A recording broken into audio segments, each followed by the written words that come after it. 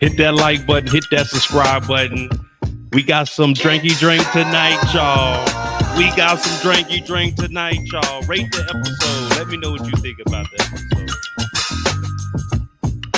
Get high.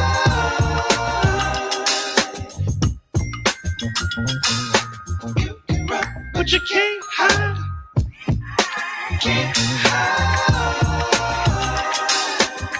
You can run, but you can't hide. You can run, but you can't hide. Get high. Get high. You can run, but you can't hide. You can run, but you can't hide. Get high. Get high. You can run, but you can't hide. You can run, but you can't hide. What up, what up? Welcome back to the channel. I'm Modi J. This is officially the first shout out to Eric H. On the Clock, the live after show. And On the Clock is where we take the live after show discussion, but we put a time limit in the cap on all of the characters, pause that, so we can make sure that we touch and reach out and touch somebody's hand. Make Raising Kanan season 3 better if you can. Yeah, we are on the clock. That means we got 30 to 45 minutes roughly to tell the story. Now, if it's Kanan's story, then okay, we might go 45. We might go an hour. But if it's someone else's story, then we might condense it down to 30. Now, I got something special for you guys tonight, because I was talking to the OGs and talking yak with yak in 2024 is on the way. Rate the episode. I rate this episode a 7, but that's a good episode. That's a good episode. We can't go out here saying every episode that's a 10, because then we'll be lying to ourselves. So we're telling the best episode we ever seen in OG power. This is compared to that. No, I got it at a 7, but a 7 is good. It wasn't a filler episode. It was a build-up episode. Now, tonight, we got something very, very special, because I told you guys, when it comes to that yak, Mo about the yakety yak, don't talk back. So right now, what I'm about to uncover, This right here, I have one shot of this right here, the Bache Grabelson. We got one shot of this right here. My OG brought this to me today. Ooh, ooh, woo, woo, woo. Ooh. Oh. Oh. So we're gonna take a little sip of this. We're just gonna see what this is on.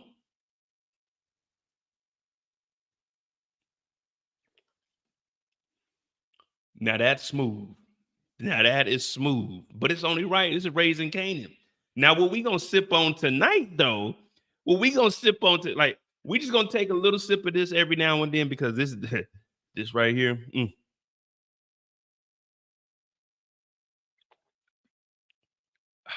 Oh man, that right there is nice. That right there is nice. But what we gonna be drinking on part of the new cognac collection, the AKA Modi J starter kit. Uh-oh. Uh-oh. The Chateau Monopod. This right here is an XO. It means extra old. Hold on. Hold on. Hold on. See, this ain't the hen dog. You don't drink this. You sip this. Now, this is what we're going to be sipping on this evening. Ooh. Ooh.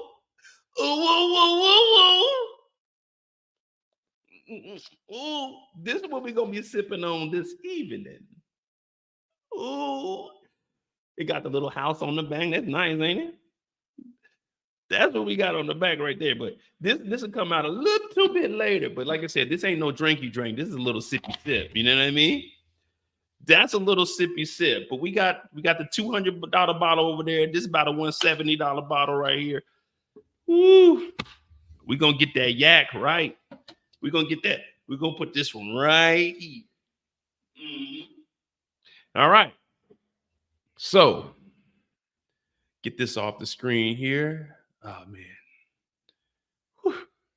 Just does something to my spirit. Let me go ahead and key this up real quick. Extra camera. Okay. Let me see. Add to stage. Which way are we? Okay. Okay. What up, Elder Shy? I said I can't drink, so I'm working with my kush. Well, I got a jizzob now. I can't, you know what I mean?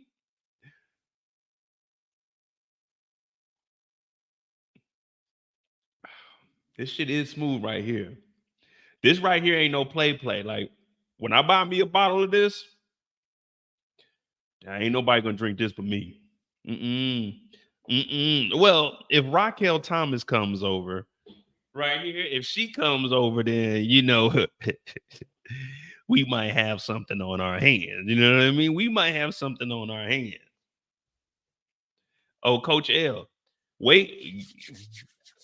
My collection is about to be immaculate. And you know we're gonna be able to, hey, I might even just between me and y'all. Between me and y'all. I'm gonna take over YouTube when it comes to that cognac too. I told y'all I'm expanding the channel. I'm expanding the channel. Next week, we got Tubi interviews. The mail lady, it's on the way. It's on the way. I'm working. I'm trying to do everything I can to entertain you guys. We got the new wins and losses. This is not out yet. It is not out yet. Wins and losses, nice embroidery. You know what I'm saying? Got the Scully. Got the sweatpants. You know, wins and losses. You know what I'm saying? The embroidery on the back. You know what I mean? You win some, you lose some. You win some, you lose some. He got black on the way. He got maroon on the way. Wins and losses. Shout out to my dog. Wins and losses. You know what I mean? If you got clothes you want me to wear on here, hey, just hit me up on Instagram. Send them on through. I'll wear them on the live. They got to be comfortable, though. You know, I can't be in here uncomfortable. You know, you can't have me on this motherfucker looking like Ronnie. I can't be on here looking like Ronnie. I like to be comfortable. You know what I mean? Comfortable. I don't even know where we at right now because if you send me some shit that I ain't comfortable in, I'm gonna tell. And we gonna send your ass to jail. What up, Rose? All right, y'all. We're gonna let a few more people roll up in here. You know, we just getting started, man. This is on the clock. This is on the clock. Now, I don't know how we're gonna actually do this. I'll have to put a timer on, or somebody, when I say go, we'll just do that. But who are we starting with? Or do we need to go over the Rico board? Because I didn't get any markers today. I apologize. You know, I was tripping, man. Fridays, I got to be at work at 6:30, man. So when I wake up on Fridays, I'm like Trey on Boys in the Hood after they got pulled over. I'm punching it. I ain't trying to go to work. But I got to, because if I don't go to work, then I ain't going to be able to eat. And if they say you don't work, you don't eat. You don't grind. You don't shine. We just watched the mail lady on Tuesday. We just watched the mailman today with our boy Marvin. Was that hit justified, though? Was the hit justified? That's the question. Because we found out that Marvin.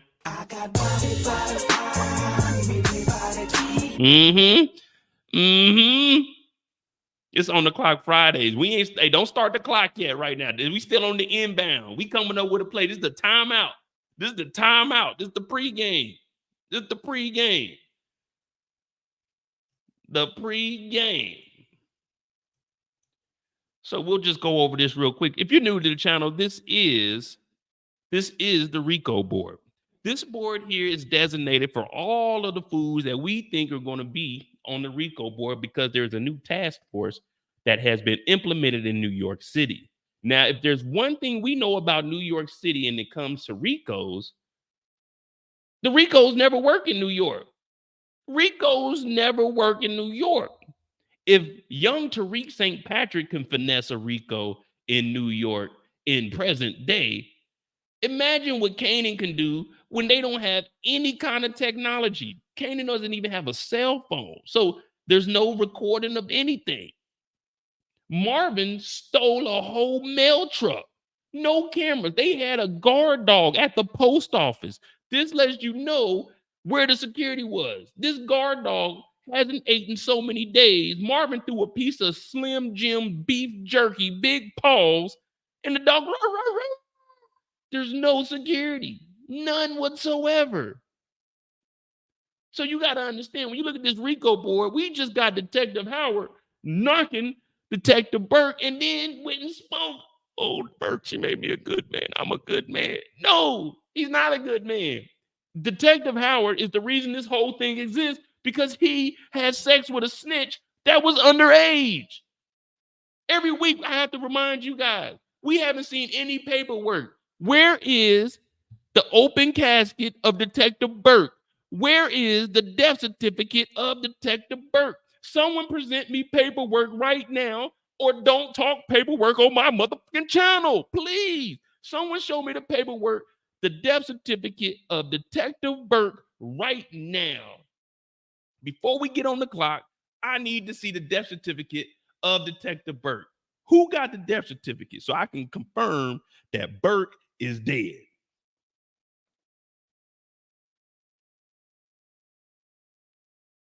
Woo.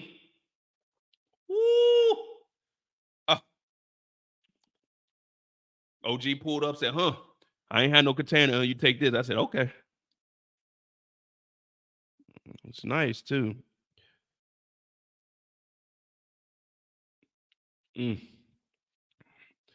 Uh-oh, we got no label in here, y'all. No label, the label. But no label, the label be cracking the code. No label. Where is the paperwork that tells us and confirms that Detective Burke is dead? Because for some reason, people keep telling me Burke is gone. But I don't believe Detective Burke is gone, because I haven't seen any paperwork. No documentation says that Detective Burke is dead.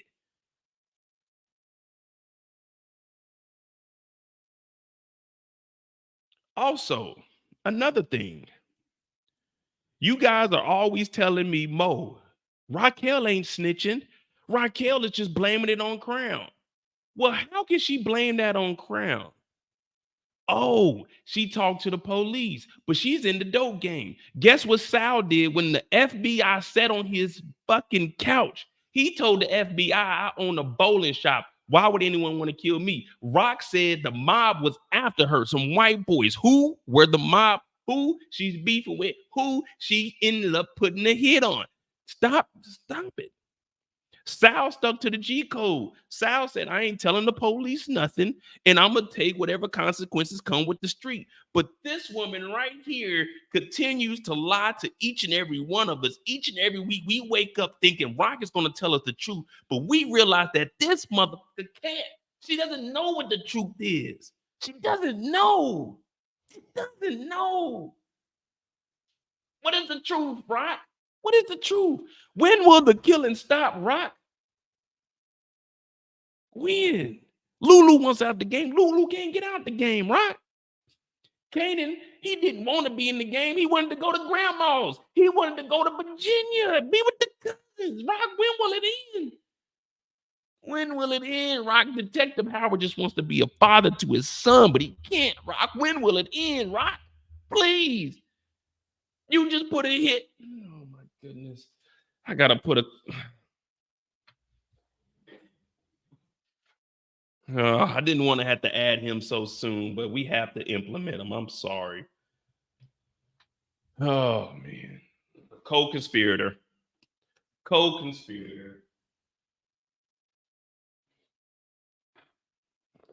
We got to put him on the board.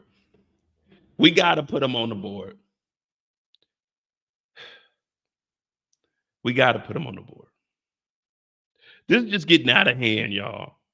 When will the violence stop? I thought, my bad for even thinking.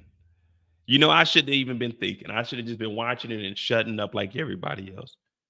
That's what I should have done. I should have just shut up, watched the show, and said, Mo, you don't know nothing. You ain't see nothing. Don't say nothing. I apologize. I was out here thinking. I shouldn't have been thinking. I thought that, see, it's even hard for me to finish my sentence because me thinking makes me realize that I shouldn't be thinking, because I thought that Raquel was a mastermind. But we found out that this episode, once again, Raquel is working for the man. Raquel ain't doing what she's supposed to be doing. See,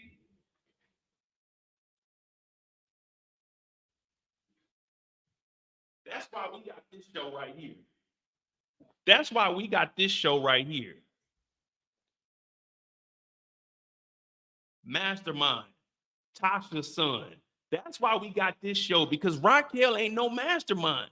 Raquel continues to prove us wrong. We keep sticking up for Raquel, and this is really getting sick out here in these streets, man.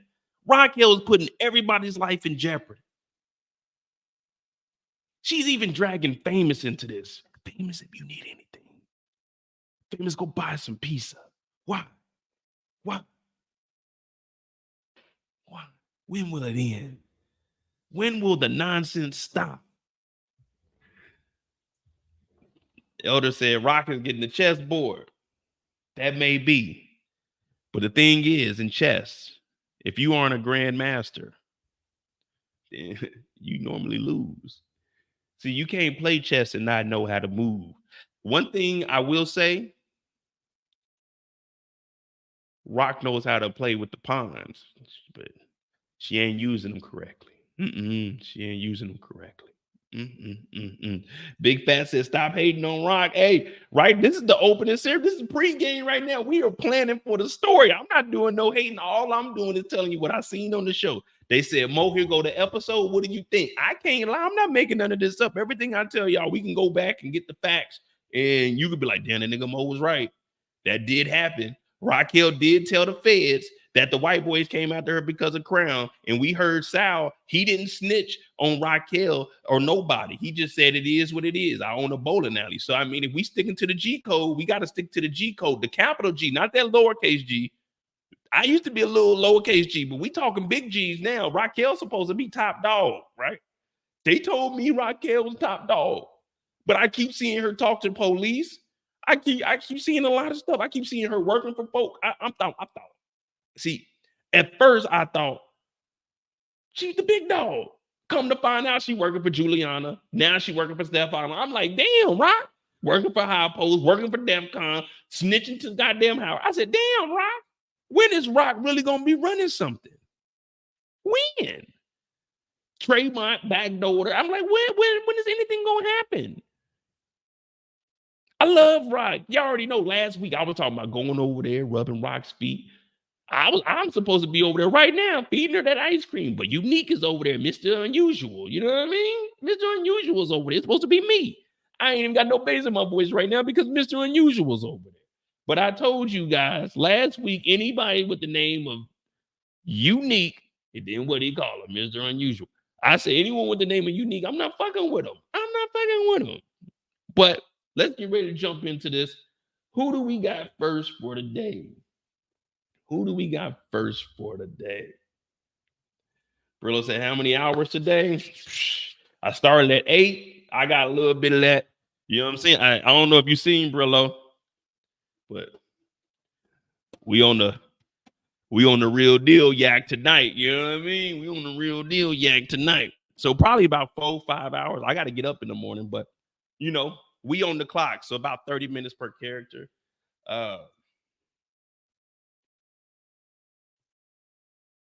Ms. Bradshaw said, allegedly talking to the police. She might have been asking for directions. No, she told the police in episode 1, the white boys was after her because of Crown. She told her brother to tell the police the same thing. They are cooperating with the police to potentially arrest any of the white boys that came over there and shot at them. I heard it all. I got the clip. Sal told the feds while smoking a cigar in their face, all I do is own a bowling alley. Who gonna come after me? Sal was talking to him like a big dog. Sal was talking to him like you're supposed to talk to the. This is how Sal was at the house.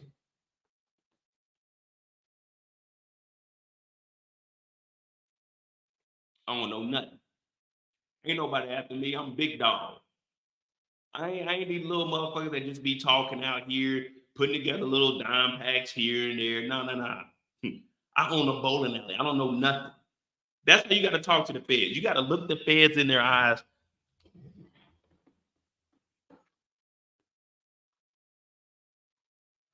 I don't know nothing.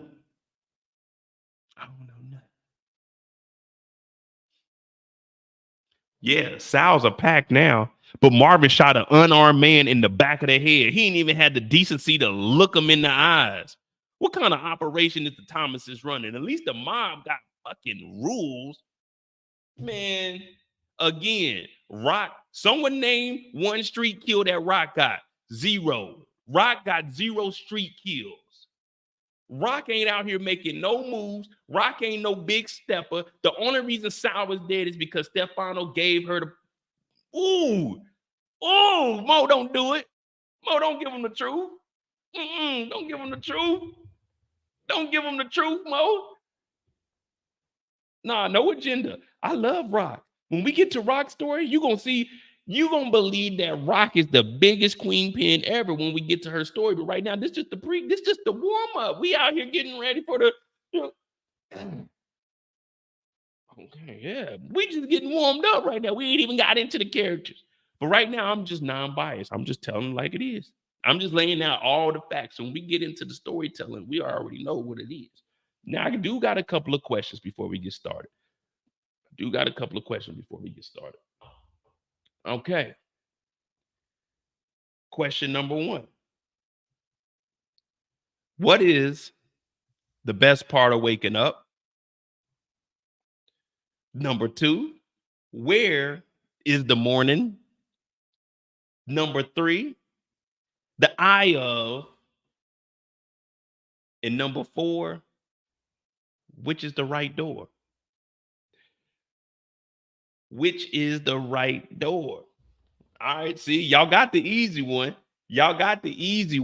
The best part of the morning, the best part of waking up is Folgers in your cup. But where was the Folgers? Y'all got the easy one. That's why that was number 1. But where was the Folgers? Y'all give me that. Y'all give me that. Hey, I always give y'all the easy ones. First.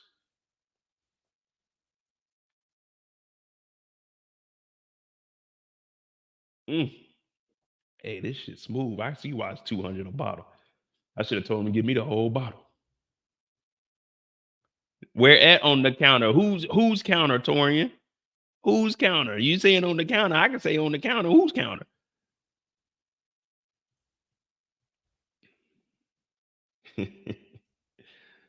Oh man.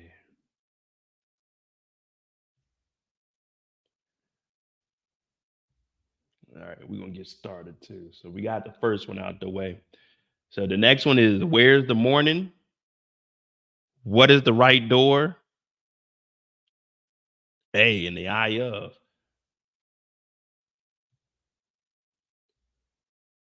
Oh, 626 got that one right too. See, these are too easy. But I should have. Yep, apartment 31, the right door. What is the right door? Apartment 31. That's the door Marvin went through. That's the door Marvin went through. And then the Folgers right here on Lulu's counter.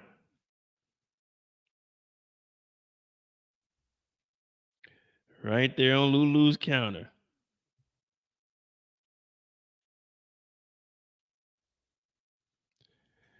There we go. So we'll get this. Matter of fact, let's start with Ronnie. Let's start with Ronnie and get him about the way. Because people were asking me on IG, someone sent me a clip and was asking about Ronnie. So someone put me on the clock. We'll be starting at, what is it, 26 minutes, 27 minutes. We'll start with Ronnie. What else tomorrow? Viewmaster. We'll start with Ronnie real quick.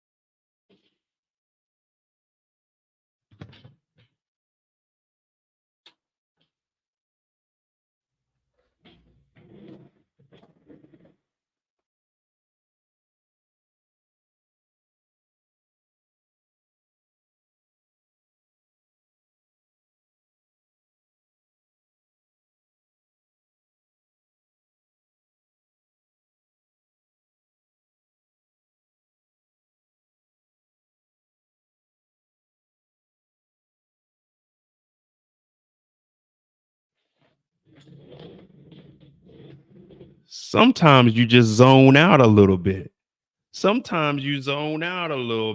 What'd you say?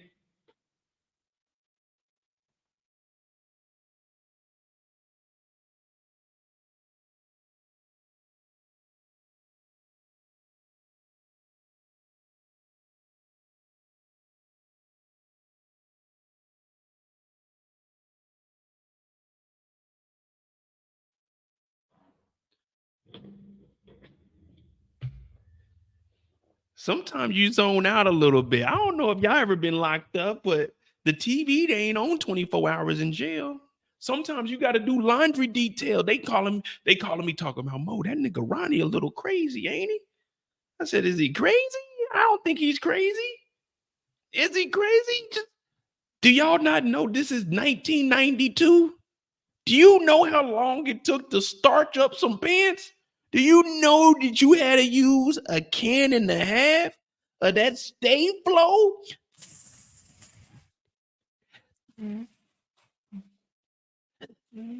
You gotta spray it, you gotta iron it, you gotta turn it over, you gotta spray it, you gotta iron it, but you want to put a towel on. You want to put a towel over the pants, because if you don't put a towel over the pants, you gotta have it all the way to the max heat though. So you gotta put a towel over the pants, because if not, you'll start to burn up the pants. So people saying, Mo, that nigga Ronnie a little crazy. I said, is he crazy? Is he crazy, or is he just like starched up pants? What do y'all think? Is he crazy, or he just like starched up pants? I mean, me personally, I like starched pants. There's nothing wrong. Like, see, that's the problem with people. People don't care about their appearance anymore. See, in the 90s, you used to have to go out and step out clean, man. You couldn't just be going out with baggy pants. No, you had to add the starch. You had to starch your pants up enough that they would stand up on their own. They had to stand up on their own. If they didn't stand up on their own, you were doing it wrong. Now, I don't know what the hell Ronnie's on, to be honest with you. But when you apply that pressure to that iron, and that's an old iron, that iron, it's only got 3 settings. It's got linen, it's got cotton, it's got hot. There ain't no in between, there ain't no polyester setting. No, it's just linen, cotton, and hot, extreme. You know, you gotta, oh shit, this motherfucker is hot. He ain't got no water in there. Now, I had a homeboy that used to iron his clothes with just a hot iron. And one day I went to his crib and he was ironing his clothes, but he was putting in some work. I'm like, damn, nigga, you know you're supposed to put water in the iron. He's like, nah, man, I was like, that's why your clothes don't be ironed all the way, man. You got to put some water in there to start that steam up.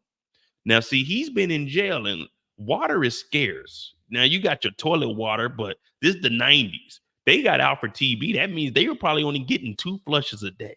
So what he's doing is enjoying the amenities of being out of prison. You know, when you go to prison, you don't get to iron your clothes. Everybody put your drawers in one bag. We gonna wash all the drawers. You may have put a pair of large in there because they don't give you drawers by the size. Like me, I'm like a 34, 36.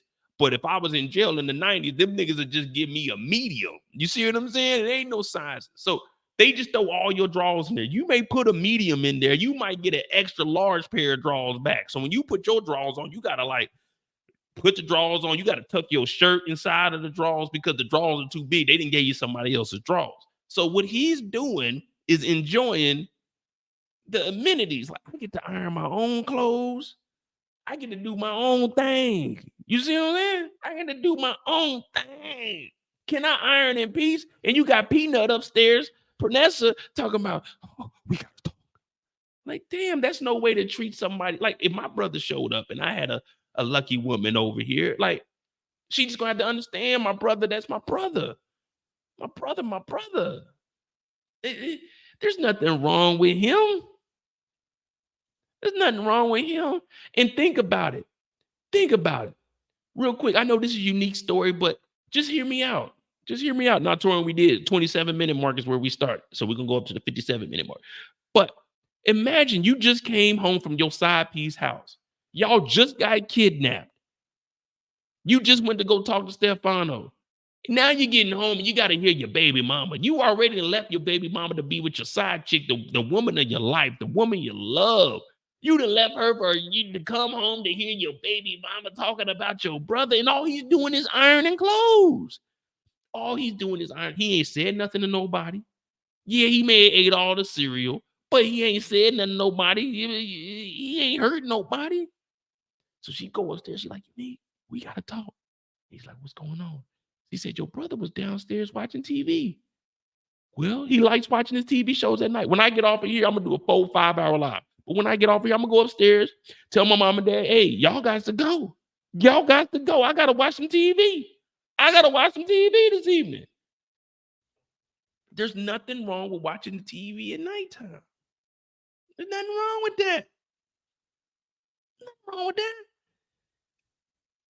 She's making it seem like, okay, he's watching TV at night. He's ironing his clothes. Put a 1 in the chat if you iron your clothes. Put a 2 in the chat if you watch TV at nighttime. It should be 12s in the chat. It should be 12s in the chat. 1, 2, 1, 2, 1, 2. That's all I should see. If you iron your clothes, if you watch TV at night, that's a 1-2 combo right there.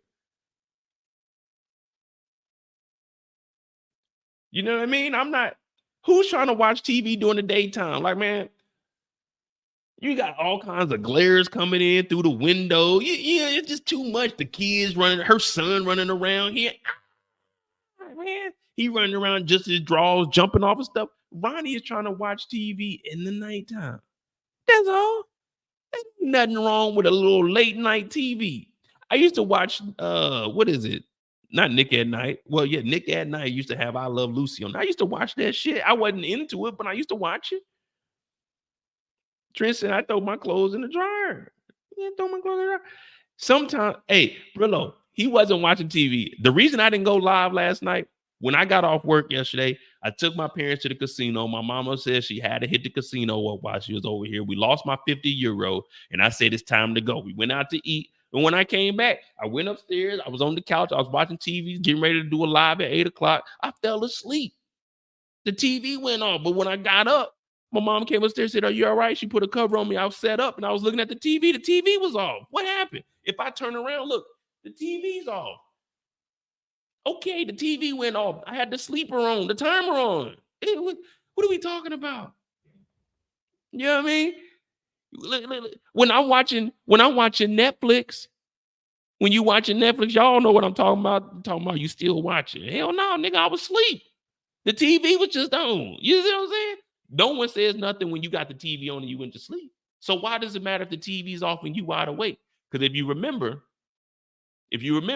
in Force, D-Mac was watching TV with the TV off, but it was nighttime, but the lights were on. So what's the difference? What's the difference? All I'm saying is, when you've been in prison, he's only been out of jail for a couple days. He's only been out of jail a couple of days. Can you really blame a man? Like, I'm just trying to enjoy my freedom. I don't get to be up this, like, come on, man. Like, what I'm about to tell y'all might be a little graphic. So if you're under the age of 18, then just cover your ears real quick. Man, when you in prison, you ain't got no privacy. You in there, you sitting up, you sleeping. You hearing all kinds of noise. Niggas is getting shanked. Niggas is getting their ass whooped. Niggas is doing some other shit we ain't even gonna mention. It's a lot of shit. He just finally has his peace. Man, a little bit of quiet time, a little bit of Ronnie time. There's nothing wrong with that. There's nothing wrong with that. When you get off work, do you just automatically turn the TV on? Or do you sometimes, like when I came home from work today, real shit. I came home and I sat here before I even turned the computer on. I sat here for a second, was just looking around. Lights were off. I'm just in here, just relaxing. Y'all don't know the stress. And the reason I'm telling you all of this is because have you ever been somewhere where you know you weren't wanted, where the feeling wasn't mutual? It's like all eyes on me, like a Mike Tyson fight. Have you ever been somewhere like that where it seems like everyone's looking at you? Well, that's how Ronnie is feeling at this house. He's not feeling welcome. When he came home and was eating the cereal, she didn't even go in there and sit down and talk with him. Hey, how was your time? How was your bed? No one's giving Ronnie any kind of attention. Men's mental health is very, very serious. And everyone is saying, there's something wrong with it. Something might be wrong with him, but did you ever take a step back and say, hey, Ronnie was just in prison for 3 years? What did Ronnie go through? Ronnie was wrongfully convicted, and we're talking about Ronnie being wrong, Ronnie being weird. He just spent 3 years in jail because of manufactured evidence. When are we going to give justice to these innocent black men? This guy has been institutionalized for no freaking reason, and we're all harping on him. He's ironing his clothes, Bo. He's weird. He just went to jail for 3 years. You go sit in jail for 3 years. Niggas is having mental breakdowns during the pandemic. He went to jail for 3 years for no reason. And then he got out and his brother lost everything. And we're looking at Ronnie like, man, he's a weirdo. A weirdo. A weirdo. He's an innocent man. He should be getting $3 million from the city of New York right now as we speak. And if I was his lawyer, I'd be at the courthouse suing everybody. But no, we're getting the story that Ronnie is crazy. Ronnie is weird. And that ain't right. That ain't right. That ain't right at all. He's missing all the luxuries. He didn't get to iron his own clothes for 3 years. Imagine you getting up with dirty drawers for 3 years. 3 years. After a day in drawers, I'm like, nigga, I gotta bathe. I gotta take a shower. 3 years. 3 years. Oh, and it gets deep from here. It gets deep from here. Well, now they got to take him on out. Now they got to take him out. Viewmaster, I'm with you. Ronnie is Breeze.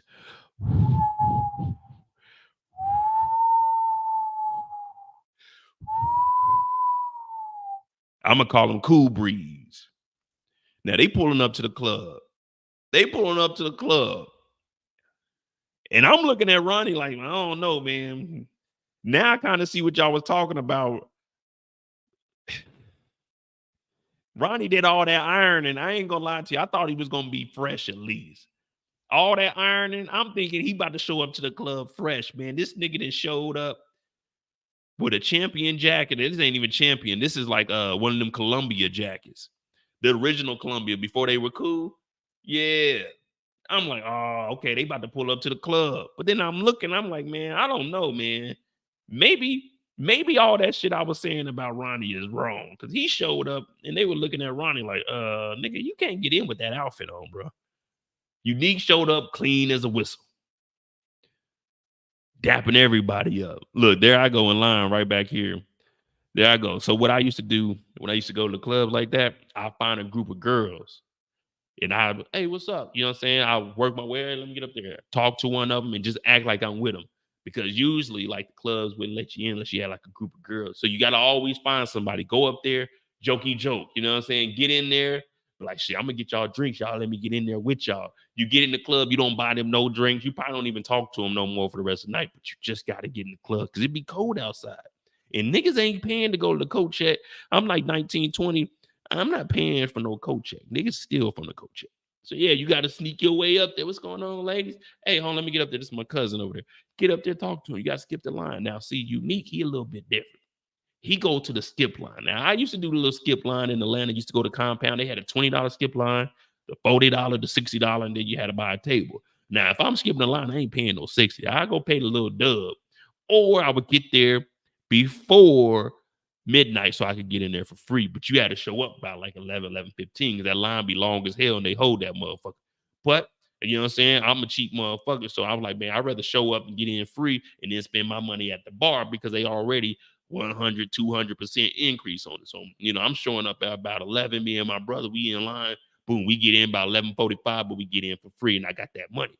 And we used to see all the ballers just skipping the line. Now we could, you know, say some nights we go skip the line. A little $20, ain't nothing. $20, we're gonna pay $20 to wait in line anyway. Might as well go skip it. But Ronnie shows up with the chaps. Y'all remember chaps? Y'all remember the clothing line chaps? I ain't gonna lie, I used to wear chaps. They used to have like the polos and shit. Like you couldn't get the Ralph Lauren, you get chaps. You know what I'm saying? CHAPS. Let me see if they still got chaps.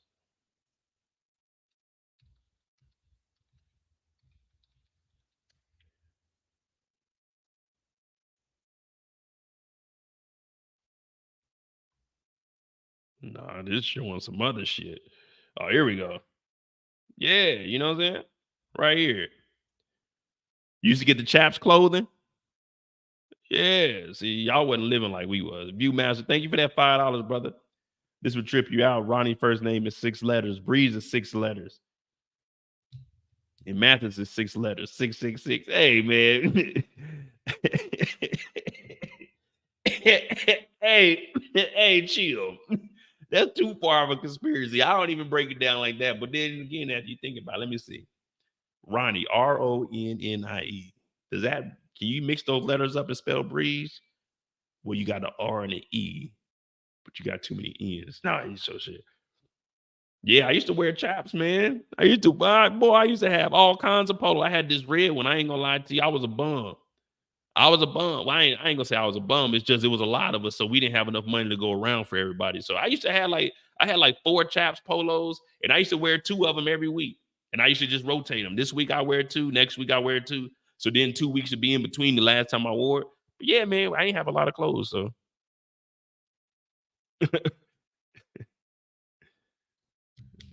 yeah, man, we used to wear this. Yeah, you used to wear Dickies. If you couldn't afford like real slacks, you just get Dickies. And I mean, they had the logo on the side, but it still worked. It still worked.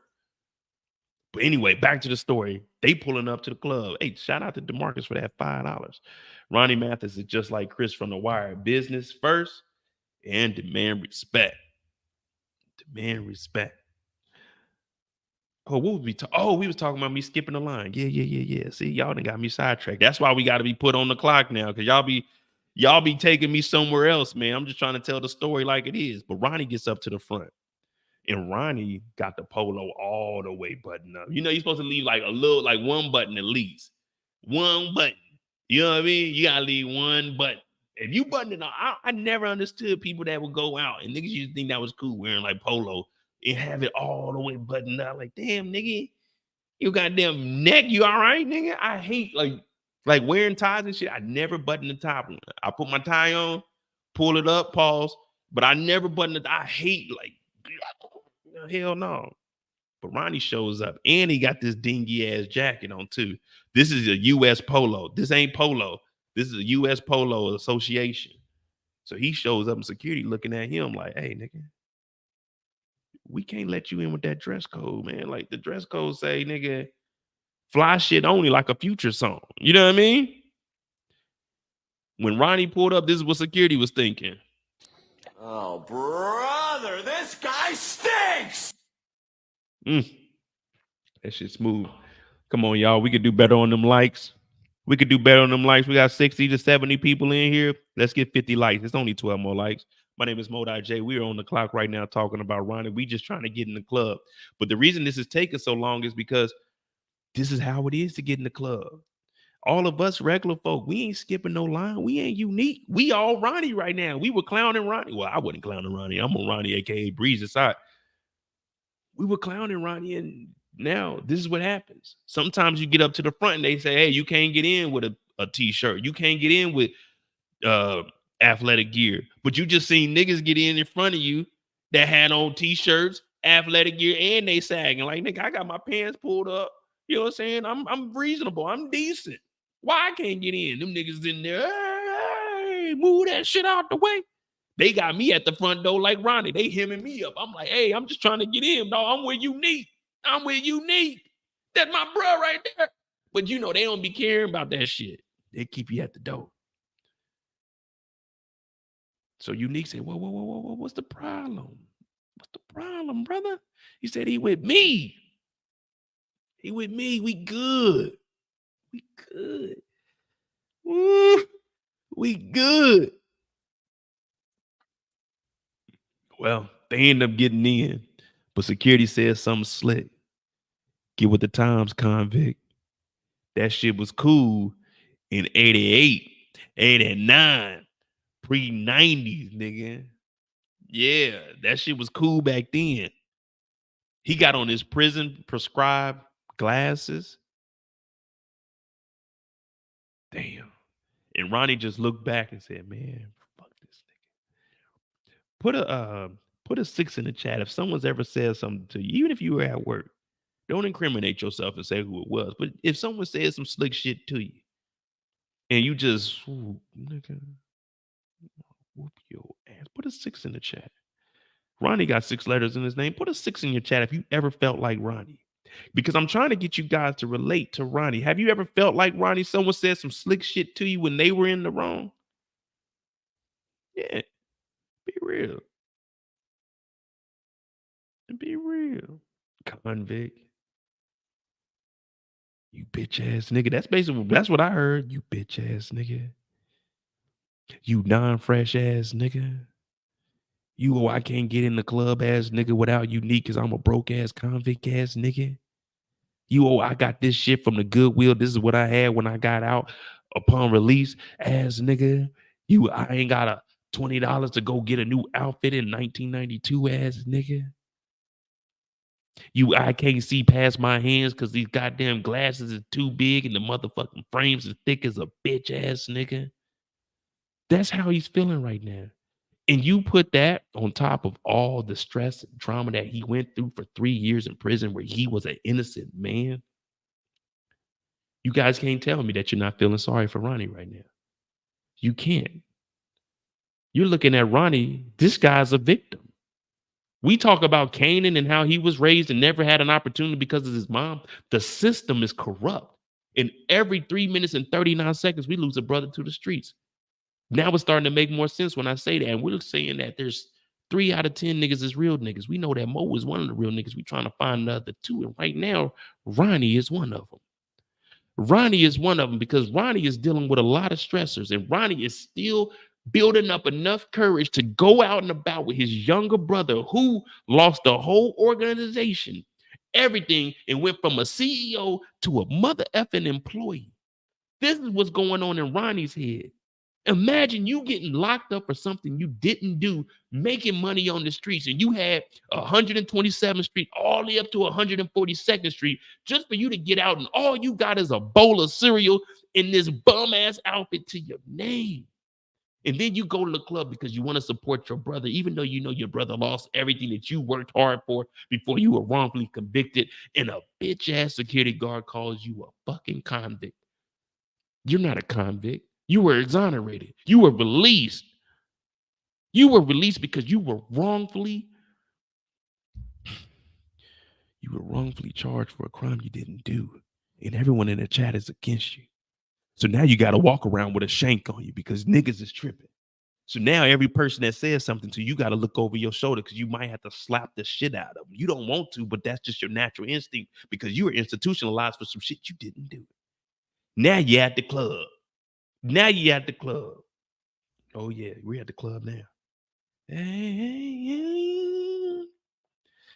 oh, where's the girls at? Now you're in the club. All these drunk scallywags around you. You ain't feeling the vibe because you don't know none of this. Oh, who is this girl right here? Hold on real quick. Ooh, ooh, ooh, ooh. Are you okay? Oh, oh, we in the club. No, I think she purdy. We in the club. Oh. You know, I'm walking through this motherfucker. I ain't buying no bottle or nothing, but I got to walk by the VIP and see what's cracking. Hey, what's up, ladies? How y'all doing over here? You remember the ladies I told you I skipped the line to get in with? Well, guess what? I'm over in their section. What up, ladies? You know, I made them laugh while I was outside. You know, I was over there shivering and cold and shit, joking around because the women always bring their jacket, but they might have a little skirts on and still be cold as hell, but they going to bring their jacket still just because. Now they getting free bottles, but guess what? I'm coming over there. You know, they always say, I don't want no scrub. A scrub is a guy that can't get no love from me. Hanging out the passenger side of his best friend's ride, trying to holler at me. Well, guess what? I ain't trying to holler at y'all. I'm trying to get some of that drinky drink. Because if you look very, very closely, they got that bottle of that yak on that table. They got a bottle of yak on the table, and Mo is in the vicinity because I can sniff it out.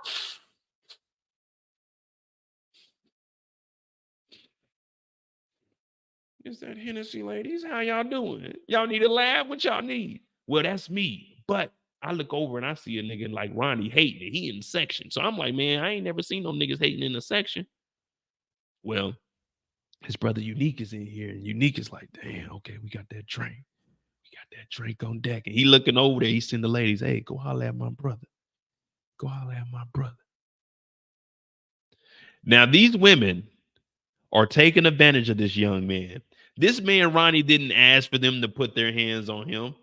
They're treating him like this is a rap video. I ain't no rapper. I just got out of jail. These women are physically assaulting this man. They are touching all on him without consent and everything. You see what I said when I was walking by? Where's my hands at, y'all? Where's my hands? I'm up here with it. I'm up here with it. They can't say Mo touch me. My hands is up here. I'm up here with it. They on his shoulders. They touching him. Oh, Ronnie. He's like, man, I don't want none of this. This ain't what I'm here for. Was he here for? To whoop some ass. Because that security guard said some shit and it was disrespectful. I'm institutionalized now. Unique's trying to talk to me, talking about, man, we hanging out, we partying. See, I shouldn't even be drinking this. It's getting me in the wrong mindset. Snap out of it, Mo. Snap out of it. You know, times has changed, Ronnie. You would think someone that went to jail would get out and want to celebrate. Just women in here, we got some drink or some good music, we're getting money now. But Ronnie's like, nah, we ain't getting no money. We fucking workers. We workers right now, dude. We lost everything. You ain't here partying it up. You ain't here partying it up. It don't make no sense. When the nigga at the door, he should already know what's up. The reason Unique came over there is because, I ain't gonna lie to you, Ronnie scared the women off.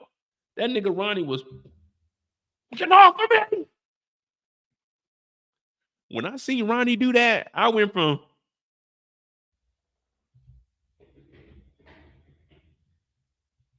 I got the fuck out the scene. Man, if I see a nigga tripping like that in the club, I'm like, yeah, this ain't this nigga. This is 92. They didn't pat nobody down. Somebody got a gun on them. What up, Dannon? What up now? But Unique is trying to convince him that, hey, man, we got to get out here and get it. We are on the clock. So Ronnie sees security and he's like, nah, that's his objective right there. Whoop security's ass. Whoop that trick, get him. Whoop that trick, get him. That's fucked up, man. So is there something wrong with Ronnie, or is Ronnie just treating this like he's still in the game? Like there's no time to be BSing and relaxing when there's money to be made out on these streets. What y'all thinking? What y'all thinking about Ronnie? I know y'all saying he weird, but be real. What y'all think? Is Ronnie weird, or is he just shit? He's trying to get out and get it. I'm riding around and I'm getting it.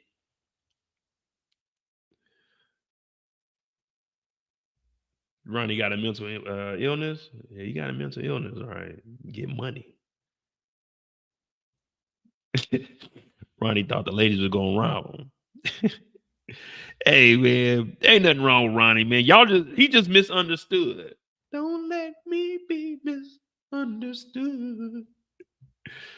All right, that's Ronnie Ron.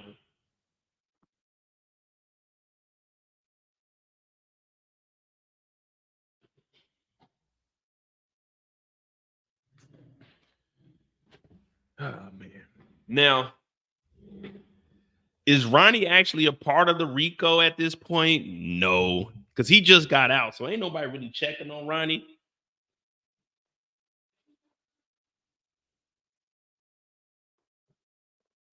Ain't nobody really checking on Ronnie, but we'll put him up there. But we'll put him up as like a. We already got Ronnie up there. Nah. Because we're actually getting some of Ronnie's storyline, so that's cool. Hey, that on the clock, that ain't that bad. 30 minutes, you know what I'm saying? It kind of keeps us on track, but you know what I'm saying? I gotta tell the story like I can tell the story. But what we'll do with Ronnie is we'll put him off here, but it's not about me, just because I'm gonna have to space the board out when I get some free time so we can make sure we get everybody where they need to be. And I might get some strings so we can just connect everybody that's together. But we just know that he's a part of this organization right now because he's staying at Unique's crib. So we'll just put him up under Unique. I got to get the marker. We know that Burke is marked out. Stefano, well, he's really above Rock, but we got him on the left side. So left to right as far as the chain of command goes. Juke is still a wild card. I don't know where to put her at because her and Lulu, we're going to have to probably shift them out and probably build like their own little crew because we know that the music is happening now. And there's still a possibility. Well, I don't know. The whole Crown situation, it seems a little shaky. No, Nicola, Ronnie does not have a parole officer. Ronnie was released from prison. He was wrongfully convicted because of the manufacturing of evidence. So he doesn't have any parole officer. He's off papers. He's just out. And remember, the number went up to 13 now. So it was 10 people released, and now it's up to 13.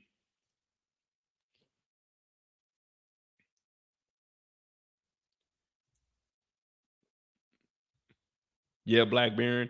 Juke is only boosted.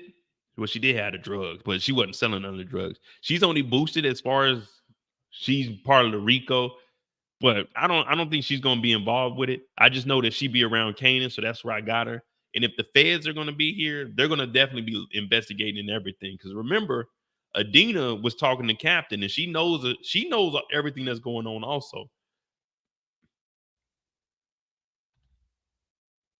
So Adina knows everything that was going on because her and Burke, they went over everything. That's what she was trying to tell Patrick. Vernon Stark could be released. I didn't even think about that. I forgot all about him, to be honest.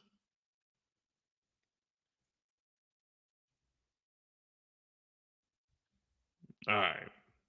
Who we got next? I'm starting to think Rock got Marvin wrapped up when he was doped out. See, that's the thing, man. We need more evidence on one Raquel Thomas. Because at this point, there's a lot of speculation on what's going on and what's really happening, what's really good out here. But man, we could go any direction with Raquel.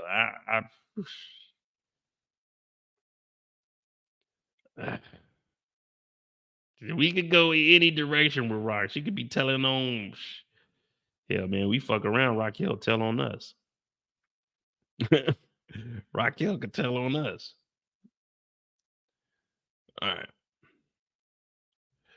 Burner's coming home. Well, somebody's got to be getting released because they wouldn't have mentioned that it went up to 13 for no reason.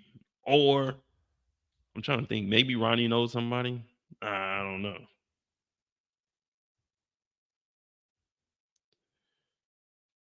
But either way, 13 innocent men, and y'all were trying to blame it on Rock. I mean, not Rock, but y'all trying to blame it on Ronnie. Ronnie ain't did nothing to nobody. Ronnie ain't did nothing to nobody.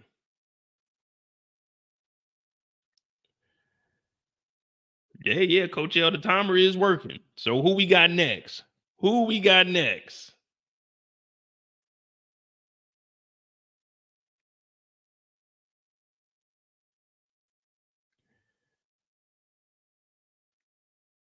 Hey, were y'all cool with the ironing board? The ironing board was cool. You know what I'm saying? I gotta get a thumbs up, thumbs down, so I know. Was the ironing board cool? Before we move on, was the ironing board cool though? You know what I mean?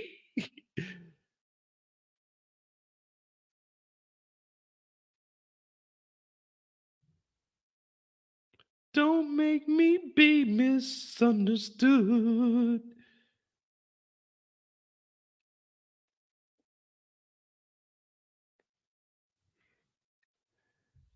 All right, bet. Cool.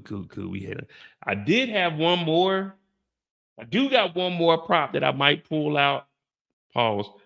But I don't know. We'll see. We'll see what the timing is like. Let me fix me a little drinky drink real quick. Y'all let me know who we gonna go with next.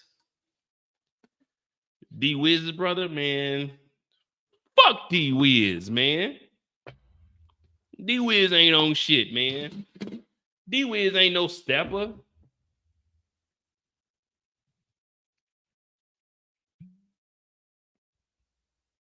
It's some wake up juice right here, y'all. This right here, some wake up juice. This that XO, man. You don't, like I said, you don't drink this. You sip this. We ain't getting toe up on this because I do gotta get up in the morning.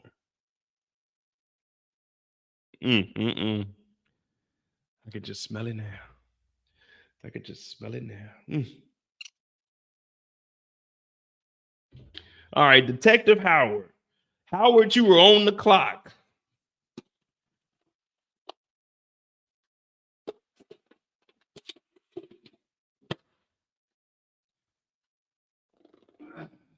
Detective Howard. So far, we only have one body this season. That one body is Detective Howard. Howard's body.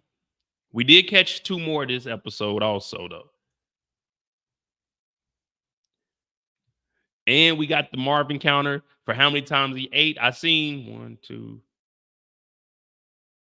3 times he ate in this episode.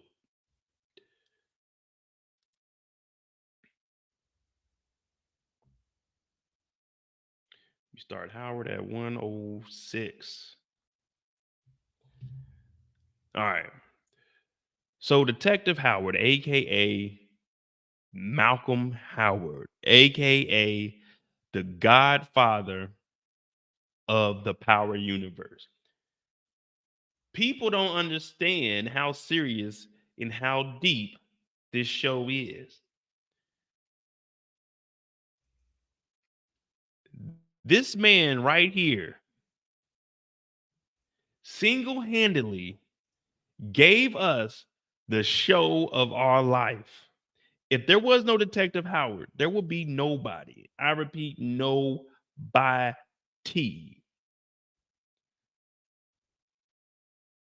Hey, Taylor, thank you for the $20. Hey, thank you for that. Ooh, you know, tomorrow we're going to get some wings with that. Hey, B Little, thank you for the $20 cash app. There we go. What's that? 2040. Let me see something. 2040. 5, 10, $50. We need that's 50. We need one more 50, 150 for tonight's live. We'll make it a $200 live for 5 hours. Yeah, that sounds about right. I appreciate every one of you. We're on that road to 5,000 subscribers. So if you're new to the channel, hit that subscribe button each and every Friday night, 2 p.m. Eastern, because I am in Germany. So I got to start these a little earlier. We now officially have On the Clock Fridays, where we take about 30 minutes to talk about each and every character, and we break down the character to a T. Now, Detective Howard, the only person with a body this season, the only person to catch a body, then go to the funeral and tell everybody that they made me a better man. They made me a better man. See, I'm looking for that woman that's going to make me a better man. I'm looking for a woman that's going to make me a better man. Not a better man like Howard, but a better man. You feel me? See, Detective Howard, or should I call him Mr. Malcolm? Should we call him Detective Howard or Mr. Malcolm? We got to show him some kind of respect. Are we calling him? Oh, well, never mind. He already had the name Detect. Well, RIP to Sam. We can't use that nickname. Sam is gone. We're going to call him Mr. Howard. Because when I look at him as a professional. Now, detective sounds good, but can we say that the whole power universe was built on the back of a detective? No. Mr. Howard. And Mr. Howard, that's just professional, is polite, is respectful. So we can call it Mr. Howard. But it's the day of the funeral for Detective Burke.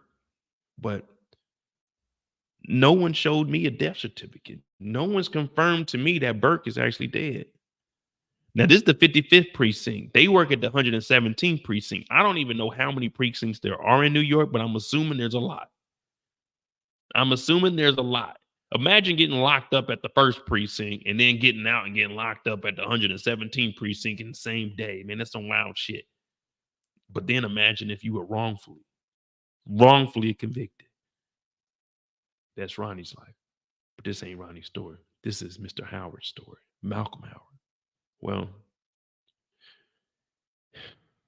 if you know anything about being on the force, when you lose a partner, that has to be one of the worst things ever. Your partner is like a brother, a sister. That becomes a family member to you. Now, when I was in basic training, I was the dorm chief. That means I was in charge of all the niggas in my dorm.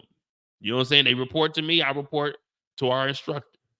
I'm big dog. I'm Mo. You know what I'm saying? Well, I look like reporting to somebody else. You know what I'm saying? I'm big dog. So I was the dorm chief.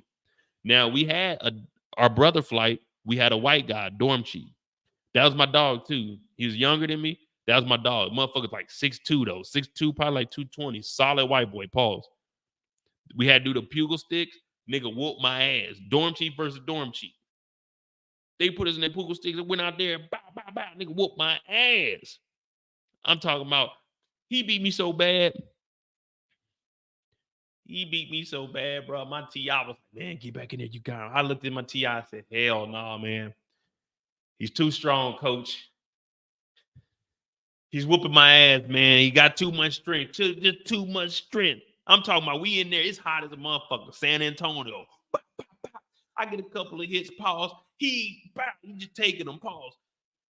I'm like, oh shit, whooping my ass. This, all right, hold on, we're gonna go again. I'm like, nigga, I'm tired as a motherfucker. This nigga, I'm 6 foot. At that time, I went into the military. I'm 6 foot, I'm like 170. Like I told you, he like 6'2", 220, whoop my ass.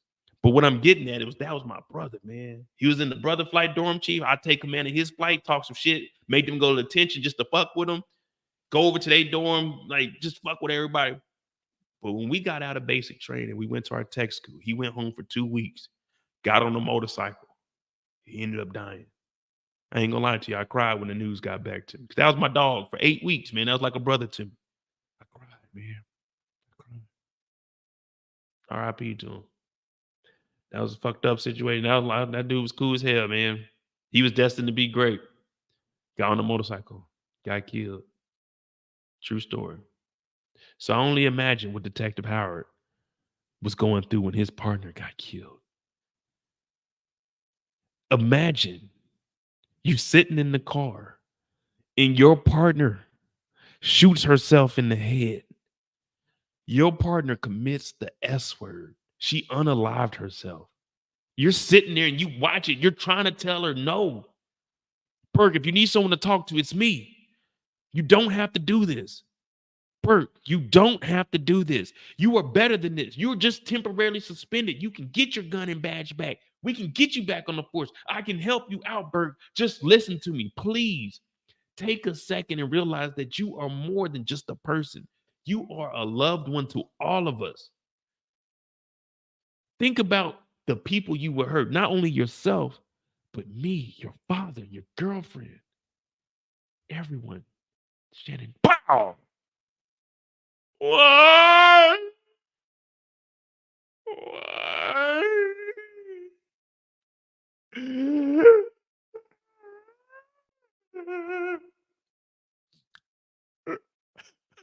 Why would she do that?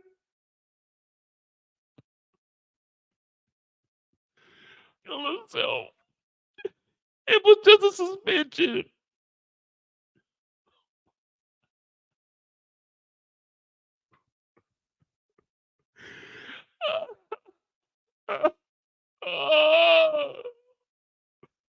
Why? Why would she do that to herself? Why would your partner do that? He was sitting there up close to, his ears were ringing because and now you have to get up there in front of everybody and tell them that you tried to save Burke from herself. Detective Howard is a good man. We have all made mistakes in life. We can't knock this man for trying to be there for his partner. You know what? I told myself I wasn't going to come here and cry today.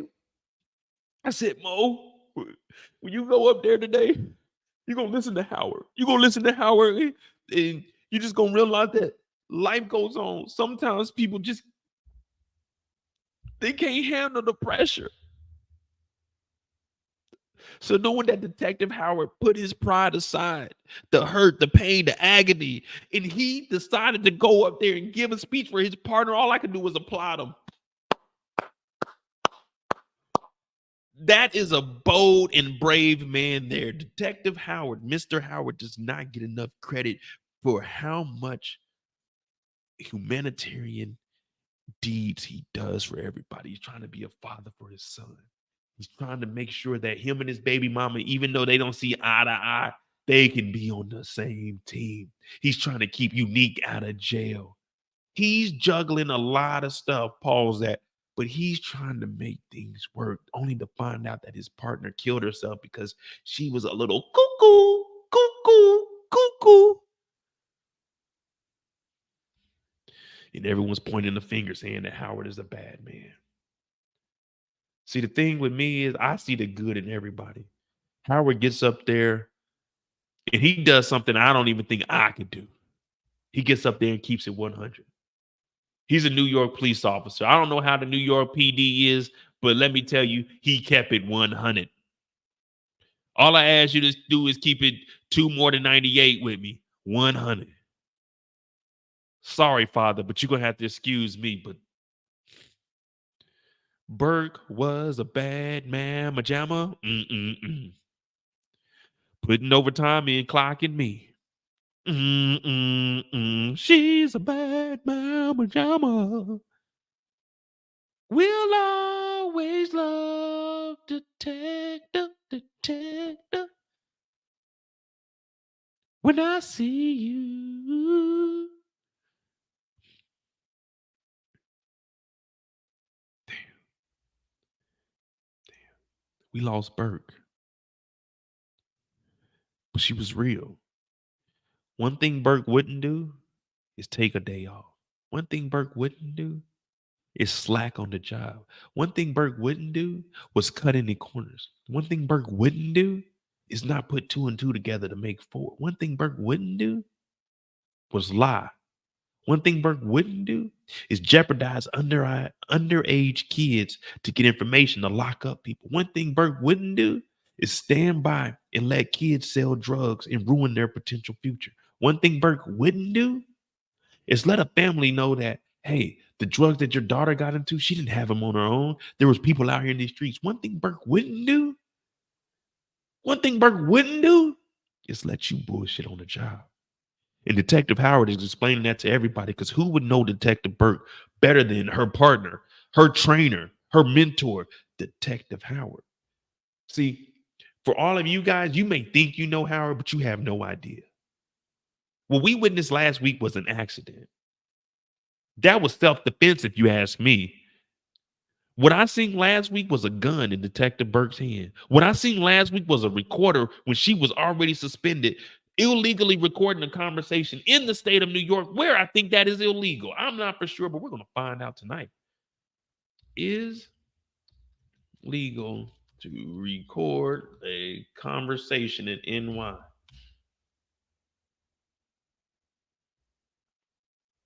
Well, it is legal. Okay, it is legal in New York. But what I'm hearing is blackmail. No ifs, ands, or buts about it. Blackmail to the fullest. Well, one thing about Howard, he don't put up with no blackmail. So maybe I did state everything wrong, and maybe Howard did put her on a window, a RIP t-shirt. Maybe he did all of this, but we come to find out that she had a gun. What would you do? This is the power universe. What would you do? This is the power universe. We're not incriminating ourselves. This is fictional land here. In the power universe, what would you do? What is the procedure when someone got a gun to your face? What is the procedure? Someone tell me what is the procedure when you got a gun in your face? Can anyone answer that? If someone answer that, we'll know. We'll know what the truth is. What is the procedure when a gun is in your face? What is the procedure when someone's recording you trying to blackmail you? We'll look it up in the 90s. In the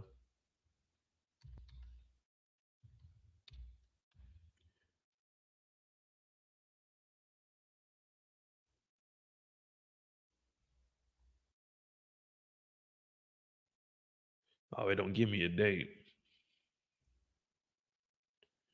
It don't give me a date. But all I'm saying is, can we really fault? Because I'm thinking back on it. I'm trying to make it make sense. Can we really fault Howard? This is his story, y'all. We got to think as if we're Detective Howard. Can we fault Howard when he was potentially about to get blackmailed and she had a gun up under her thigh? Come on now. Be real. This is the power universe. This is the power universe.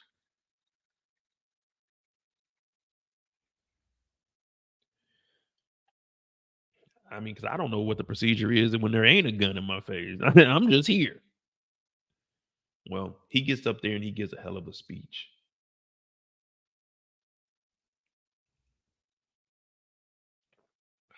Mm. Well, while he's sitting out here, Captain comes and talks to him. Now, he's just like me. I don't know about y'all, but I do go to, I ain't gonna lie to you. Every now and then I do pull up to the functions because I'm not gonna turn down free food. I'm not gonna turn down free food, but it depends on who's making the food. And it depends on what number I am in order. You know, it's kind of like playing Squid Games. You don't want to be number 1 through like 7 because you never know what's going on up there, but you definitely don't want to be last because anything can happen right there. So, what up, Detroit Kings? Hey, shout out to Detroit Kings in here, y'all. Make sure y'all subscribe to this channel. Join this Discord also. ACR 22, set it off. Now,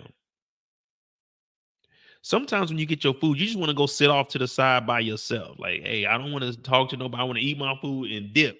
Because I hate doing the hanging around, shaking hands, and talking to people. I'm not a sociable person. I can get on here and talk to you guys, but in real life, I don't really be talking to. Well, I ain't gonna lie, I do network, but that's only when I want to. Like an event like this, when I got to put on my service uniform, I ain't trying to talk to them. I'm trying to get home and change. I'm trying to sit down, eat my food, and dip. You know what I'm saying? Show your face and get up out of here. Well, Captain shows up, and Captain's like, man, you did a hell of a job up there, brother. Hell of a job. I ain't heard nobody give a speech like that.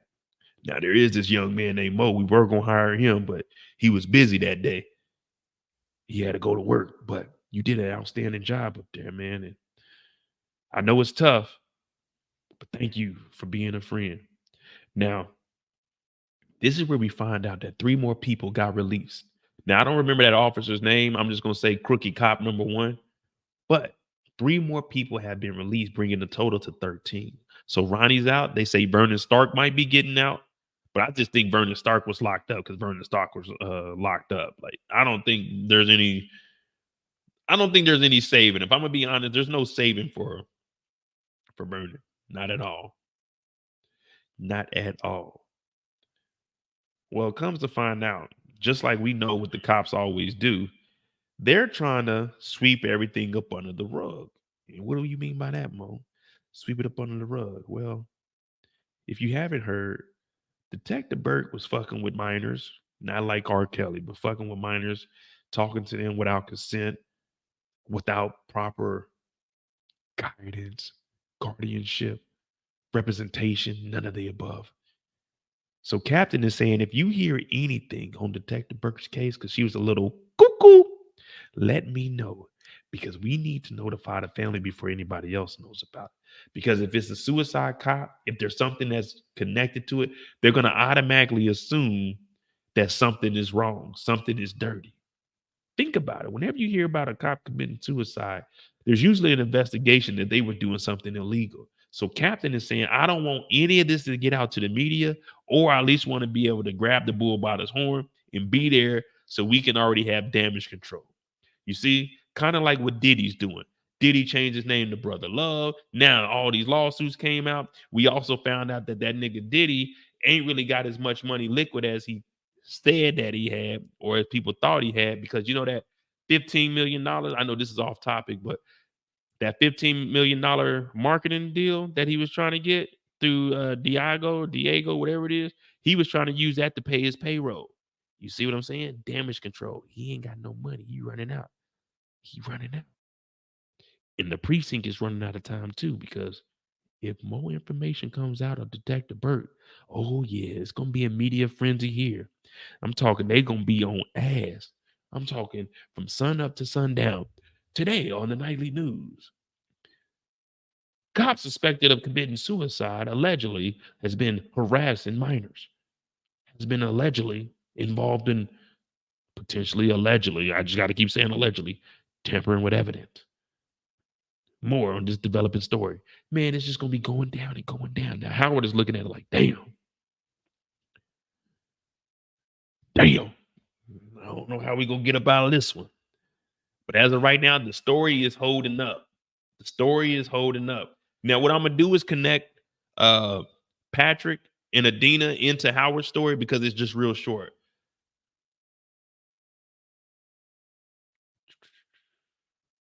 Kanan, Paul, Adina, Captain.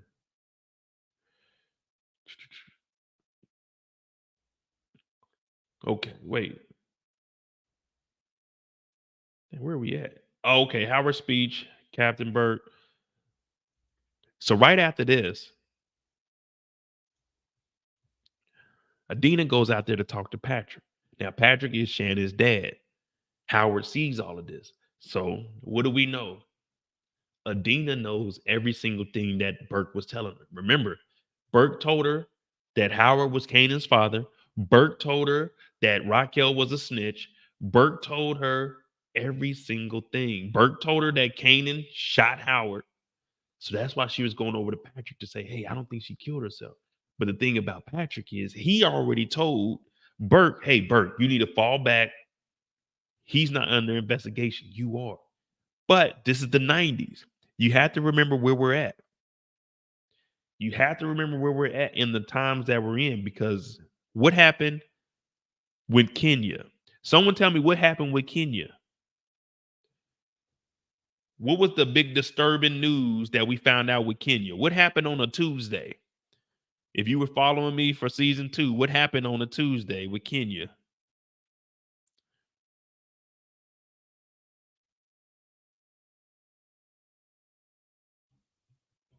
What up, Tracy?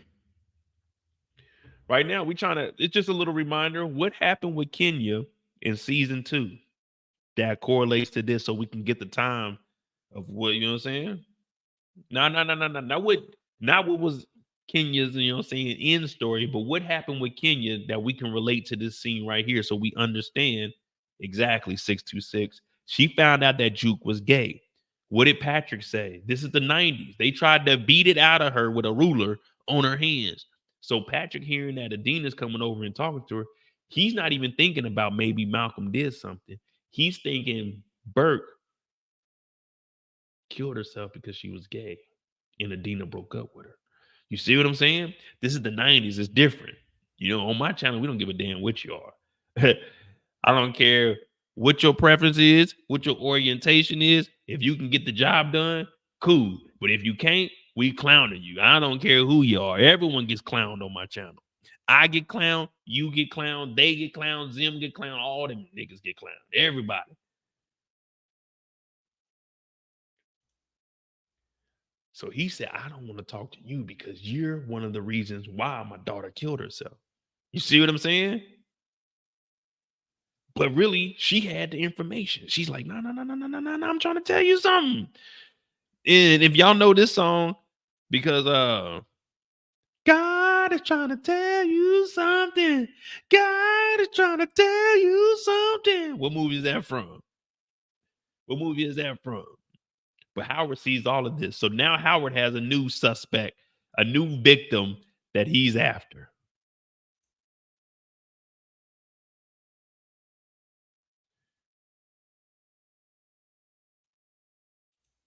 Right here.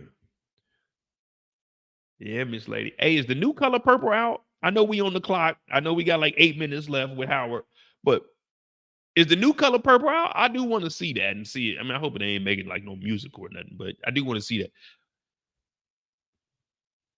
But Howard has a new victim. How y'all think it's gonna play out with Adina? Is he going after Adina next? Because it's only like one more scene with Howard, and that's when he sees Kanan on the porch. Christmas Day. All right, hey. Follow me on Rumble, MOEDOTJ. We might watch that motherfucker. Fuck him. Fuck him.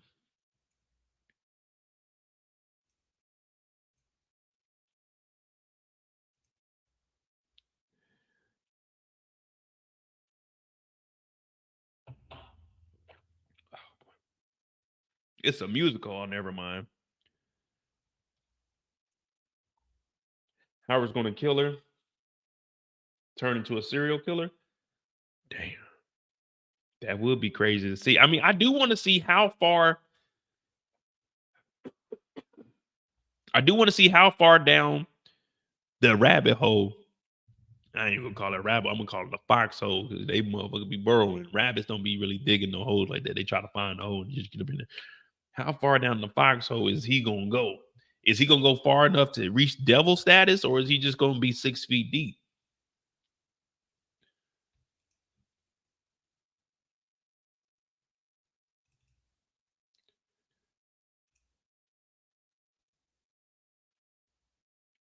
Now Howard is pulling up. He got the T-top Trans Am. Kanan out here with some unsavory characters. Famous is talking about, I can scoot. I can be a scooter. You know what I mean? I can be a scoot.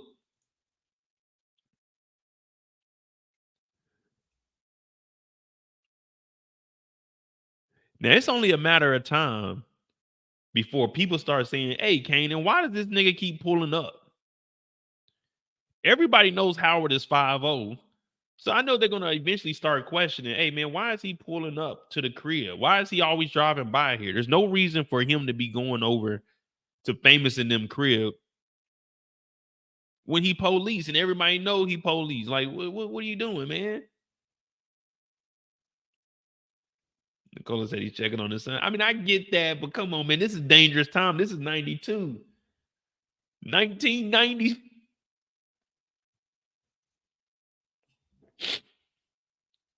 Marcus, thank you for that $2. Who water bill is due? Howard or Ronnie Mathis? Oh, man, I'm going to say Howard. Man, this is season 3. Ronnie just got out of jail, man. See? Why are we trying to kill the innocent man? As far as we know, Ronnie has committed 0 crimes. Ronnie is as innocent as it gets in the Power universe. He was wrongfully accused. We didn't see Howard and blow somebody's brains out. He didn't kill Sam. Like, come on, man. Howard is, man, come on now. This is Howard's story, though, so I got to go with Ronnie. But my number one choice is it's on Howard.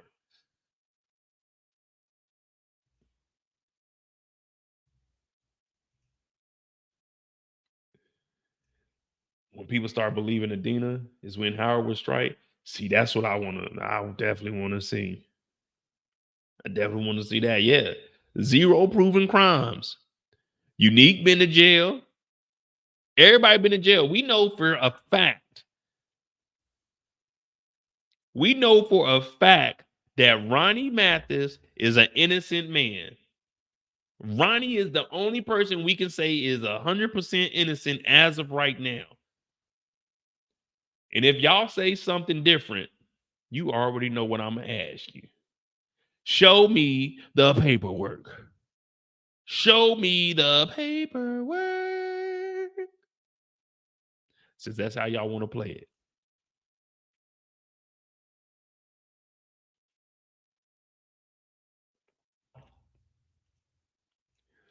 Oh, but Black Baron, I mean, when that's just a little scuffle, man. You've been in a little scuffle. That ain't a crime. We've all been in a little scuffle. That ain't nothing. You know what I'm saying? A little scuffle ain't nothing. A little scuff ain't nothing. That's how I got. Well, you can barely see it now. It's faded, but yeah, that's how I got this. You know, just a little scuffle, just a little blade to the arm. It's just a little scuffle. I wouldn't call that a crime. I ain't gonna call 911. Hey, a nigga just stabbed me. You know what I mean? Just a little blade. You know what I'm saying? Just you know what I'm saying? It ain't nothing. It's just a little scuffle. Ain't nothing to cry about. I'm not calling the police for a little scuffle. You know what I mean? It's just a little scuffle.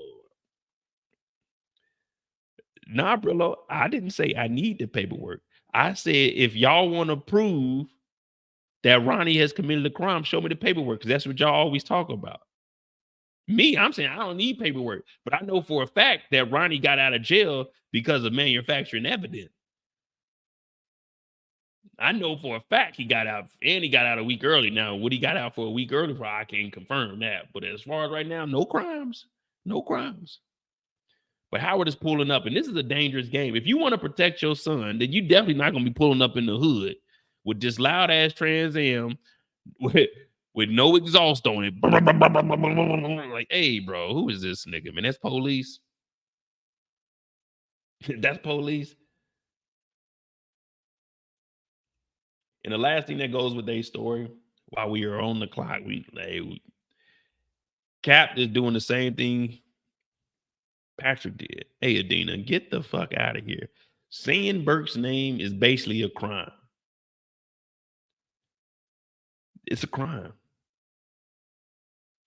Don't mention her name. Let this blow over. Let's continue on with life. You get back to work and we'll all be A-okay. But now it has her thinking. Can we say that Detective Burke might rubbed off, all pun intended. Can we say that Detective Burke rubbed off on her and now she's about to do a little bit of investigating? Let me ask you this. With Detective Burke rubbing off on her, is she going to approach Howard to try to get answers? Or is Howard going to take it upon himself to go talk to her and see what information she knows? Which do you think is more likely? Howard approaching her or her approaching Howard for answers?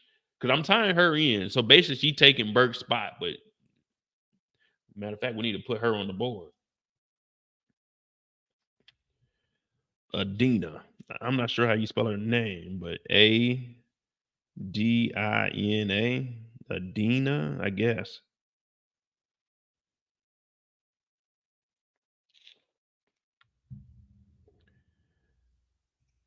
Yeah, Adina originally worked with Howard. Remember when she was talking, she like, that's just how Howard was. Adina worked with Howard when she first got on, I guess. And then she went off, and then that's how Burke got up under. Adina Foyle. All right.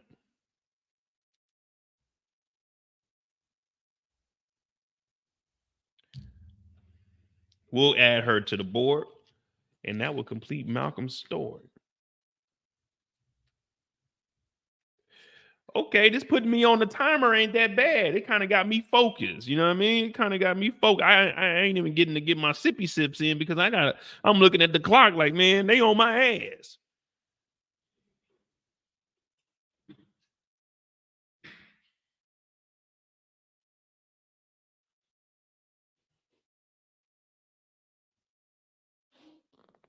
All right, so we'll put Adina down at the bottom until we figure out what the hell is going to happen. But we know that she is in Detective Howard's eyesight. We've seen him outside. We've seen her talking to Patrick. So boom, we got her on the board. We just don't know when or where we're going to use her yet. Now she might, she might end up right next to Detective Burke, and what I would call that is a match made in heaven. But I don't think that Detective Burke went to heaven because she committed suicide. So I think she went to hell. If Howard kills Adina, she might go to heaven. So they might not be a match made in heaven. Am I making sense? Are we following?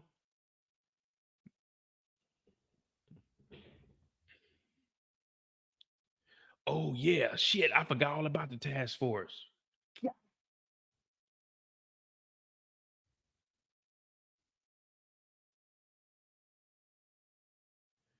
Damn, did I even get those screenshots? I don't even think I got those screenshots. That's on me, y'all. I'm slacking. Hold on. Oh, no. I watched that part during lunch. Damn, I didn't even get the screenshots. Howard does know about the task force. That's me. That's me. I apologize, man. I'm slacking today. Damn. You know, for the rest of the night, I'm gonna be thinking about that too. I fucked up, man. I didn't get the damn task force pictures. Damn. Hold on, let me see.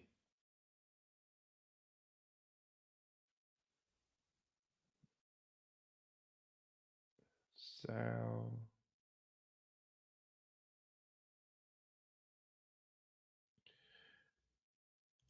Damn, that's on me, y'all. I forgot all about that. Damn. Damn. All right. We're gonna extend this just for like, that's why we said 30 to 45. All right. So there is a task force. Remember, the feds actually came in. Howard was sitting at his desk. Howard was sitting at his desk and he's seen them all, but Captain told him to come in there. But Howard doesn't know all of the information because remember, when the feds show up on the scene, the feds have jurisdiction. Now, this RICO board, this is a federal RICO board. This is not New York State. This is not some shit that you can just get off of. This is not Jenny Sullivan. This ain't that. This is the real deal. This is the feds. This is the feds. They coming after the mob. They coming after Raquel. They coming after dirty cops. They're coming after everybody. Now, the feds, we know. The FBI? Yeah, this the FBI. They don't play around. They don't play around at all. So this task force was put in place because of all the bodies that were dropping, and then Detective Burke ended up dead. So now they're just looking at it as a citywide. So they're looking at all the drug dealers. They know that the whole mob is involved. But remember, in this episode, Sal ends up dying.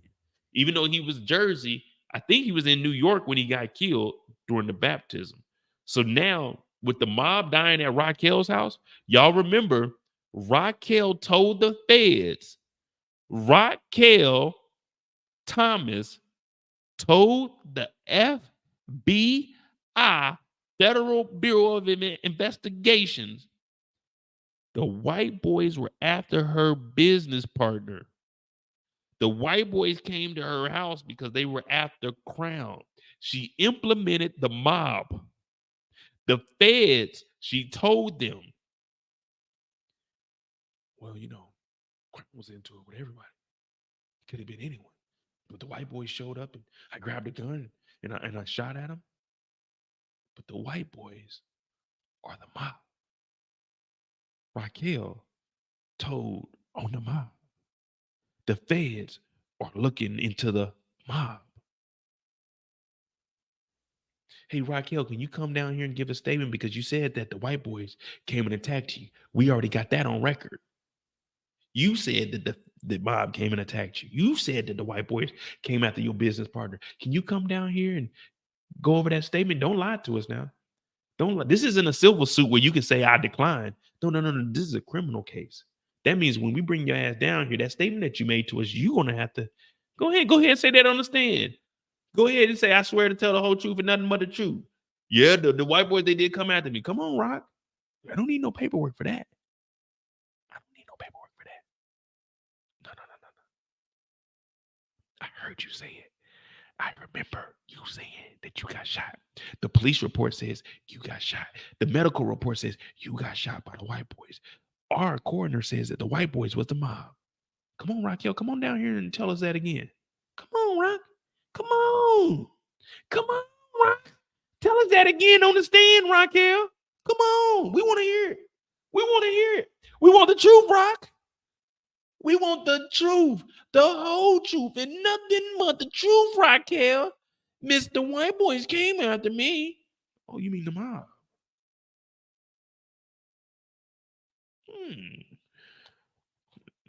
You don't say. You don't say. All right. Detective Howard. Detective Howard, man. Cool. I think, all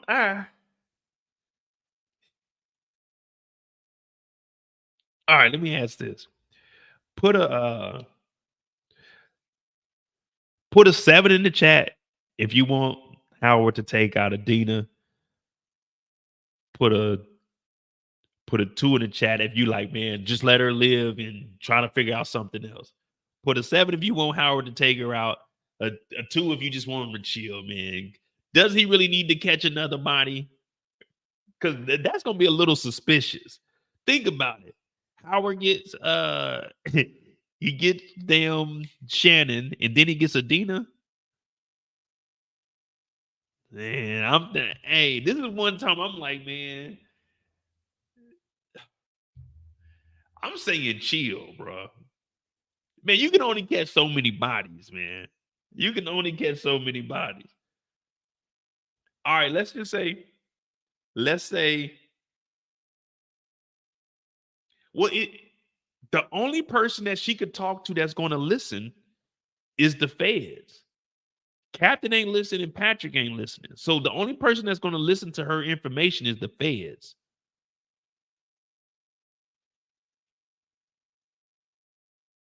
Yeah, but Burke's dad, Patrick, he's not going to listen to Adina. Remember, he already told her this episode, nah, you're one of the reasons why she got killed.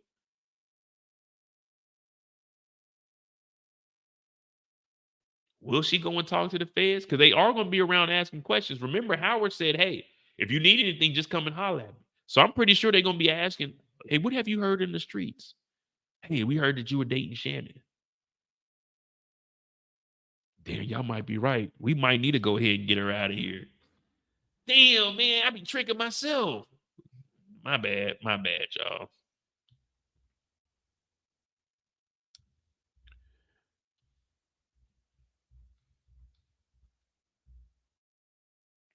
We go ahead and put Sevens in the chat. He need to go ahead and get her out of here. My bad, y'all. I'm trying to think logically, man. What? Fuck it, it's power, man. Get rid of her. Get rid of her.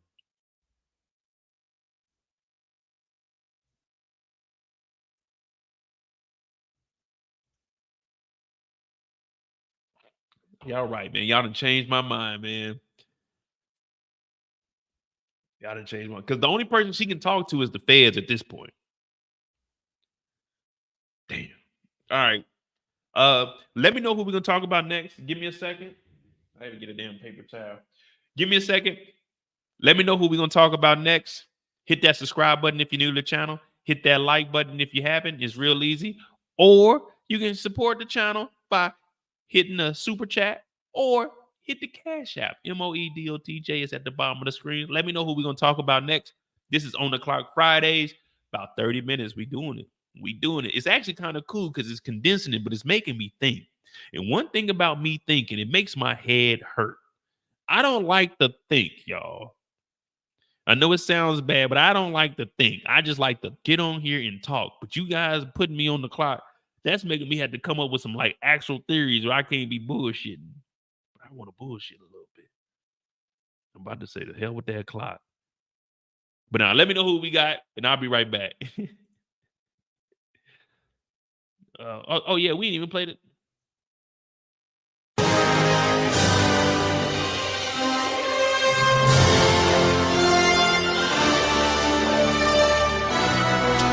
Canvas.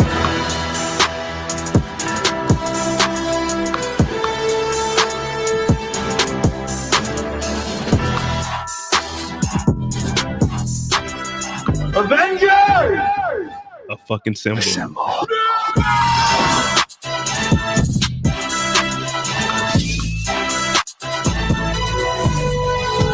Canvas.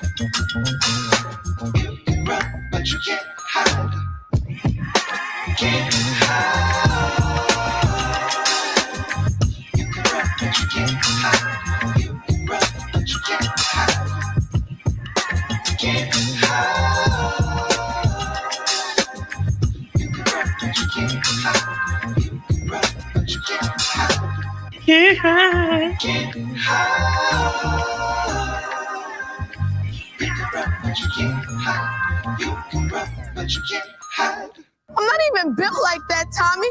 That ain't even me, yo. That's what the dean about to be saying. I'm not even built like that, Howard. It's not even me, yo. All right, here we go. Let me see. Jukebox. What did Juke do this episode? Juke might be a short. Yeah, we knocked Juke out. Juke.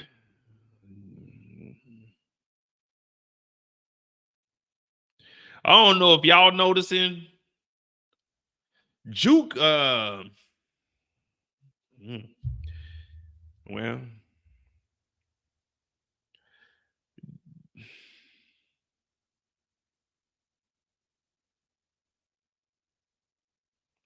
let me see something.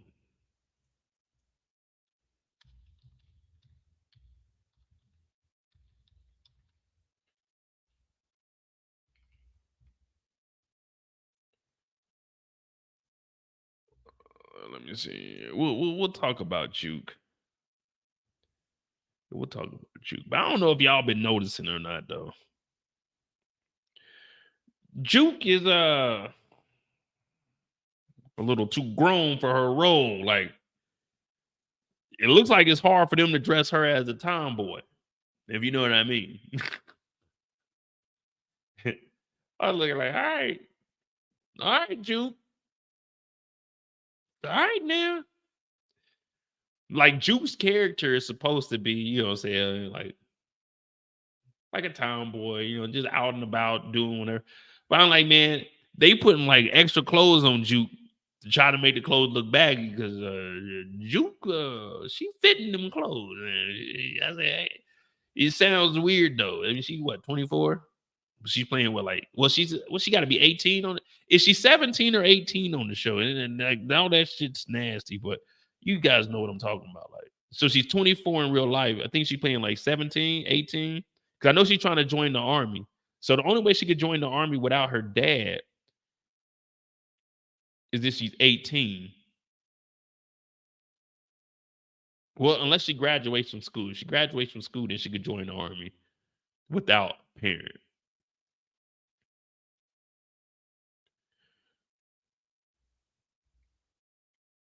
$18. All right, let's just say Juke is 18. Because I mean, she is trying to join the army. Yeah, but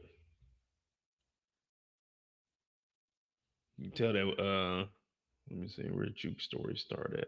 Oh, so the first time we see Juke is actually at like Juke is with everybody. I think she only had one scene by herself.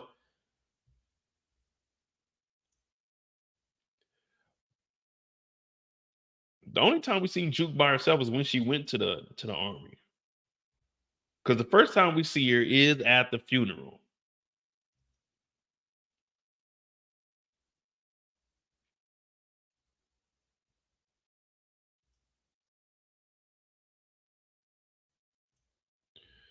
Now, of course, she's showing up to see Detective Burke.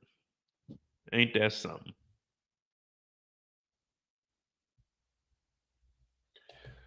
Juke shows up to Detective Burke's funeral because we know what the future holds. But at this point in life, we're not too sure what Juke is going to do in life. What road is she going to go down? What path is less traveled? Who is her mentors? Well, what I think they were showing here was although Detective Burke was law enforcement, you remember Jukebox was looking out for her. Jukebox told her last season, hey, my people coming after you. You need to be safe. They ain't playing around. People are looking for you. They're going to do whatever they can. So Jukebox has always had a relationship with Detective Burke. Even though it was illegal, she's had a connection with her because who's listening to Jukebox outside of Raquel? And Raquel barely listens to her. Raquel only talks to Jukebox to try to get Kanan to do whatever she wants. Remember, she sent Jukebox out episode 1 to go try to talk to Kanan because she knew she couldn't do it. And she felt like the relationship between Kanan and Jukebox was like brother and sister. So for Jukebox to show up at this funeral, I know that's just us knowing like, okay, she was still interested in seeing what happened with Shannon, but also the camaraderie that comes with being a police officer. Even though that she's dead, no one knows how she died. Everyone showed up for her regardless. So that's some reason why she wanted to join the army also. Regardless of what's going on, you're going to always have a family once you join like the service. Like it might, listen, when you're in the service, you'll have the weirdest group of friends. You might have an Asian guy, a country guy. Like Just everybody just come together right there. Boom, boom, boom. On the beat. So she shows up to this because Burke was actually trying to give her an out. Burke was trying to give her an opportunity. I know people were laughing last week about the guidance counselor saying, oh, you should join the army. There's nothing wrong with joining the military. A lot of great people joined the military, served the military. Hell, I did. And y'all listen to me. You guys think I'm a flunky? You guys think I fucked up? You guys think I ain't shit? Okay, I understand. I respect that. I know I ain't shit. I know I ain't shit. But every day I wake up to try to be less shit than I was yesterday. Because I ain't shit. That means if I ain't shit, that means I'm good. I'm clean. So you always want to strive to be ain't shit. You see what I'm saying? When people say ain't shit, what ain't shit? This is shit. This ain't shit. So you want to be ain't shit. You shitty. I ain't shit. You see what I'm saying? But people don't use their logic. Well, Jukebox shows up. And I know I'm just rambling right now because that's what I love to do. But I'm going to make it all tie in. She shows up and she's trying to piece things together. And what does she see? What did she peep while she was up here? From across the damn street, what did she peep? What did she see when she was observing this?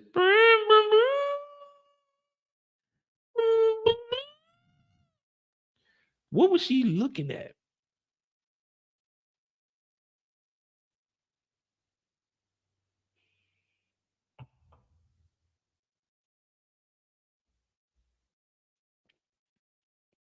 Exactly. Detective Howard. Hey, Rick James, I promise you, I was just about to say, we can't say Detective Howard. We have to say Unc. We got to say Unc. She was looking at Unc. Because everyone knows, except for Lulu, everyone knows that Unc is Kanan's pappy. So for her to be peeping and see him, this got her mind wondering also. What the hell really went on for Burke to just kill herself? Now, I know we're jumping ahead, but you remember, Kanan said that he heard that Burke killed herself. So that's word on the street. Detective Burke committed suicide. But for some reason, Jukebox doesn't believe that Detective Burke would do that. When Detective Burke had information from Juke, remember, Juke told on her family and said her family was coming after her. Remember? So that connection that Juke had with Burke outside of the family is something that she was really relying on, because even though she didn't fuck with the police, Burke was looking out for her when no one else in the family would. Follow where I'm going. Now, I know a lot of people say Burke ain't shit, but to Jukebox, Burke was somebody. Burke was somebody. What did Professor Clump used to tell himself? He didn't want to turn to Buddy Love. He used to say, I am somebody. I am somebody. I am somebody. And Detective Burke was somebody to Jukebox. I told you I'm going to connect it all. Y'all were saying Burke wasn't shit. She ain't shit. She needed to go. But think, if Burke was still alive, would Jukebox go down the path that she's going to go down and we know in the future become a crooked cop? You got to ask yourself. Just because somebody isn't one way with you doesn't mean that they don't have an effect on someone else's life. This is a Jukebox story, and I got to tell it the way it is. Jukebox relied heavily on Detective Burke because Burke didn't care about locking people up. She wanted the right thing done. Even if it came to Jukebox, she knew that Jukebox deserved better. People were saying, "Oh, I think Burke is going to try to have a relationship." No. A relationship. The only relationship that she had was a mentorship. The only relationship that she had with Jukebox was trying to better her for tomorrow. See, everyone falsely judged Shannon Burke because they didn't like her. And when you judge somebody, Just like they say you judge a book by its cover. You don't know what's inside that book.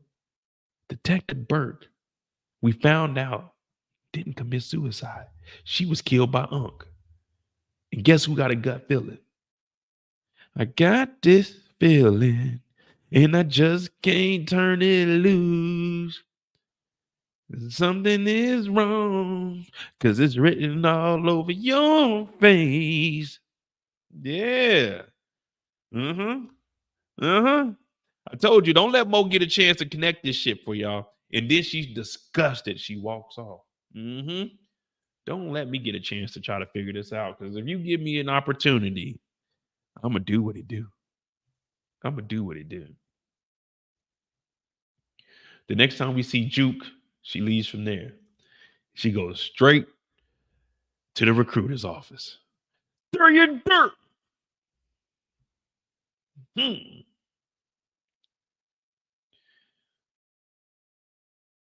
I am an American airman. My mission is to fly, fight, and win. I am faithful to a proud heritage and a tradition of honor. Yeah, don't let me do the airman's creed in this mother effer.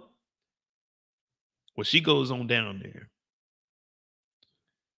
Sergeant Hailey is like, well, you got to take an ASVAB. The ASVAB test, you don't pass or fail. Now, I took an ASVAB, but I took my ASVAB, what was it? I was out of school. I was out of school for 8 years. I took my ASVAB. What do I want to say? So to get in the Air Force, you need a 50. So each military branch, you need a different score on your ASVAB. But like you said, it's not a pass or fail. It's just testing your mathematics, your science, your English, your vocabulary, all kinds of bullshit, just so you can select the job. Now, I was 8 years out of school. You guys know I'm an uneducated black mofo that's just trying to make my way out here. So I took my ASVAB right off the bat. I got a 52. And that's just me going in there after 8 years of graduating school. I went in there 52 first time. Bow. They said, all right, bet you got 52. Now, depending on what you get on your ASVAB, depends on the jobs you can get. So I qualify for bioenvironmental engineering. Now, luckily for me, I didn't take the first job. Well, I won't say luckily, because you can pick your job. Don't let these recruiters fool you. For anyone that is deciding to join, don't let the recruiters fool you. Once you qualify for a job with your ASVAB score, if there is another job you want, you have the right to select that job, and they can get you a waiver to get that job. Now, what they're going to try to do is give you a position in a job, or in the Army, they call it MOS, Air Force is AFSC. They're going to try to give you one that is in high demand. So it's going to be like security forces, being a police officer. The first job they offered me was aerial gunner. I keep telling y'all, nigga, what was I going to do with being an aerial gunner in real life? Nigga, getting on a helicopter and shooting out of it. What the fuck would I do in real life as an aerial gunner? Private security, nigga, I'm not risking my life. Plus, I joined late. So I got bioenvironmental engineering. I almost took CE, but they don't tell you civil engineering could be anything: a painter, a plumber, pest control. You could be out on the damn tarmac doing snow plow. So luckily I didn't take that. But Jukebox had another. She's talking to an enlisted soldier, an NCO, non-commissioned officer. If you're going to join, try and be an officer, please. But Jukebox is trying to get up here, and she's trying to go as fast as possible. Same way with me. I was like, man, fuck it. I got laid off. Let me get in here. Let me dip out as soon as possible. I took bioenvironmental. I got up out of there. But you qualify for jobs, and you want to get you a job that can translate into the real world. So I recommend, if you go in now, join the Air Force or the Space Force and get you a cybersecurity job or an intel job, because you can take that after 4 years, 6 years, they get you all your certs. You get out, you can make $150,000 straight off the bat. Boom, boom, boom. But Jukebox, she has an opportunity to do something. But she has to do the ASVAB. She has to go and do a physical. So it's a long, drawn-out process. Now, maybe back then you could just get in and they'll get it done. But it's about a month, 2 months process, depending on when your job in the tech school opens up, all that other shit, AIT and Army. But Juke wants to get in and out. What up, Kyle? In and out. He's like, well, you know, you gotta go through these steps. You gotta go through these steps. And she's like, okay, let me fill this paperwork out. Once she leaves there, where the hell did Juke go? Oh, she went to the crib. Juke leaves there and she goes straight to the crib. I don't even know if I got the crib picture, do I? Army. Oh yeah. She goes to the crib. And what's Nikki's dad's name? Mr. Bennigan?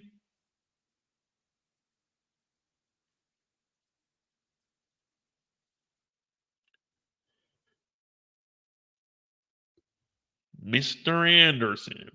Well, she goes to the crib and Mr. Bennigan's in here. I think that's his name. Mr. Bennett or something like that. Mr. Bingham. Oh, that's right. Now, if y'all don't remember, the first time we seen Mr. Bingham, I had me a nice little rant because they were upstairs dancing and the mom came in there. She was upset, but Mr. Bingham came upstairs and like, man, I made spaghetti, y'all. Come on downstairs. He didn't really care. Well, he shows up to Marvin's house. And that's because he's just reminiscing about his daughter. He misses little Nikki, the crackhead. Y'all remember Nikki, the bass head? Y'all remember little Nikki? The one that took a rock straight to the noggin? Y'all remember little Nikki? Y'all remember little Nikki? I ain't never seen a junkie like that before. I ain't never seen nobody hit a rock like that. I'm talking.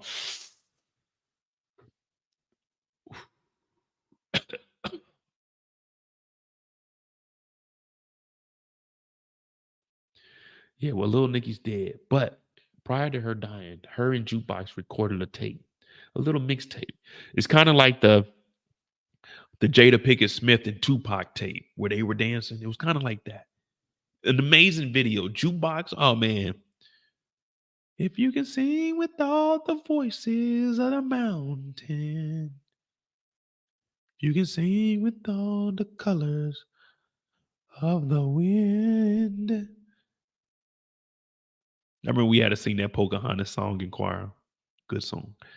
Well, she shows up, and right now she's already determined on joining the army. Mm-mm-mm. She had aspirations to join the army, be someone great, make a change in the world. Or as the late, great Michael Jackson would say,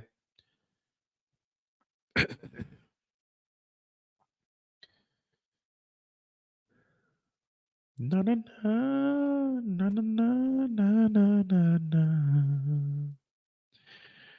Oh, make that change.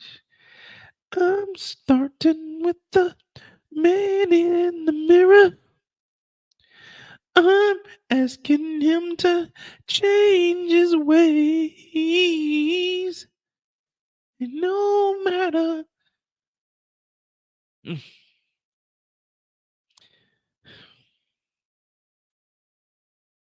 Juke gave up singing. Juke gave up singing the same day that Marvin said he wanted his socks blown off. Now, I've never had my socks blown off, but this ain't Marvin's story. This is Jukebox story. We'll get to that a little bit later. But Jukebox said, I quit. I quit. I don't want to do that singing. But we found out that there's a girl group. There's a girl group that is about to be formed. Now, what you guys think? Let me ask you guys this. Within this girl group, we know that Juke initially turns it down until we get to Lulu. We're going to go straight to Lulu's story. Well, not Lulu's story, but we're going to go straight to Lulu's apartment right after this. But if Jukebox is going to be in a group, is she Beyonce, Kelly, Michelle, Latoya, or the first person that got kicked out? Which one is Juki? Which one is Juki? I'm talking about the original Destiny Child when they were doing the song with Wyclef.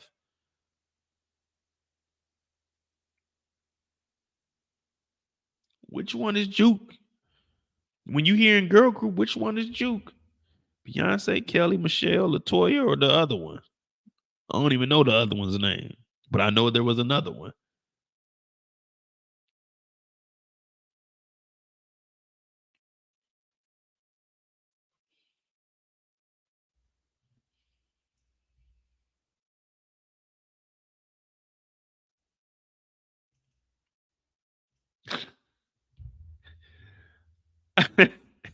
Hey, 626.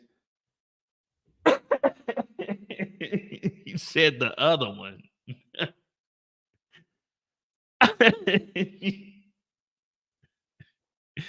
Hey, man. The other one. What's her? Doesn't it start with a La too? Latoya, Latavia, ain't it?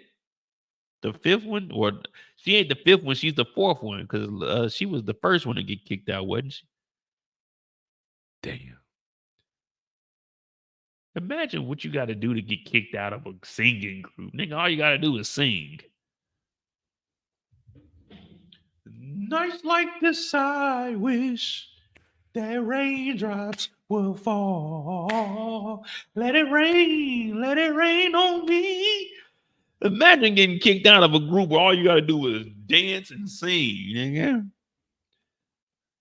I ain't never got kicked out of no group. Well, I did get kicked out of a class group, but man, that was just because I don't give a fuck.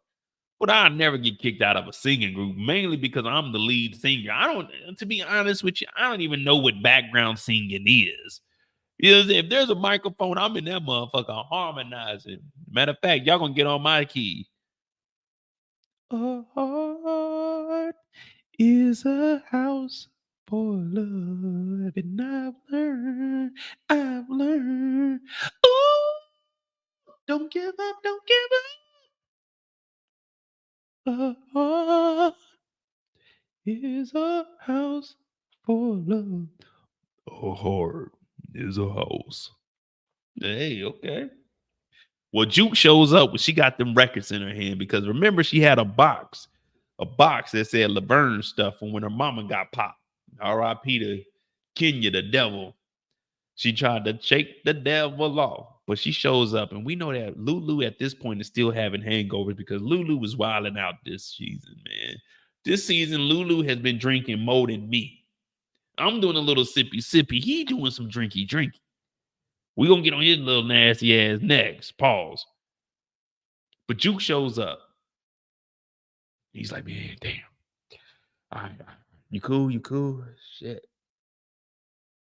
You cool? She shows up. She got the records. He's like, man, you want to sit down? And I'm looking around. I'm like, man, our boy Lulu is down and out, man. These shoes is dusty. I don't even know what kind of liquor this is. He been sleeping on the couch. He got the BMW shirt on.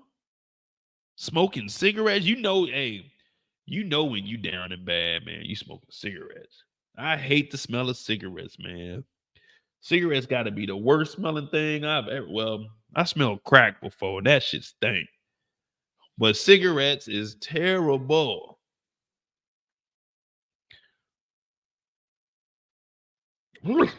I hate the way cigarettes smell. It stays on your clothes, in your hair. Oh, terrible. So you know this house is funky. He ain't here farting. Hey, my dad had this right here. This little cassette tape little holder right here. You slide them out. Yeah, my pops had one of those. Look at this place. This place is fucking filthy, man. Shit, Lulu living like goddamn JP. The hell with Franklin Beatrice. He living like motherfucking JP. You're like, man, yeah, come on, sit down, girl. I ain't expect you to come here. But what he does do is acknowledge her and knows that she's going through some stuff. And even though Marvin said he's useless, he does acknowledge her and says, hey, man, I apologize about your mom and I'm sorry about that. Nah, Lulu ain't on the pipe yet. Lulu ain't that far gone, man. Lulu ain't that far gone. I hope not. Hey, for real, Famous's crib is cleaner than Lulu's. Famous's crib just isn't decorated. That's all. Like Famous's crib is a bando, but at least there's no trash on the floor. There's no just blankets everywhere, smelling like ass.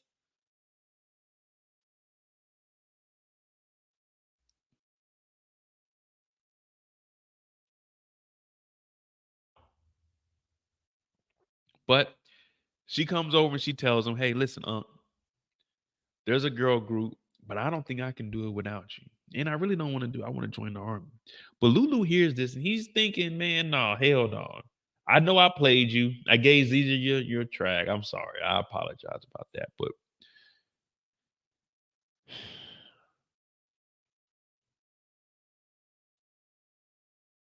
I ain't gonna lie to you, Juke. I'm hungover. This ain't even my story right now, but damn it, I'm drunk right now. Let me see what you got. I can make some tracks. Come on, recover, Lou. Recover, Lou. You know you got to go in the bathroom, splash some water on your face. Get right, man. Get right. Get right. Come on, man. They're all looking at you. Jukebox is saying, well, if I am gonna do this music stuff, I can't do it without you, I can't do it without you. I can't do it without you. So he's like, all right, bet. Let's get some music together. Now, do you think Lulu is going to be dropping some hot fire? Because we heard some beats from Lulu last season, and I won't say that it was hot fire. Maybe hot trash, but what do you guys think? That he's about to drop some hot fire?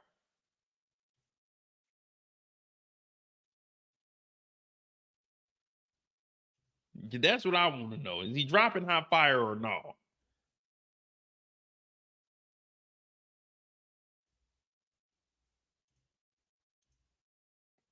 Because if he ain't dropping hot fire, then man, she definitely ain't gonna be prepared, man. I can potentially see her getting kicked out the group before she even makes the group.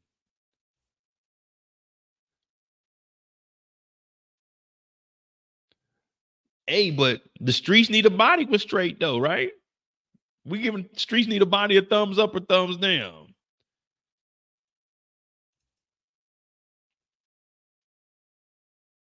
Cause they do get in the they do get in the studio, y'all. And they do try to make something happen. They get in the studio and Juke is laughing. So it's like, all right, maybe he do got some heat cooked up. He might just be doing some sampling. Heartbeat to make me feel so real. You know what I mean? What was a big R&B song in 92? Let's see. 1992 R&B hits. Oh, well, that's a boy group. Let me see if there's a girl group.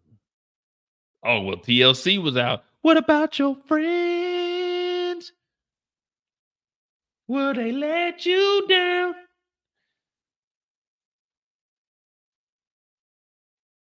No, I don't think she's gonna be in a group like that. She'll probably be in a group. I'm trying to see. Oh, what's the name came out? What's the name came out in 92? Ain't nobody love me better. Makes me happy. Makes me feel this way. First you put your arms around me. Then you put your charm around me. Stared into each other's eyes.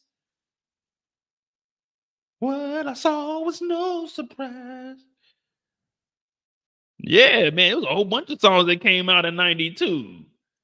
Matter of fact, 92 was when I was in my car wreck, so I wasn't doing nothing but listening to it, you know what I'm saying? I wasn't doing nothing but listening to it at the hospital.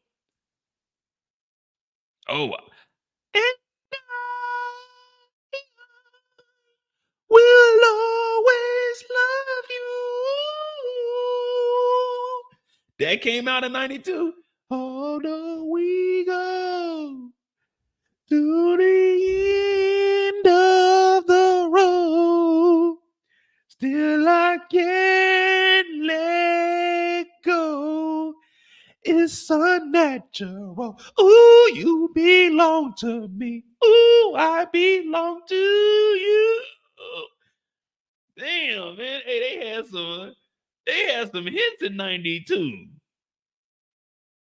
They had some hits in 92. Do you remember the time when me first met, girl? Never gonna get it, never gonna get it, never gonna get it, never gonna get it, never gonna get it, never gonna get it, never gonna get it. Oh, woo, woo, woo, never gonna get it, never. What did that nigga Jamie Foxx say? Hey, damn, they had some hits, man. This I ain't gonna lie to y'all real quick. The reason I was looking up all those songs is because, man, Lulu ain't making no hit that's going on the charts in 92.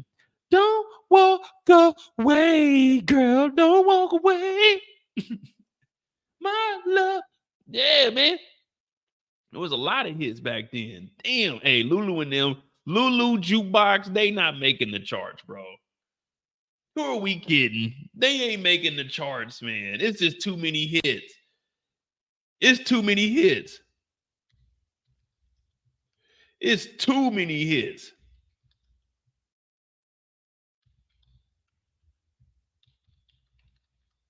Oh, man. What song do y'all think they are out topping? What song are they out topping in 92? This girl group.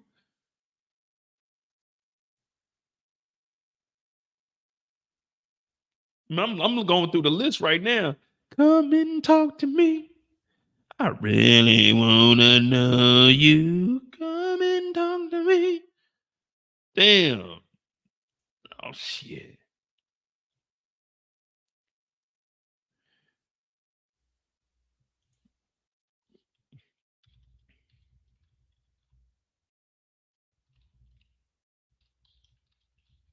And one of my favorites.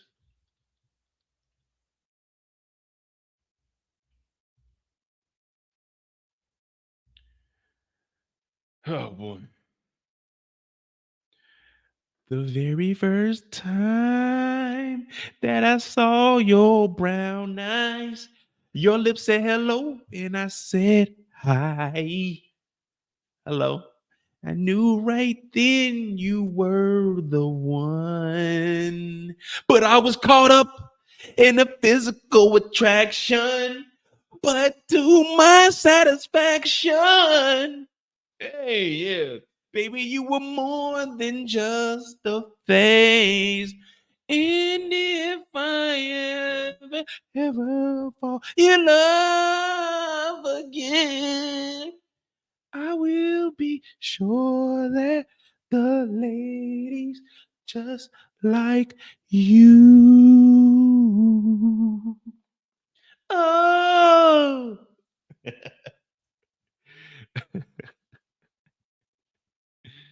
Oh man, that right there is one of my favorite songs as a kid.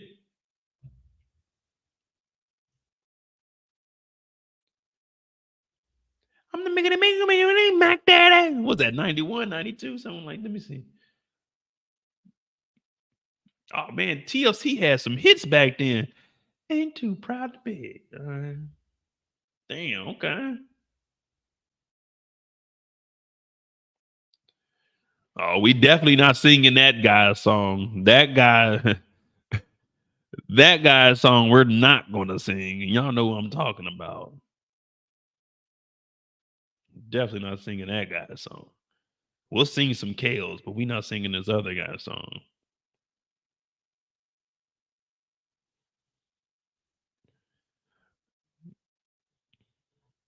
Damn, all right, man. All right, that's Jukebox story, man. But they not making the charts, bro.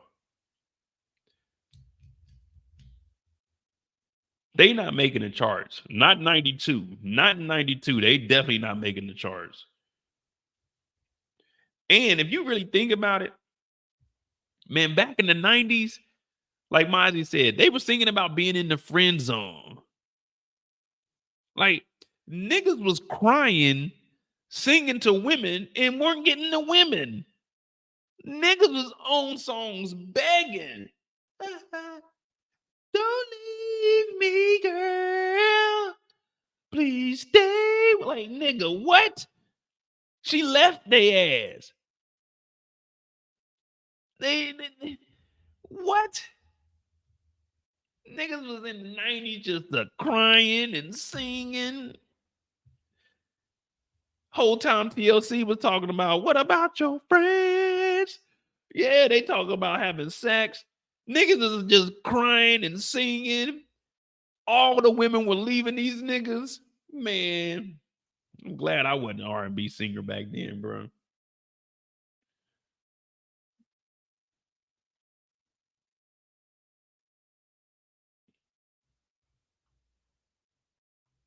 Oh, let me see something.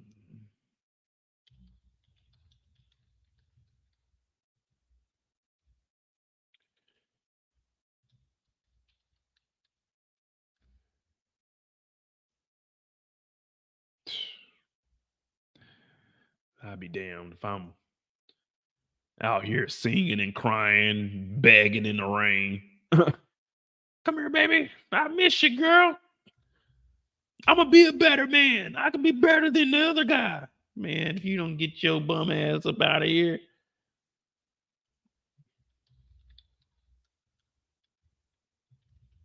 All right, man. That was Jukebox Story. Who we got next? On the Clock Fridays. I'm Mo.J. We do this each and every Friday night, starting at 2 p.m. Eastern because I am in Germany.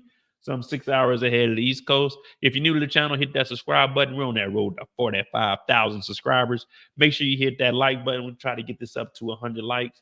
We still got at least 2 more hours. Well, 1.5 hours. We're going to do at least a 4-hour live. You know, we're going to at least do a 4-hour live. But we got Ronnie out the way, Howard out the way, Jukebox out the way. We still got Kanan, Lou, Marvin, and damn, we still got Unique. We still got Marvin. Yeah, Marvin, Lou, Unique, Rock, and Kanan. All right, so we got at least 4 more people. Damn, that's like 2 hours. All right. Sheesh. We right on schedule, though. Well, 626 said Marvin first, so we'll talk about Uncle Mar. Uncle Mar. Marvin Mar. Well, Marvin Mar. Well, we know we got to add someone to the board.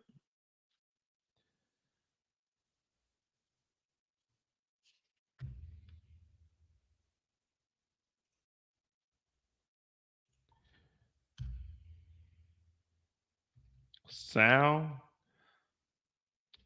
and the guard.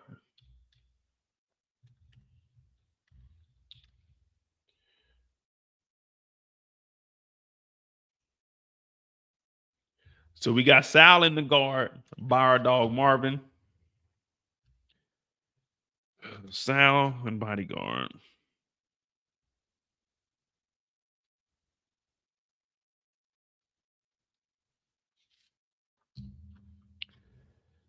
I'm just going to double stack these just because we ain't going to have enough space on the board. But good old Marvin and called a body. And called 2 bodies, actually. That's not easy to do. A double wham blam, that's not easy to do.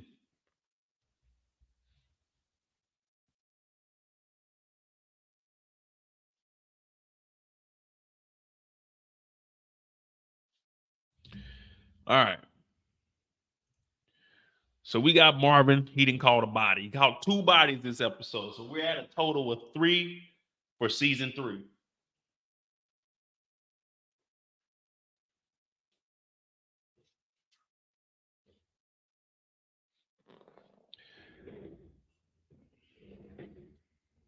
Marvin is my favorite character.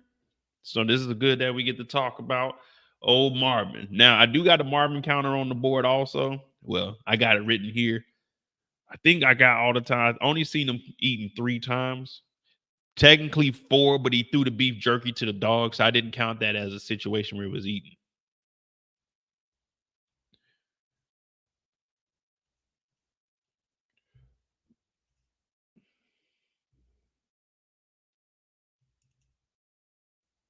Hey, for real, Demo was putting in some work. Demo's been riding around the city. Demo ain't did nothing but just gas, brake, dip. Now,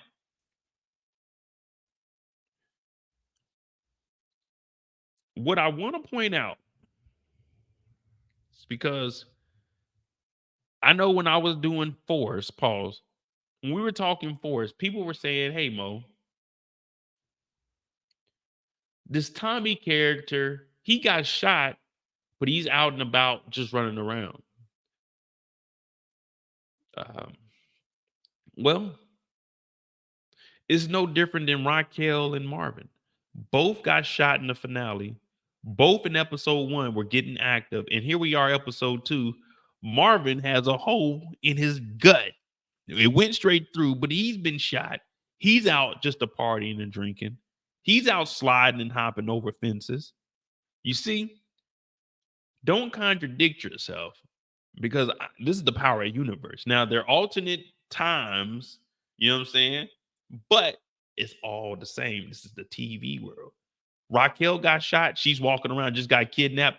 No problems. Marvin's jumping over the fence. Marvin is running through the church. He just got shot last week, put duct tape on it, never got stitched up or anything, but he is perfectly fine.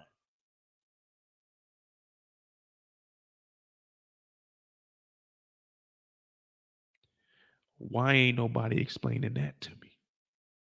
Everybody was in my lives on force. Oh man, this shit fake. This shit fake. Why ain't nobody in the comments right now saying, man, that shit fake? Marvin running around after he just got shot. Rock running around having sex. She just got shot. Rock driving around the whip. She cruising through the city. She had the sling on for a half an episode. You know what I mean? You know what I mean? Remember, Rock got shot and slept with Unique. But when they showed Rock at the beginning of this episode, Rock ain't had no sling on. It was just perfectly fine. Lottie. They got kidnapped. Remember, they had Rock sitting in the chair tied up. I thought Rock was shot. Why ain't nobody telling, hey, Mo, this shit fake? Mo, this shit fake, Mo. Why ain't nobody saying that? I don't see not damn one person. Now, Raising Kanan is my favorite movie. I'm not movie, but this is my favorite spinoff. And I'm not knocking the show because I love the show and I like what they're doing. But this is the TV world.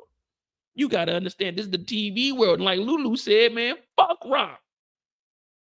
But this ain't Lulu's story. This is Marvin's story. Mr. Shot in the Gut. Mr. Wham Blam. Well, they pull up to the club. Because what else was there to do in the 90s? Be real. Be real.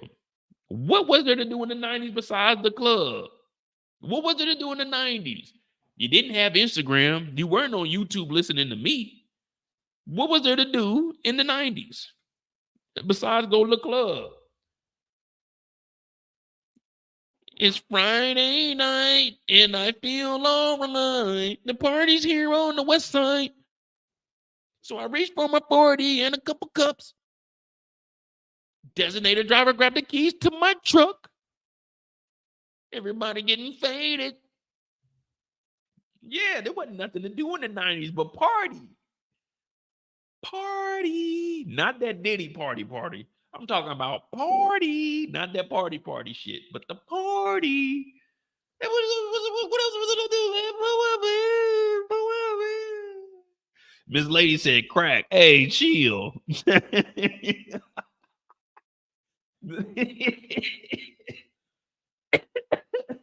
Hey, man.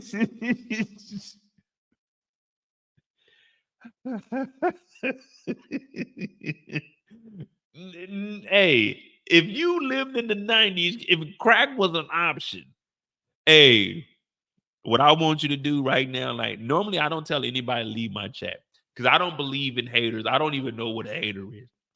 But if crack was an option for you in the 90s, what I want you to do is just either turn your phone off, turn your computer off, go to someone else's channel. Right now, this is a drug-free zone over here, all right? So if crack was an option for you, I'm gonna need you, like, this shit says wins and losses. You didn't have any wins. You just had all losses. What's on your, hey, okay, what are you doing this weekend? You got Blockbuster. We can go to the dollar movie. You can go to the zoo. You can hit the club. Nigga, crack.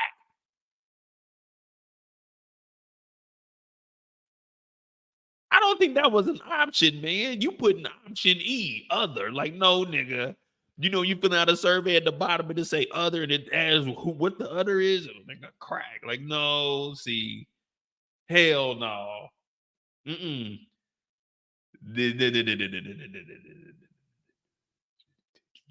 Before you leave, let me talk to you. You got to pull them over to the side. Like, we supposed to be talking about Marvin and hitting the club. It says here, your other is crack, like crack bottles. Like, what are you doing? Like, Pencil break, you cracking pencil. What do you mean crack? Like you'll be filling in the cracks like with like putty or something? What do you mean crack? Because that wasn't an option that we gave you. We said movies, the mall, skating, well, no, not basketball. We know basketball courts are the worst place to be in the 90s. Hell, even now, you will get your ass shot. So, yeah, we need to figure out what you mean with this crack.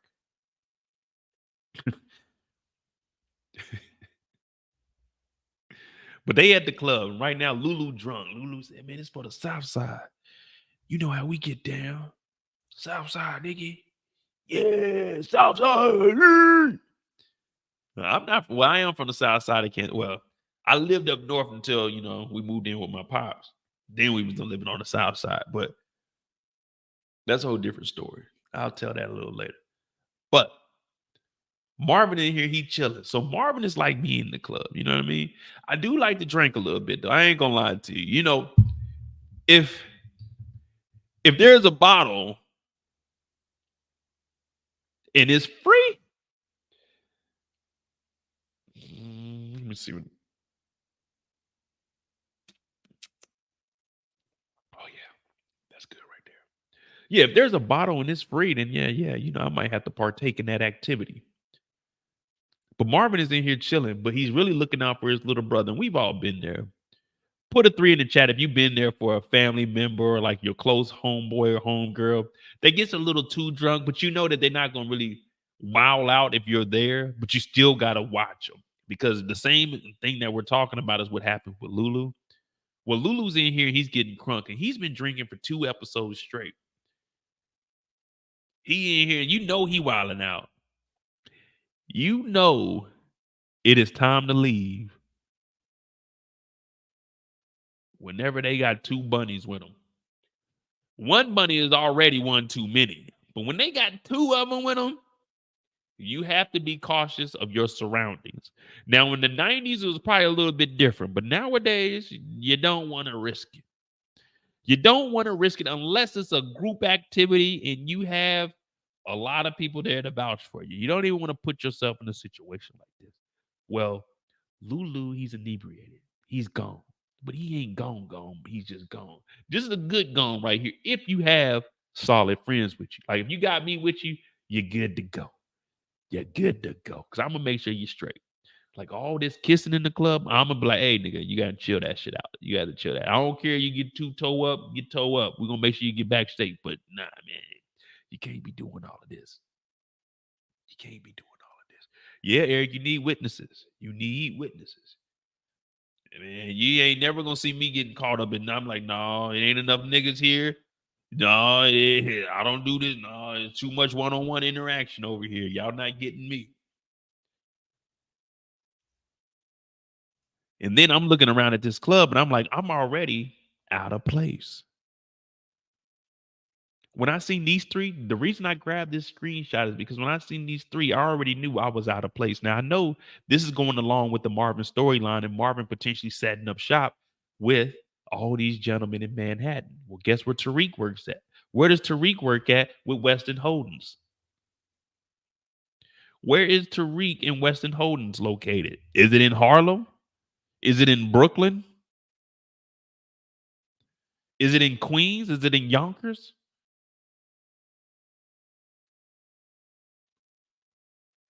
Wall Street, baby.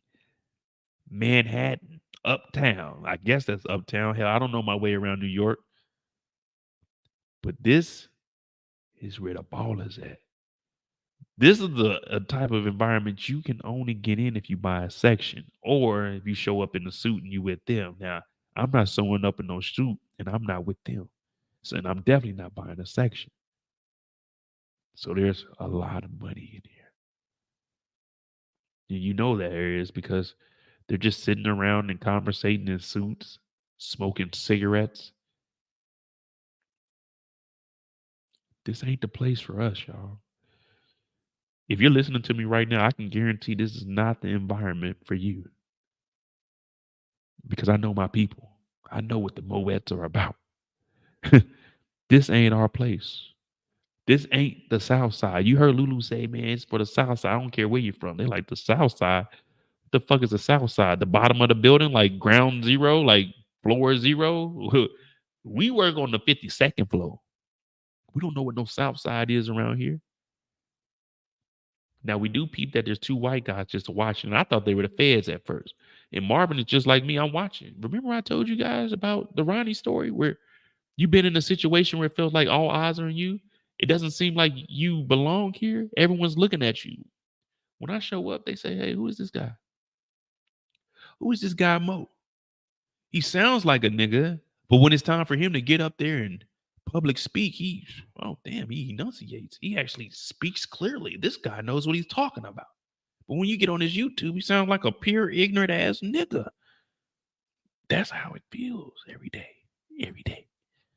Every fucking day I wake up. I can't be me. Even though I'm on YouTube, there ain't no change in me. I can only be me. Marvin looking around. Marvin got the ice on. Marvin got the gold on. Got the toothpick. He looking around like, who the fuck are these white boys looking at me? And you know, on my channel, everybody's a suspect till we remove them off the board. So if someone's staring at me, I'm assuming that these niggas is suspect and I'm trying to be their victim. But I ain't trying to be nobody's victim. So now I got to correct the situation. Right now, I'm in the mind of Marvin. I'm telling y'all what's going on in Marvin's head, and y'all don't even know it. Y'all listen to me thinking about this is a scenario that I've been in. Nope. I'm explaining everything that's going on in Marvin's mind right now. Marvin looking at the white boys like, I don't know these motherfuckers. Why they looking at me? I'm catching bodies. Why they looking at me? These white boys just came after us. Why they looking at me? Well, Marvin moves from there and he tells Lulu, hey, listen, just chill the fuck out, bro. That's all you got to do. That's all you got to do is chill. Be cool. Be easy like a T.I. song. Be easy. Well, Lulu ain't being easy. Lulu in here throw. She got a slit in her stockings. Y'all ain't even see that, did y'all? She got a little slit right there. That means she getting active.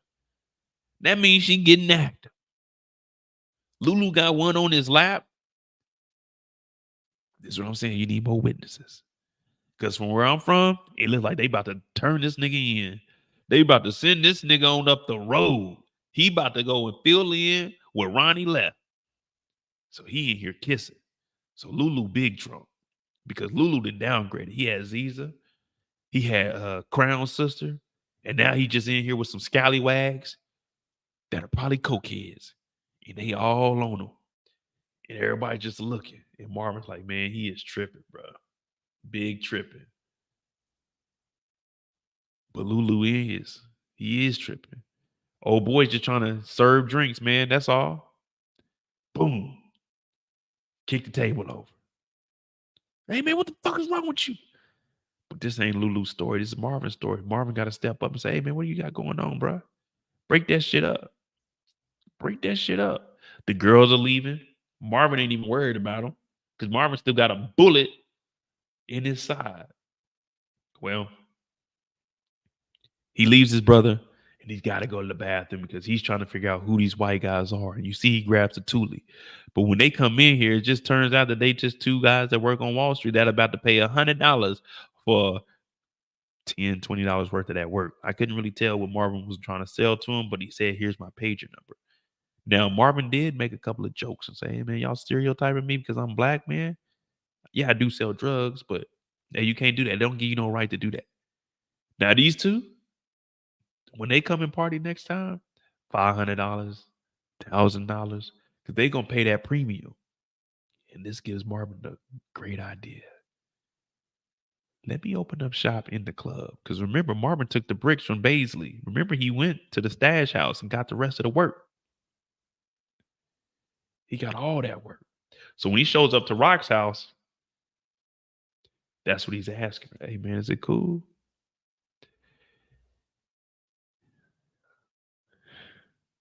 Is it cool if I open up shop? I'll give you some of the profits. Because, I mean, they are shooting up the crib. Now, Raquel's talking about, hey, I'm going to put sliding doors in. Now, here we go. Marvin eating. Got Marvin eating. Rock house again. Chips.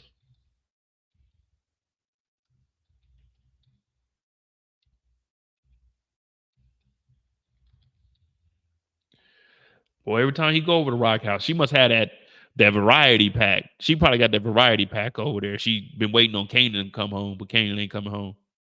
So she starts to tell Marvin, hey, you can't fuck this up, man. I got word that we need to go ahead and take Sal out. Sal Bosolini.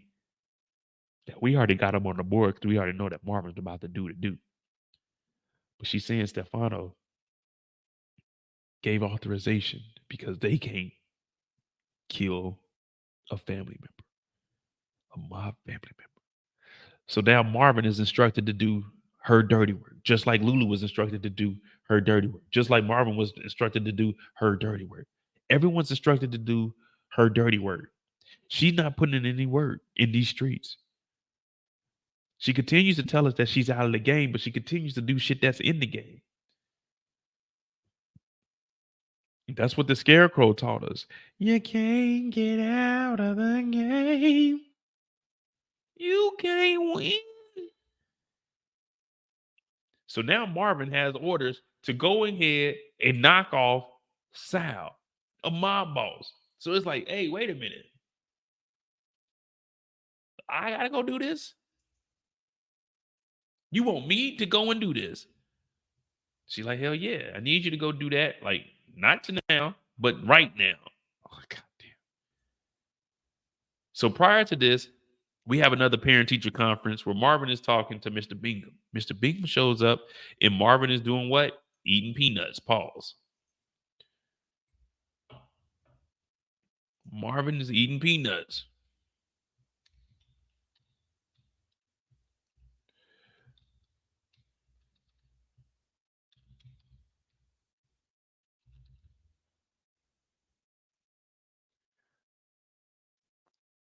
And Mr. Bingham is in there telling him, hey, man, it's going to knock your shocks off, man. Let me tell you. I seen them singing, and it was a beautiful thing. Beautiful thing.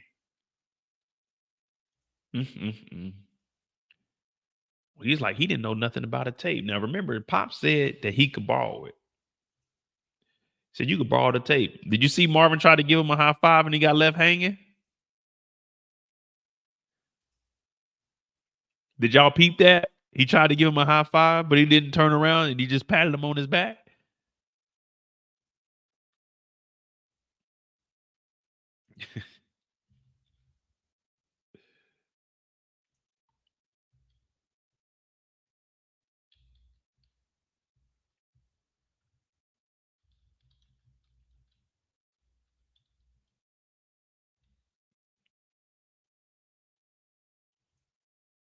He had to pat him on the back, man. But Marvin finds out that his daughter doesn't want to do any singing anymore. It's like, what? He had the Slim Jim when he left Lulu's house. So he finds out that she's trying to, take a different route in life. She don't want to sing, even though that's her dream. She wanted to be a singer, and he knows that. But she told him no. So now Marvin is looking at it like, come on, baby. You got to come on. I want you to do something. I want you to be great, baby. I just want my daughter to be somebody. I am somebody. You know what I mean? I am somebody.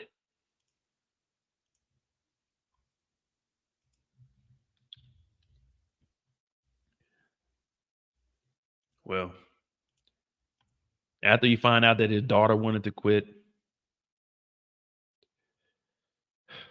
you got to get on the road, man. You got to get on the road because at this point, he's going to need some backup. Now, he shows up to our boy Lulu's house, and we know that Lulu's still been drinking every single day. Hey, let me in, nigga. Well, a white girl walks out, and Marvin, he didn't get on nothing the other night because Lulu messed up everything by knocking over the bottle and all the girls left. So I'm not saying that he's, checking the lady out. He just turned around and got a glance. Sometimes an attractive woman will walk by you and like you see her face when she's like looking down. So you don't really get to make eye contact. But when she walks by, that breeze comes by and you like, damn, smell good. You just turn around, you just getting a look, just got to take the glasses off, just look. That's all you're doing. Ain't nothing wrong. Like, that should be a compliment. Smell good. Ooh, like a summer breeze. Oh, it's like lavender. Mm. Mm. Don't do this to me.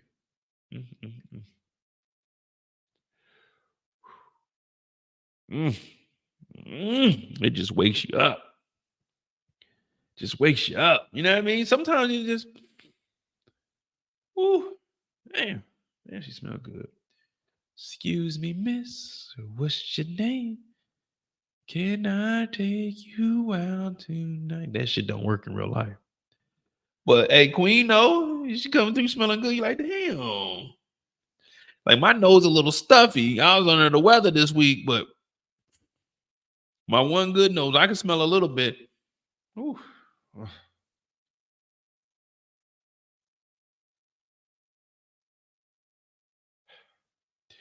See, back in my day, women never used to say I smell good. They used to always say I smell like.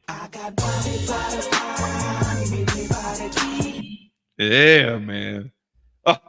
So Marvin, he just seeing who it was because he wanted to make sure he could thank her next time. Like that's all it is. Facial recognition.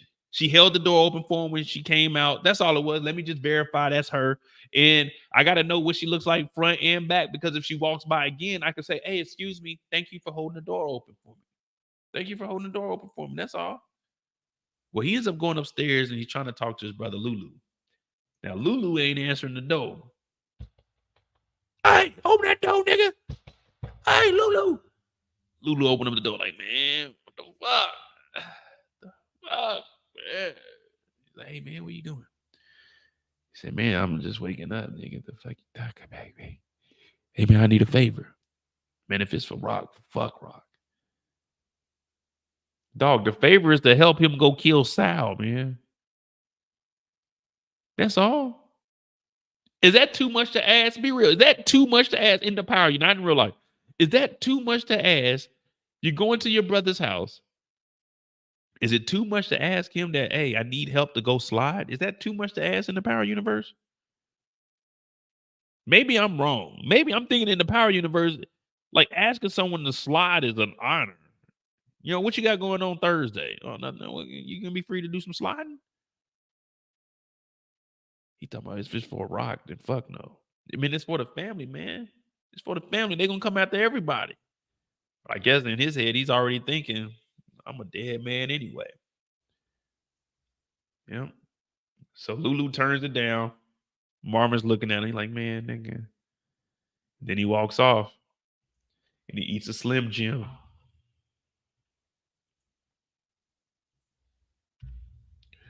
I think Slim Jim is a pause too.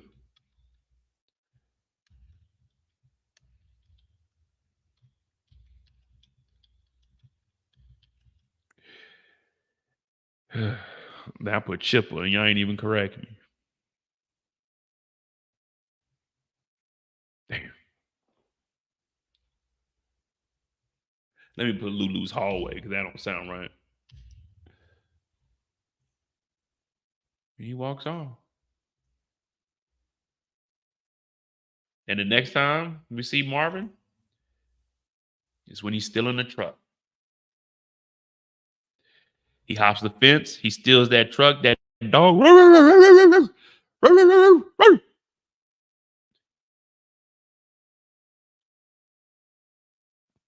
He takes his Slim Jim. He tosses. Get the dog off his case. Now, a dog eating a Slim Jim is going to be pretty quick. And no one put out an APV on the goddamn, hey, we got a, yeah, this is the 48th precinct. We got a stolen USPS truck on the road right now. Yeah. It left going westbound at around 11:55 p.m. last night. Be on the lookout. License plates number is.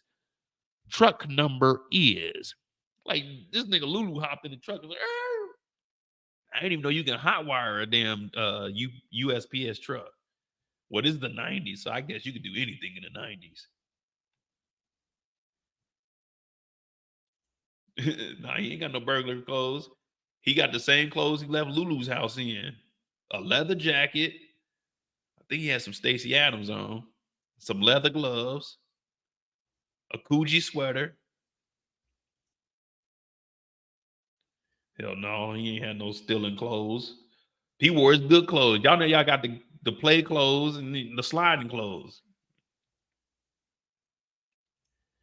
Bradley, this is 92, man. We were talking about that earlier. Like, they got a dog out there for security. There's no cameras or nothing. It's just a dog out there. Courage the cowardly dog. Dog out there barking. Like, this is like, the post office is federal. They need to have armed guards walking around protecting the mail at all costs. But anyway, we go into the church. Marvin is putting that silencer on. One thing we know about Marvin, when it comes to sliding, Marvin will hop out the side of a vehicle. Remember when he shot up Unique's vehicle, it was bulletproof, but they opened up that van, he got to chopping. I'm talking about chopping. Well, now he got this silencer, extendo. And he got a sucker. Damn it.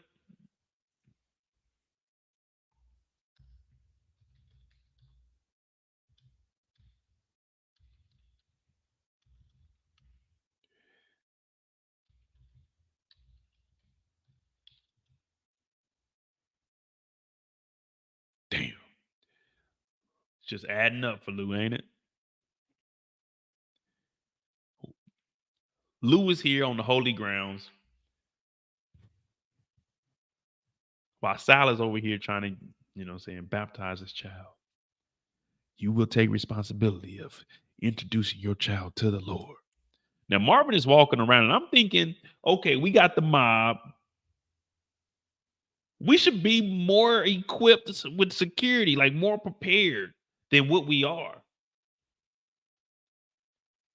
We should actually be like on point, like in front and behind Sal, maybe not just walking in front of Sal.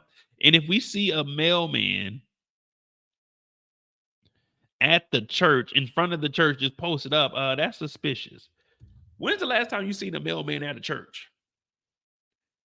When's the last time you seen a mailman at the church? Huh?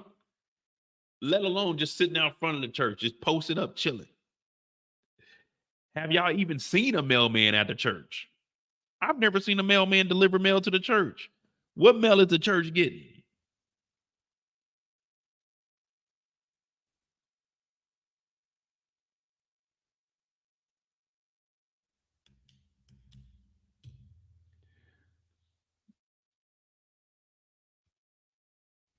Yeah, the mailman with a lollipop. A black one at that. I don't think they let Negroes deliver mail in the 90s.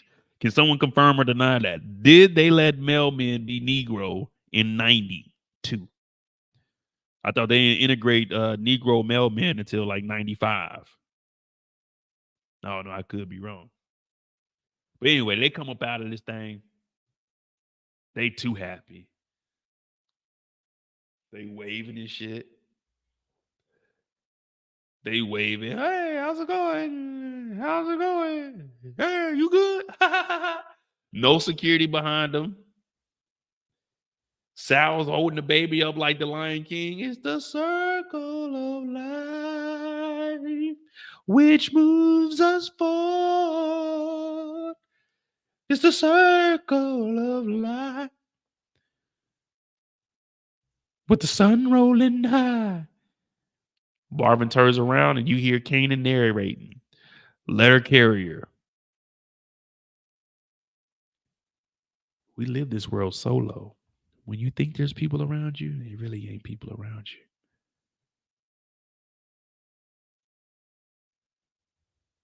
Well, Marvin, he said, fuck it. What up, Kendall? Hey, y'all, Kendall decided to join us. We were on the clock. We were finishing up the Marvin story and blah! Up close and personal. Rock-a-my baby. Marvin got the guts. Marvin is my favorite character. We called a body. Blah! Marvin walked up straight behind him. Ooh, all on her face. Blah! One to the head. Now, you know he dead. Sal fall down the stairs, boom, boom, boom, like a bag of potatoes, because you know Sal kind of overweight. But Sal's a G, though. Sal's a G, though. One thing we can say is, unlike other characters on this show, Sal didn't tell the feds shit. Sal didn't say, I know who's coming after me. Sal didn't say, I know who got a hit on me. Sal said, ain't nobody after me. I don't know nothing. I own a bowling alley. Sal is 100% player. Sal is 100% G code. Sal is the way you're supposed to play it if you're in the game. Whatever comes with the streets, Sal accepted that. Sal had an opportunity to talk to the feds and tell them he needed protective custody. They told him, if you talk to us right now, we will help you. You will get out of this. Sal said, I don't give a fuck about nothing y'all talking about, nigga. It is what it is. Name another character moving like this in the streets. Name another character moving like this in the streets. This ain't even talking about Sal. This is on Marvin, because Marvin don't give a fuck. He gonna do whatever it takes to make sure that his sister is straight. But name a character that is moving like Sal. Name a character moving like Sal. Sal knew that there was a hit on him and still went to get his child baptized. Ain't nobody moving like that. Smooth said me. So I'm reading that as me. M-O-E. Me. Or are you talking about you, Smooth? I thought you were talking about, you wanted me to read that to say me. Like me. Or are you talking about you? Because then it'll be we. You know what I'm saying? We turn that M upside down and be we. But up close and personal, pop, got Sal up out of here. And then security, they got the bucket. Pop, pop, pop, pop. Security get knocked. Now, they were talking about Tommy running around and dodging bullets. It's 19 security members out here, and Marvin running through a straight chapel. They all missing. Security ain't even on point. They just like, oh, well, fuck it. There's a bounty on motherfucking Sal's head. There's a postman sitting here that ain't delivering mail, sucking on a lollipop. Pause that. He shoot somebody. He shoot one of the dudes, and they, get back here. They start chasing Marvin. Marvin running through there. Remember, Marvin just got shot in episode 1. Remember, he could barely even. Remember when he got up? Remember how slow he got up to hug Jukebox last week? He had to get. Now this nigga sprinting, but that's my dog, though. That's my dog. That's my dog, Uncle Marv. He getting low. We got 2 security guards. Demo sitting on the backside of the church. Go, nigga, go. Marvin hopping in there, one hand like he Rambo or something. Go. I wish they would have showed Marvin hanging out the side. Because he got that silencer on there. So it ping, ping, ping, ping. Then got the silence on there. Ping, ping. That's how he shot motherfucking sound in the back of it. Ping. They get up out of there, and that's Marvin's story. Now, let me ask you guys. Do you think they're going to recognize Marvin? Do you think they're going to recognize Marvin? Like, hey, I know it was that nigger. Was there a time span in the was there a span in time? From my understanding, no. From my understanding, this is the very next, this is like 2 days. This is like legit 2 days. Because let's see. Let's count them out real quick. Yeah, this is like day 2. Well, day 2 from episode 1. Because remember, at the end of episode 1, Unique stayed the night at Raquel's house. The beginning of episode 2 starts off at Raquel's house. They were at the club that first night. The funeral was, as far as this episode goes, the funeral was the next morning.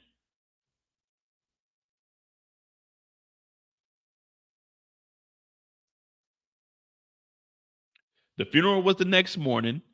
That night, no,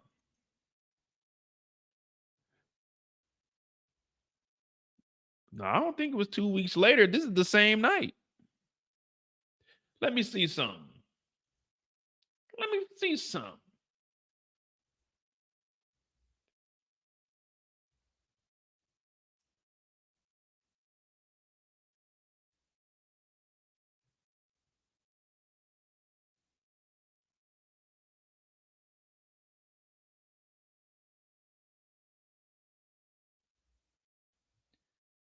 Oh, it was 2 weeks?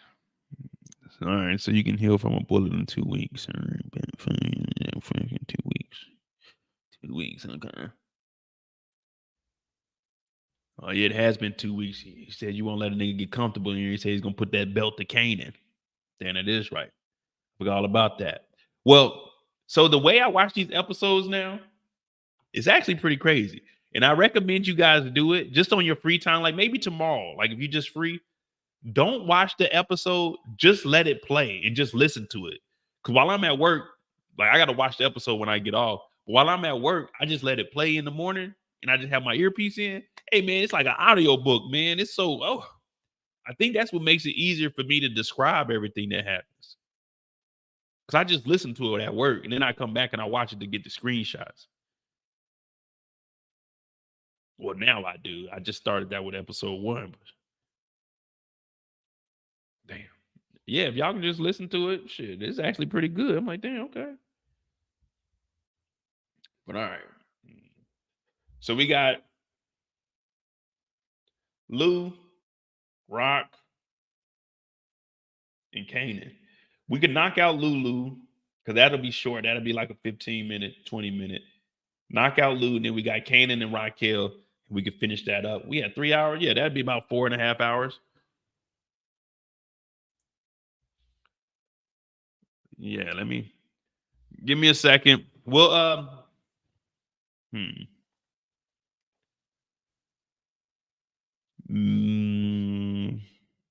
I kind of want to talk about Kanan because Lulu's story ain't really much to Lulu's story. You know what I mean? Just the nigga drunk.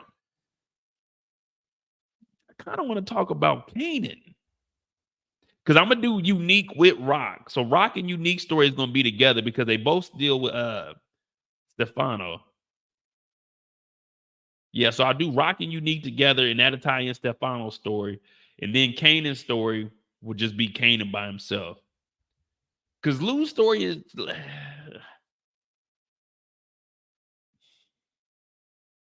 that's what I'm saying, Eric. We really talked about Lulu already with Jukebox's story and Marvin's story. Because he didn't do anything on his own. Not this week. So yeah, we'll do Kanan and Raquel. Now the clock is off. Now the clock is off. Y'all kept me on a little time restraint earlier. But now it's time to get into the nitty-gritty. People getting off work. Yeah, it's time to talk about the truth. The whole truth and nothing but the truth. Because a lot of people say, Mo, you're a hater. Mo, you have an agenda against Rock. But I don't think y'all know me. You think you do, but you have no idea. I love Rock. I could talk about Rock for 4 hours. 4, 5, maybe 6. I could go all day talking about Rock, the good, the bad, and there ain't no ugly. The good, the bad, and the good looking. Because it ain't nothing ugly about Raquel Thomas. Oh, no.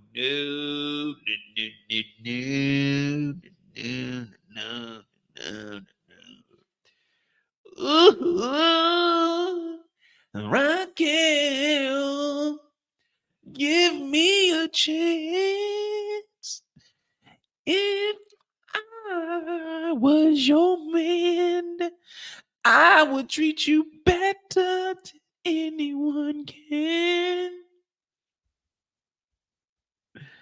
You wouldn't have to look over your shoulder with me. Raquel, understand that you deserve more than what you're getting. If Raquel was with me, she wouldn't have to work. If Raquel was with me, she wouldn't have to sling dope. If Raquel was with me, she wouldn't have to be getting kidnapped. If Raquel was with me, she wouldn't be eating ice cream out of a box. Ew, who does that? If Raquel was with me, she wouldn't have boarded up windows. If Raquel was with me, Kanan would still be living in her house. If Raquel was with me, she wouldn't be shot up. If Raquel was with me,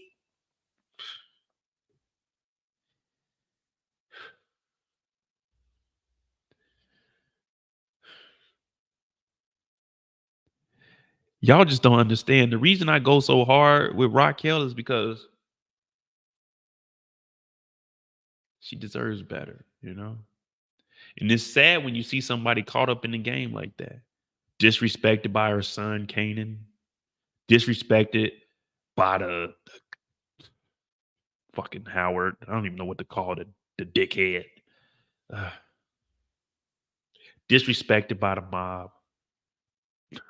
The disrespect runs deep. Give me a second. We're going to talk about Raquel when I get back. We're off the clock, man. Moochie's in here, so you know we got to talk about Rock. Shout out to Moochie. We got to talk about Rock, though. We're off the clock. There's no time limit for what we're about to do here. Because if I don't break this down, then you guys are going to be saying, you know what? We really don't know what the fuck is going on with Rock. So I'm going to have to do this thing the right way. Because there's only one way to do this. And like they told us, if we ain't going to do this right, let's not do this at all. Give me a second, y'all. I'm going to have to gather my thoughts for this one. I'm going to have to pour up a little drinky drink. Hit that like button. Hit that subscribe button. Remember one thing, you can run, but you can't hide.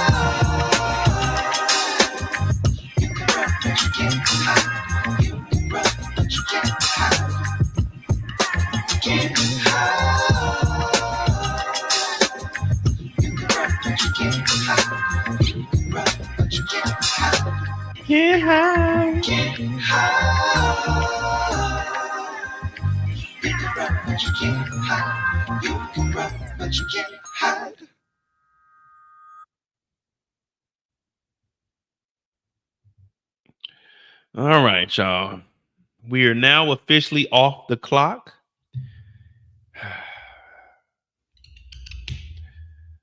Tonight is brought to you in part by a little bit of XO. Oh man, this is some good shit right here.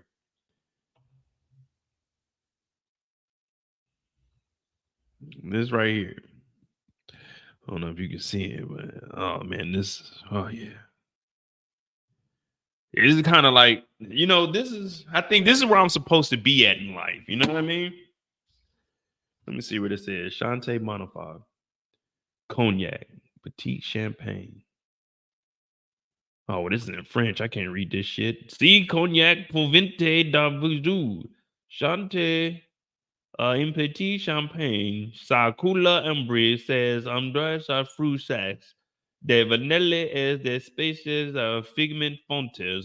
Percussons de sa force et d'enfant de son élégance.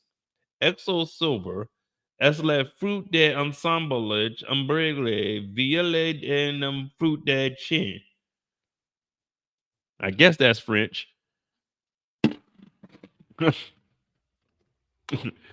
I guess I did all right. All right, y'all. Here we go. The real story. The real part that we've been looking for. One Raquel Tamios. Bonjour. We got Raquel, and then we'll finish up with Kanan, even though Kanan's story ain't really that long either. Okay.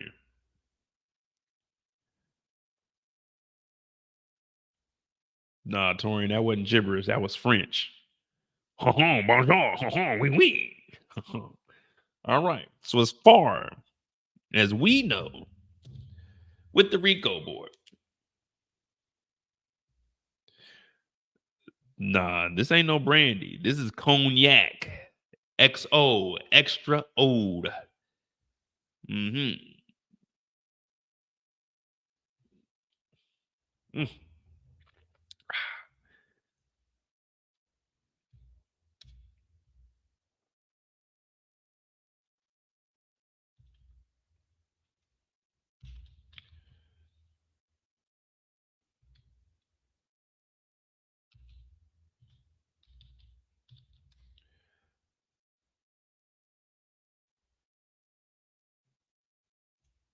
This is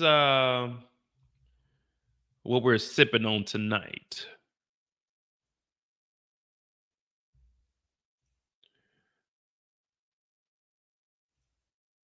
What up, MBM? This is what we're sipping on tonight. Please drink responsibly. 21 and over, unless you were over here in Europe.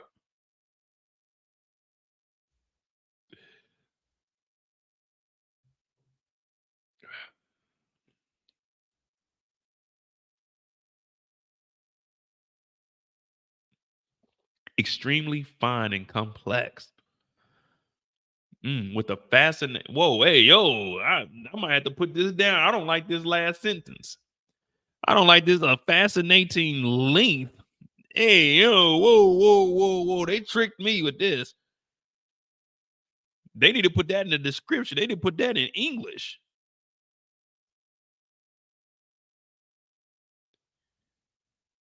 I did not see that on the back of your pause.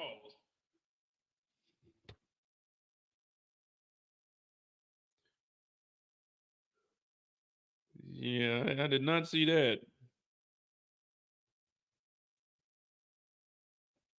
But yeah, Brillo, we putting together. Hey, I'm getting the collection together, brother.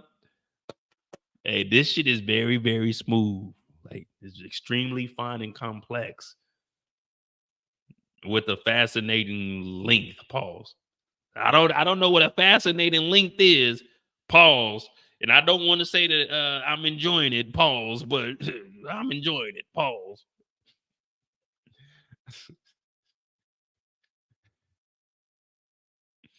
I'm about to drop the link. Fuck it. We off the clock right now. Can I bring Brillo up? Can I bring Brillo up, or what we on? What we on? We can bring Brillo up just to talk a little bit before we talk about Raquel. Because all we got is Raising Kanan. Can we talk? Can we relax a little bit, or we gotta, you know what I'm saying? What we on?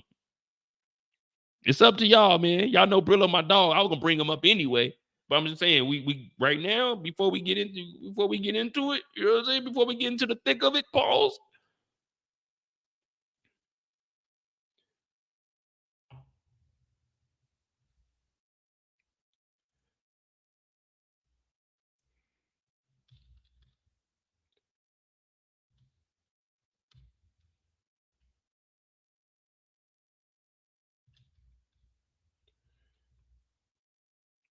So this is what we sipping on.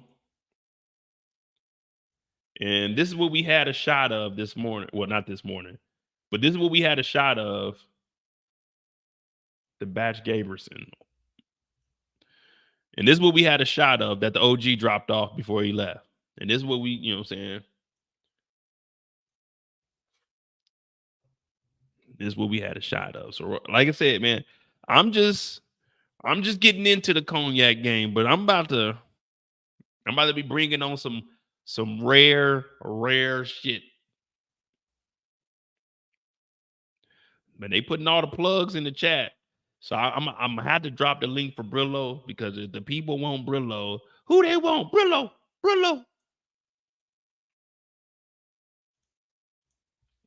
Here you go, Brillo. I don't. What time is it? 11:05? Yeah, Brillo might be able to jump on the line for a little bit.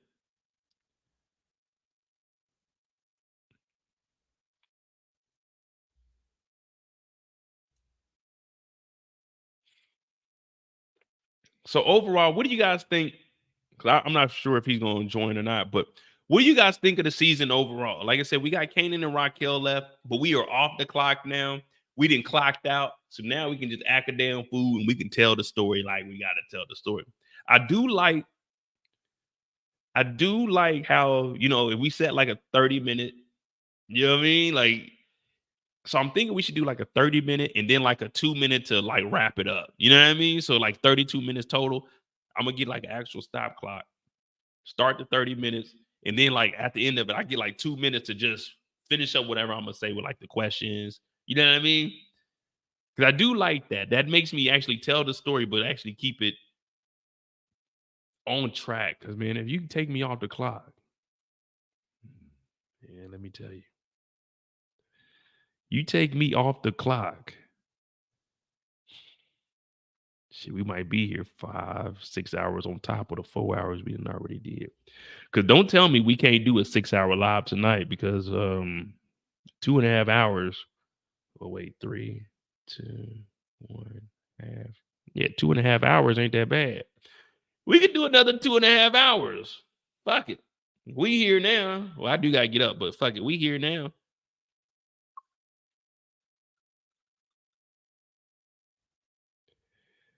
All right.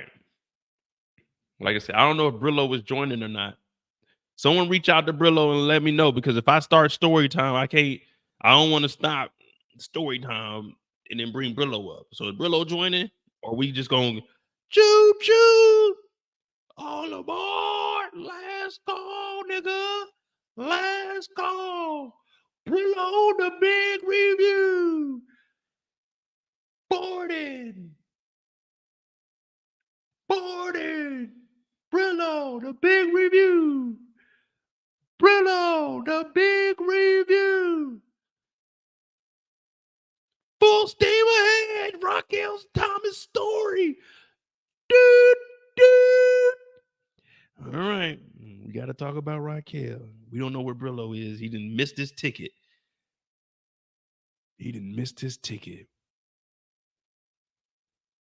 All right.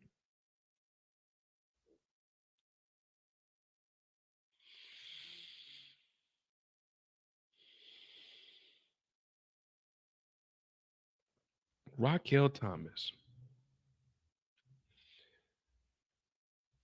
Whew. Just saying that name gives me the chills. It's like seeing a chill down my spine. Like, whew. You remember on Lion King? Mufasa. Woo. Mufasa. Woo. Say it again. Mufasa. Woo. That's how I feel when I hear Raquel Thomas.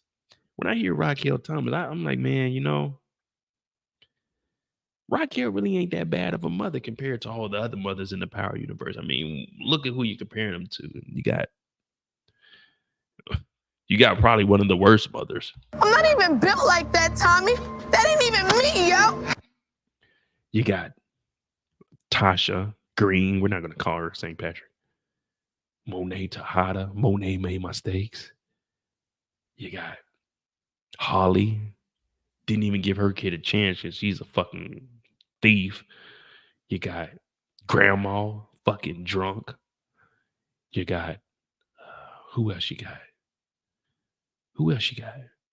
Oh, you got Lauren Baldwin's parents who just allowed her kid to be a witness and to faked her death. Come on, who else you got? Oh, you got Zeke's mama. I knew you was gonna let that nigga in. Tariq, we raised you better than that, Diana. Man, you got all these bad mothers. Now, Raquel Thomas, can I really say she's a bad mother? I mean, look at all she's been through. She was abused. She's been in the dope game, High Post, Def Con, Vernon, Howard, now Unique. When will it stop? Her mother left her. So we got to take a step back, and people that come over here and say, Mo, you be hating on Rock. I don't hate on Rock. I don't. I love Rock. I can't tell no lie on Rock. Y'all know I can't tell no lie on Rock. Now, if I'm telling somebody else's story, then I got to tell the truth about Rock. But when we telling the truth about Rock, we got to tell the truth about Rock. Right now, we telling the truth about Rock because nobody break down a movie like Mo break down a movie. Because Mo break down a movie how a movie's supposed to be broken down. So when people come over here and they hurt my feelings, because I have feelings also. I know y'all may think I don't care, but I do. When people say, shut the fuck up to me, I'm like, damn, I'm gonna shut the fuck up. But as soon as they ain't looking, I'm gonna get to talking. When they say Mo ain't top 10, I say, okay, I ain't top 10. But as soon as they stop talking, nigga, I'm top 10. My channel ain't doing the numbers that it used to do, but I don't give a fuck. I'm still gonna get on here and talk for 5-6 hours because this is what I do. I know y'all may think I don't care, but I care. We all care. Deep down inside, we do. And when I talk about Rock, I'm passionate about it. So when I seen Rock in here with Unique, I ain't gonna lie to you. My fists were balled up like Arthur. I balled my fist. I said, man, ain't no way she's supposed to be with him, man. He ain't gonna treat her right. He just some nigga from the street. Yeah, I'm hating. But that's because I care. People think that hating is a bad thing. I'm hating because I care. No, I don't want her with Unique. I don't want her with Howard. I don't want her with Defcon. I don't want her with any of these. I want her with me. I think what me and Rock could do is special. Imagine me and Rock getting together and I'm taking her out the dope game. I'm showing her things she ain't never experienced. You see what I'm saying? She ain't never shopped at Ross. She ain't never been at TJ Maxx. She's Gucci, Versace. I'm trying to get her some F.O. Sache. I'm trying to show her things that she talking about replacing doors that got shot out with sliding doors. I'm trying to show her, listen, it ain't all about the money, Rock. It ain't. See, you have what a lot of people won't. You have that divine ability to be out there, go out there and get it. Like 2 Chainz said, you ride around and you can get it. You could be something. Let's take some of that money. Let's buy a salon. Let's do something. Let's get out of the city. We don't need to be in the game. If you really want to leave, hold my hand. Take my hand. Let me lead you to a better place. See, that's why when you guys hear me talking about Rock the way I do, when we're not telling her stories, because I'm passionate about Rock. And deep down inside, I love Rock. And I just don't understand why she's living this way. Now, the reason I call her a fraud and call out all the nonsense she's doing is because she don't need to live this way. She ain't called a street body because she don't need to live this way. And she knows she doesn't. She deserves better. But it's the niggas around her. Yes, I said niggas. See, I'm a man. These are niggas around her. The niggas around her are dragging her down. Her mind and judgment is clouded. She's with Unique, and Unique is talking about whooping young Kanan. Young Kanan is 15, 16 years old. He don't need no whooping. He just needs a man in his life that's going to tell him that the dope game ain't the way he needs to be in. But Raquel can't do it because it's hard for a mother to raise a child on her own, especially a little boy. That's why Kanan is into all this shit, because she's trying her damnedest, but her baby father is a pedo that's a cop. So Raquel's life is tough, and I'm trying to tell you guys that, and y'all keep calling me a hater, but I'm trying to tell you, listen. Raquel deserves nothing but the finest, and I'm trying to be the one to give her that, but I can't because the niggas around her. Unique ain't doing nothing but running game. I call him the cleanest, grimiest guy I know. People say he ain't grimy. Where I'm from, grimy is like a nigga that's trying to get it. You know what I mean? So grimy nigga, he's gonna do whatever it takes to get what he gotta get. We've already seen Unique pull the play to get with Sal to get to Jersey to backdoor Rock after he didn't rob the motherfucking bodega. I'm trying to tell her, listen, baby, fall back from all that. All I want to do is lead. Everybody say, a man should lead. I'm trying to lead, but I can't lead because she's fucking with niggas. Capital N, little I, big G's, little A, S, niggas. You hear what I'm saying? Niggas. She got niggas in her corner. Raquel ain't got a chance. We talking about Kanan having a hard time and Kanan never getting a chance. We never actually took a step back, and from the outside looking in, it looks like life is sweet, but really deep down inside, Raquel has been traumatized She had a junkie older brother, allegedly. My favorite character, Marvin. Now, I ain't seen no paperwork for him being a junkie, so I ain't gonna say he was a junkie. I ain't seen him be no junkie, so I ain't gonna say he no junkie. But Raquel has been going through it since she was 13, 14 years old. Can we really blame her for telling the police shit? Can we really blame her for being an informant? She didn't know no better. She was a kid. She was innocent. And Howard took that innocence. And now here we are today, sleeping with Unique. Man, y'all better be glad we off the clock because this is about to get deep here. I'm about to tell you the whole truth. The whole truth. They hit me up and said, Mo, listen, we just want you to be real. We turned the clock off. We just want you to be real. And I said, all right, that's all I can do. That's all I can do. Now, Raquel Thomas, at this point, we're seeing her hook up with Unique and people are saying, hey, could it be a power couple? I'm saying no. This right here is just a safety net. Raquel sees safety in Unique. Now, to play devil's advocate, we are going to be talking about Unique and Stefano while this is going on. From Unique's perspective, Unique is playing the game. Rock, please close your ears. Unique is playing the game like me. If Mo was a street nigga, hear me out. If Mo was a street nigga, Mo would be like Unique. That's one reason why when Mo talks about Raquel, he hates on Unique because he sees himself in Unique. Pause that, but you know what I mean. Unique ain't doing nothing that Mo wouldn't do. Monday mistakes. Mo just broke down everything that Unique is doing. He said he was going to do that, and y'all laughed at him. But I didn't hear one person say that, hey, Unique is simping.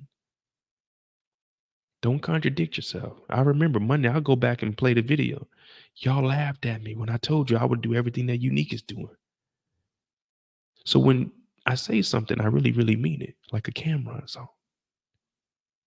Unique ain't doing nothing that Mo wouldn't have done. Because if Mo was a street nigga and Mo was messing with a street chick, Mo knows the buttons to press. But Mo don't play in the streets no more. Mo too old for that. I got a bad back, bad hip, bad ankles. It ain't gonna be good for me. Well, while all this is going on, everybody's playing each other. You got to be on your A game. Because right through that back door, they kicking in that motherfucker. And one thing you can never do is be unprepared for a situation. Someone kicked through this door right now. You know what I'm doing? I ain't got no Thule on me because I can't have a gun in Germany. But what I'm going to do is as soon as I hear that door kick open, I'm going to drink this shit and I'm going to throw it at their face. They're going, ah! Then what I'm going to do is I'm going to get up. I'm going to spin around. Press the you can run but can't hide button. Y'all going to hear that music and you just going to hear me whooping the nigga ass. Bah, bah, bah, bah. Then you're going to see me toss some bodies. Going to go across the screen. Boom. But see, that's because I'm prepared for that situation. They not prepared for that. They not prepared for that. They not. I keep my hand on my gun because they got me on the run. They ain't prepared for that. They ain't here. There'll be some love making, soul taking, heartbreaking love. That's what they doing, not me. Not me. Remember I told you? I run that bad water. I always told you I had that thing on that hip, didn't I? Oh, wait a minute, Mo. You knew what you was talking about before it happened, didn't you? Yeah. Because if Mo was a street nigga, Mo would be moving like Unique, but only Mo would be prepared. See, I know that she's into shit. I'm not about to be over here butt naked. Butt naked mean without that Thule. You see what I'm saying? Because when they show up, you got to be prepared. It ain't nothing worse than getting caught with your pants down. Imagine getting kidnapped in just a white beater in your drawers. White beater and drawers got to be the most embarrassing thing ever. Got to be the most embarrassing thing ever. I ain't never been kidnapped. But I can imagine being kidnapped in just a white beater and drawers. Got to be. You cold as a motherfucker. But there's one thing I'm going to point out because during this kidnapping, I don't know if any of y'all peeped it. or not. So I have to ask this question. What were they wearing in the kitchen? What were they wearing in the kitchen?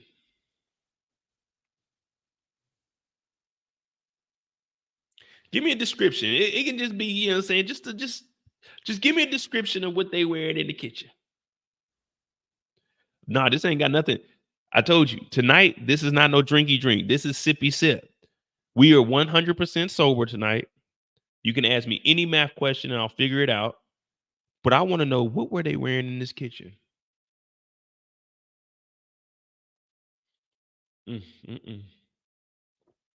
What were they wearing in the kitchen?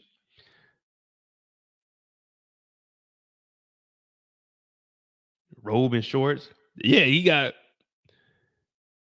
that afterglow. They got that stank on them. You know what I'm saying? That stank on you. Bombs over Baghdad. Don't pull that thing out unless you came to bang. Bombs over Baghdad. All right. They in robe. They in they drawers. But let me ask you this. Are these the most nicest kidnappers ever? Yes or no? I want to know, are these the nicest kidnappers ever? Yes or no?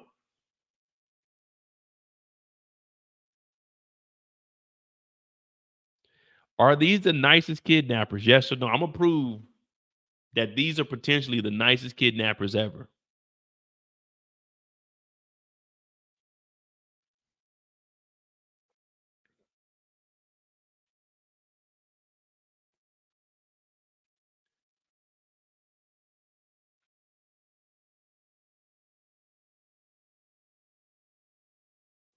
What makes them the nicest, Ruthie? What makes these kidnappers, the mob, the nicest kidnappers we've ever seen?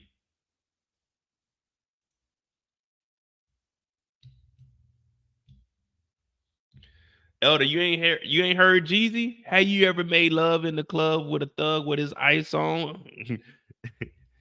8711 jeans? Yeah, man, you got to keep the chain on. Nah. What the?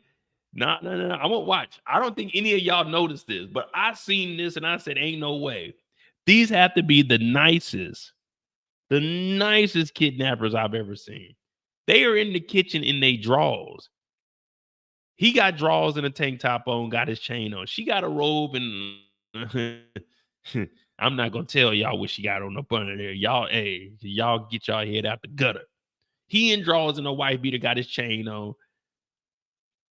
Exactly, Candy. This nigga Unique. They let this nigga Unique put his goddamn Air Force Ones on, bro. Did y'all see that? Look at this.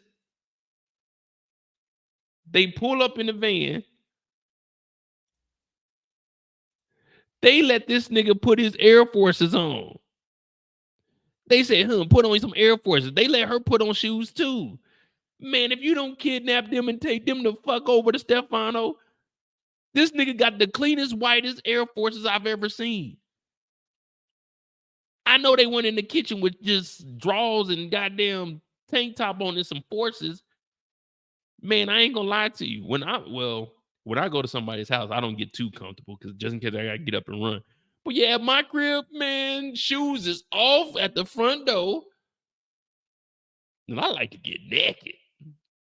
Don't use your imagination. My body is terrible. But I like to get comfortable. Put it like that. I'm not walking around the crib in my drawers and some wife beaters on. In some socks and some motherfucking shoes. Oh no, I'm over there getting it. I'm getting it. I'm on that kitchen floor slipping. You know what I'm saying? I don't need no grip, baby. I'll figure it out. I'm coming out them socks. I'm gripping. My toes is on the ground. I be in that, boy. They let these niggas put their shoes on. This nigga put the shoes on and didn't crease them. Man. Don't let me be a kidnapper in the motherfucking movie. Not in real life, y'all. We talking about, if I'm a kidnapper, man, I'm pistol whipping niggas. Man, you think Unique about to make it over here with some Air Forces? Man, he about to have a big boot on the front of that motherfucker. He might not even have shoes. He ain't even gonna have shoes with me. I'm dragging that nigga out in socks. That nigga ain't gonna have no white beater on. Man, ain't nobody making it out of here. They let this nigga put his shoes on. He tightened them up so they wouldn't fall off. Hell no. I would have came with that motherfucker. All right. Get your bitch asses down. Pistol whipping niggas. Pink. Knocking niggas out. I might have shot one in the air just because. Pop, pop, pop.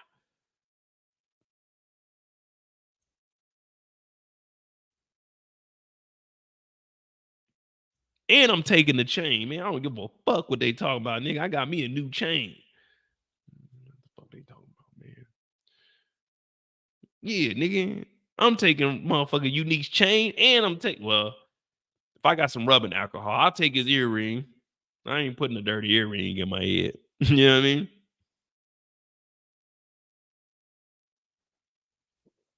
Exactly, Elder. The socks were all fully extended. Hell no, man. If we doing the picking up and bagging, man, it's about to be a fight. Shirt ripped like Hulk Hogan. Oh yeah, man, ain't no getting out of here. But now we get to the good part. Now we get to the good part. Some jokey jokes. Oh, look at Raquel. Mm.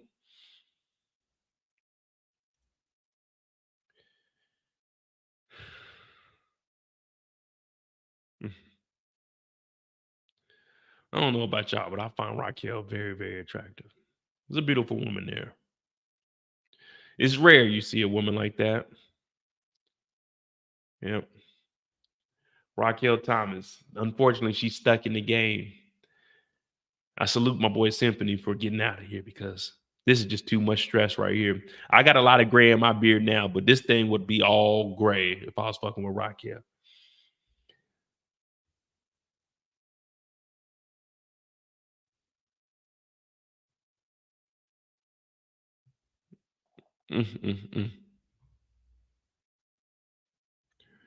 Well, Stefano's like, man, who the hell is this nigga over here? They whoop it. See, you see what they doing to Unique right now? This is what they were supposed to do to Unique in the house. This is what they were supposed to do in the house. Listen, you go in there, you don't ask no questions. Said I would be bald and gray, messing with Rod. Oh yeah, definitely. Definitely. I don't know. I'm trying to hang on my hair as long as possible, man. It's slowly but surely fading away, but I'm trying to hang on to my hair as long as possible. But I ain't trying to go out like Unique, though. Or should I say Mr. Unusual. Now, Rock is standing up for Unique and saying he ain't got nothing to do with this. Mr. Unusual is calling him Mr. Linguini, and they're just going at it. Now, I will say, I did mention that on Monday Mistakes. Anybody with the name of Unique, I'm not fucking with. And it was kind of coincidence that he said that too. Like, if anybody's name is Unique, that's not a nickname. Like, what is unique about you to make your name unique? That's what I want to know.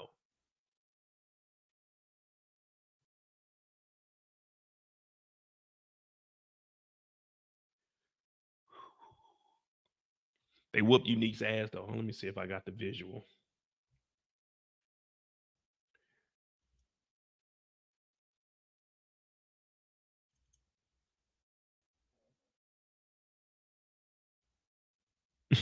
Look, they let her put on some slippers.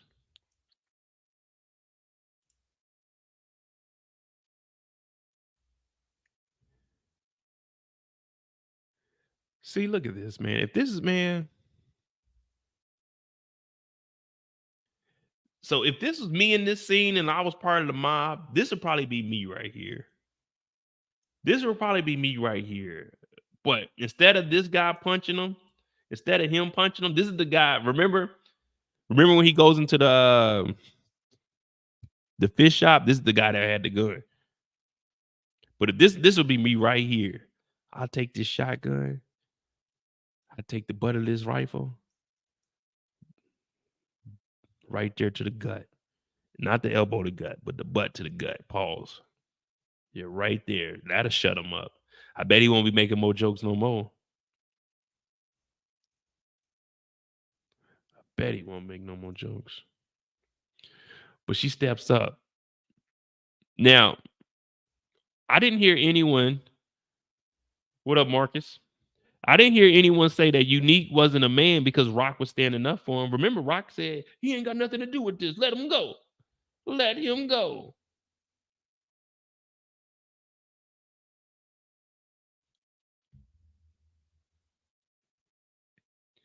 Let him go. He ain't got nothing to do with this. Hey, real talk.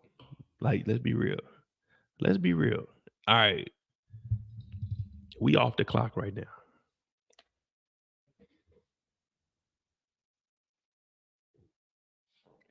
Imagine you're unique. Imagine you're unique and y'all just got kidnapped. You tied up.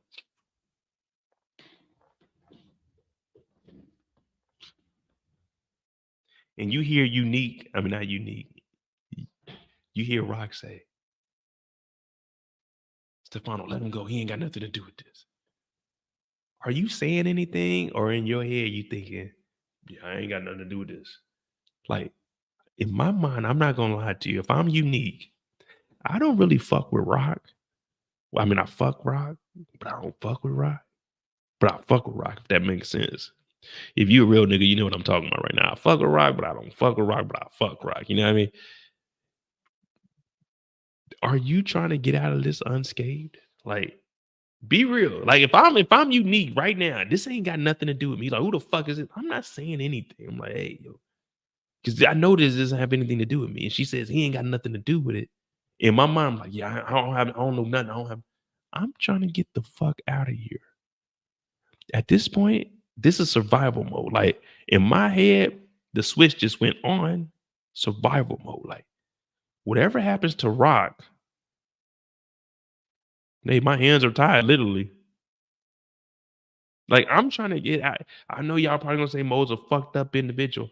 I'm trying to get home to my baby mama and my kid. I'm not trying to be in here with Rock. I ain't got nothing to do with y'all and what the hell y'all got going on. I'm trying to get to the crib. I told y'all I love my baby mama. I'll never let her go. You know what I mean? I love my baby mama. Why? I don't even know why I'm over here with Rock. I'm trying to get the fuck out of here.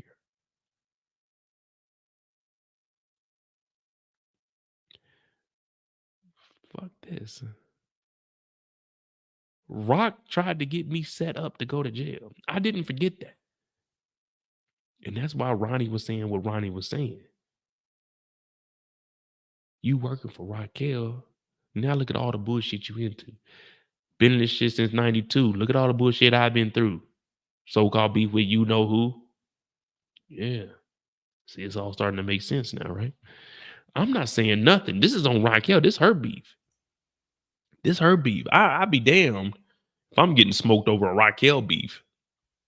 Now, as far as Raquel goes, I love Raquel. But now we get the rundown of what's actually going on. So if it ain't one thing, it's another.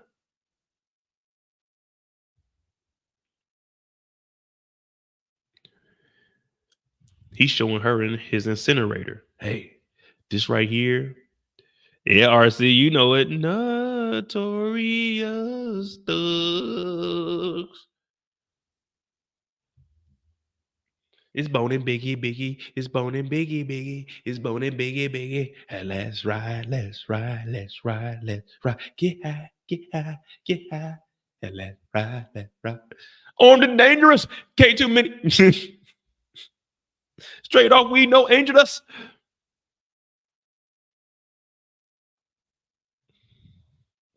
I wish we could play music on YouTube. That would have been a good song to play right now. Notorious. But he's like, listen. In the mob, unlike niggas, we have rules. We have standards. We have guidelines that we have to follow. And I was talking about this on the Monday Mistakes. I was wondering if they were going to at least implement the 5 families. Because, you know, there's more than one mob that runs New York. Now, you got one family that's bigger than all the others, but all the families are in agreement to how they move. Now, Sal Bossellini, he's a made man. He's just in Jersey. Now, the families in New York, they're the bigger ones, but they still respect Sal to the same level as him. But as far as respect goes, he's like a notch up under him. So he's saying that they can't kill another mob boss unless you get approval from all the other families. But he's not going to be able to get that approval. But as Raquel was telling Marvin during his story, there's a loophole. if someone else kills him, then it won't trace back to anybody. So Stefano was saying, you kill Sal, we'll cancel that problem out because Sal has already been fucking up. Remember, Sal was supposed to clean up everything that Raquel did. That's what happened in season 2 when we first got introduced to Stefano. He was basically giving Sal the green light to come to New York and do what he had to do. But instead, he failed, made the block hot. The FBI is here. And that's why we have what you see to my right, the RICO board.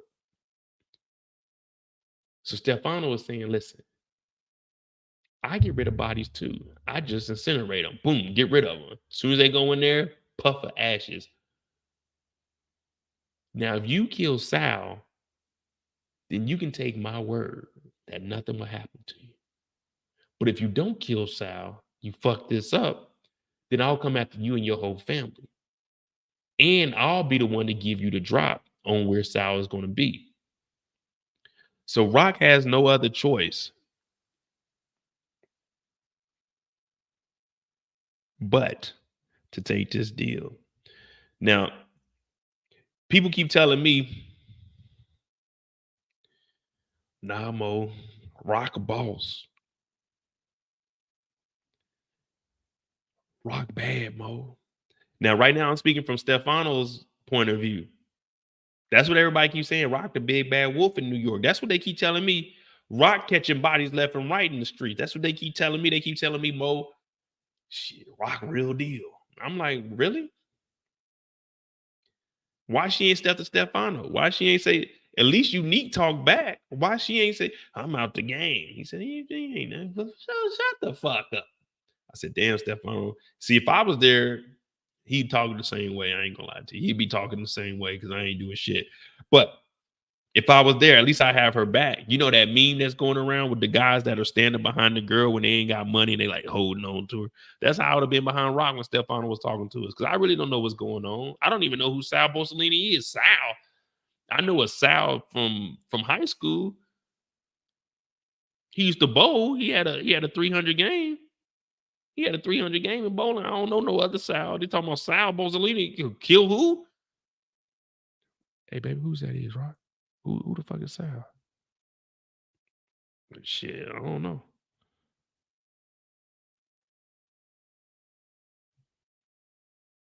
I don't know. If you were standing next to Rock right now, are you speaking up for Rock or are you just letting this play go down? Like, what y'all doing?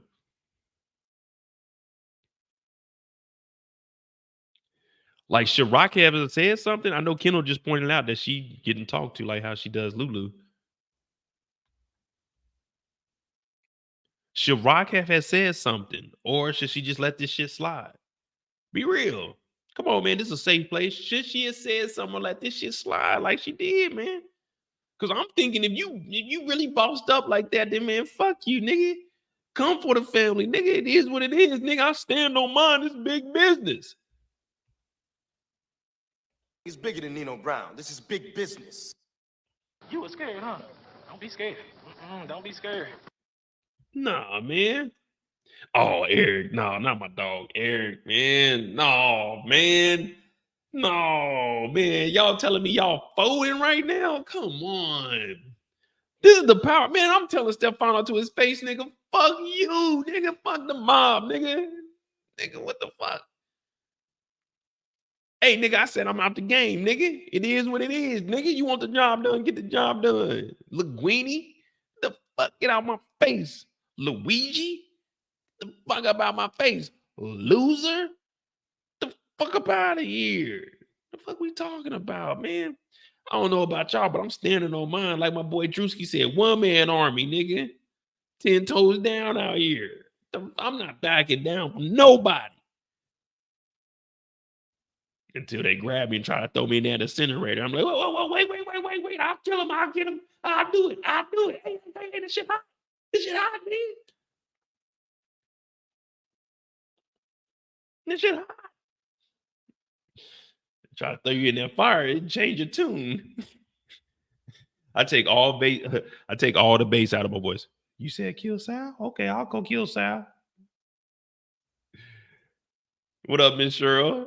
Rick said they would have threw your ass in that fire. Hey, Rick, I was already thinking that. I was like, wait a minute, they might throw me in this fire. And I never mind. Never mind. I'm all right. Well, you said kill Sal. Okay. What time? Look, I got the notepad out. You say he gonna be where? Okay. We'll get that. Man, I'm doing. Hey, real talk. I'm doing just like Sal. You see what I mean? There's levels to this. There's levels to this shit when you in the game. Sal looked the feds in the eye. I don't know what the fuck you niggas is talking about. I own a bowling alley, nigga. I don't know nothing. Sir, there is a bounty on your head.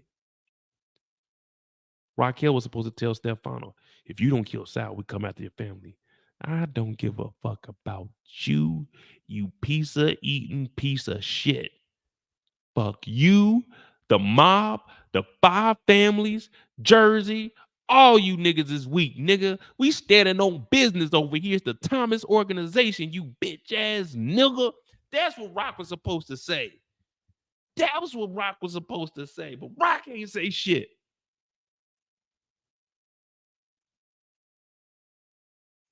Rock ain't say nothing. Rock ain't do nothing but go home and tell Marvin, hey, you gotta go kill Sal. What? I gotta kill Sal.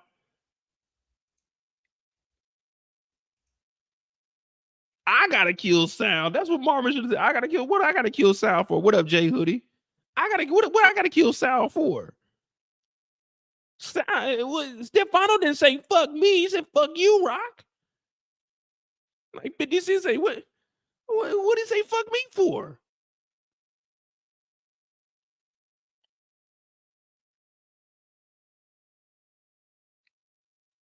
Raquel talking about, yeah, we gotta go ahead. What she say? Don't fuck this one up, Marvin.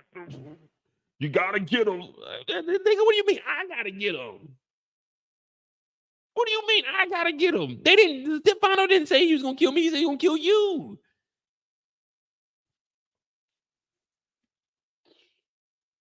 I'm just saying though, Marvin, if you don't kill Sal, they gonna come after all of us. No. He didn't say he was coming after all of us. He said he was coming after you and Kanan. Well, he said you and Kanan, your family, not me.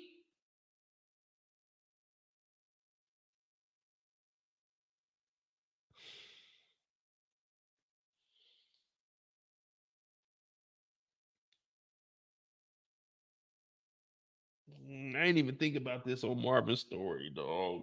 Why I gotta do it, man? Why I gotta do it? Marvin, don't you miss on this one.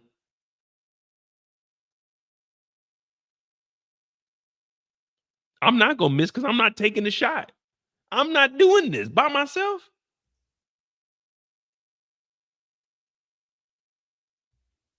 Fuck that. I ain't doing it. Now, seeing Eric say the feds knew about the hit. Stefano got a rat. Nah.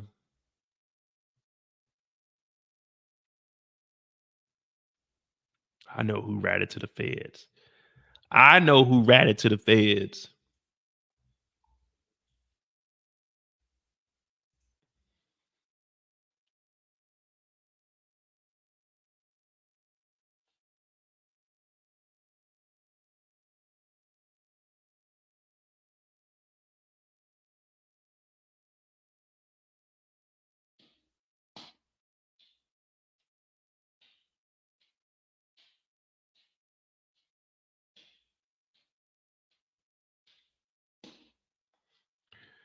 I know who ratted to the feds.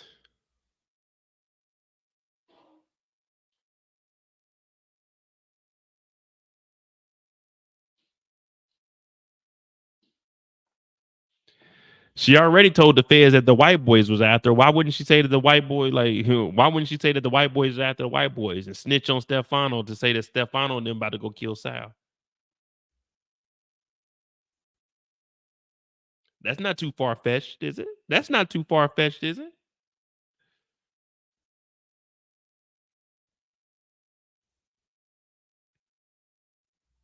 Now, we already know what happened with this because we broke this down during the week. But Unique shows up, Mr. Unusual and Mr. Linguini, they have that conversation. They have a conversation about what's next. But you remember that the place might potentially be bugged. So the place might be bugged, and Unique is trying to make a way into the game. Raquel is trying to get out of the game. But we know this is the Power Universe, and you can't get out of the game. I got to get that sound bite. You can't win. You can't get out of the game. Yeah, I'm going to put that on here tomorrow. Yeah, Elder, that's Demo that's driving. So Unique shows up over here, and he's basically trying to get Stefano to understand, like, hey, let's continue to do business with each other. And let's make some shit happen. Let's get this thing, the show on the road. Well, if Brock is going to be out the game, he's like, all right, we can do that. Sal's at the house. He's scared. But one thing about Sal, we already know he done told the feds straight up, man, I ain't telling on nobody.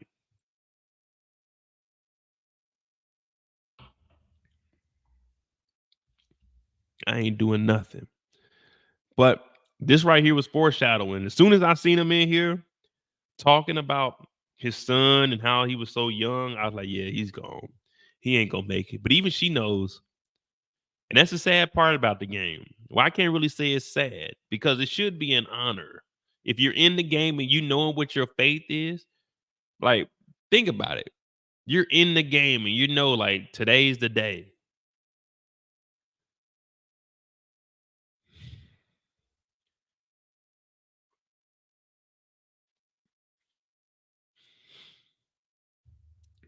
I'm gonna tell y'all something. If I'm Sal right now in this moment,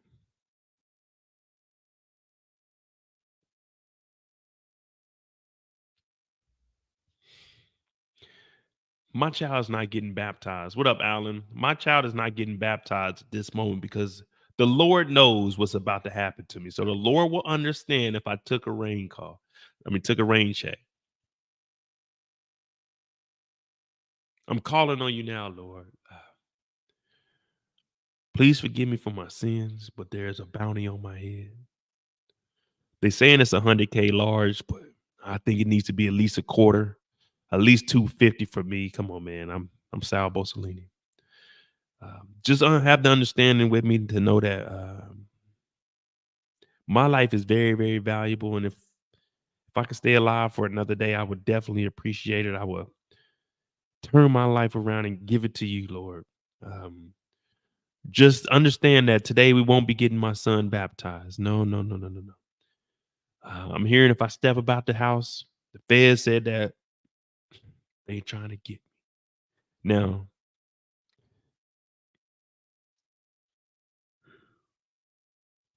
I said I wasn't going to cry here, but if the feds know that there's a bounty on my head, they should at least follow me around, even if I'm not in protective custody. They should at least be in the vicinity. But knowing that I'm in the mob, they won't be. Lord, just ask you for your forgiveness. But we will not be baptizing my son today.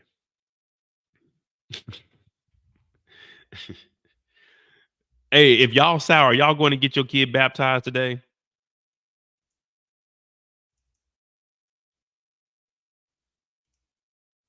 And we pull up on Juliana and Walkwan. She pulled up in that Versace. And I was like, that's nice right there.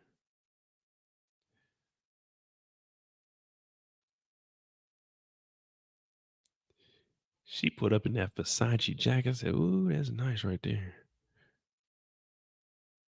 She said, ain't gonna happen. Remember when Nunu, they was at the swimming pool? And old boy tried to holler at Nunu. She said, ain't gonna happen. That's the same thing Rock did. When he tried to pat her down and look in that purse, she said, ain't gonna happen. I would have said, hell yeah, it would have. Hell yeah, it would have. Y'all patting Rock down? Well, not patting her down, because you could tell the way them pants is fitting. Ain't nothing in there. Is that a pistol in your pants, or you just happy to see me? Pause. Nah, this is form fitting right here. She ain't got nothing on the hip. Now, she might have something in the boot, because you know Raquel rock around with them boots. She got a little deuce in that motherfucker. But yeah, she pull up. She pull up to the real plug, because remember, Raquel worked for Walk and Juliana. And she speak a little Spanish.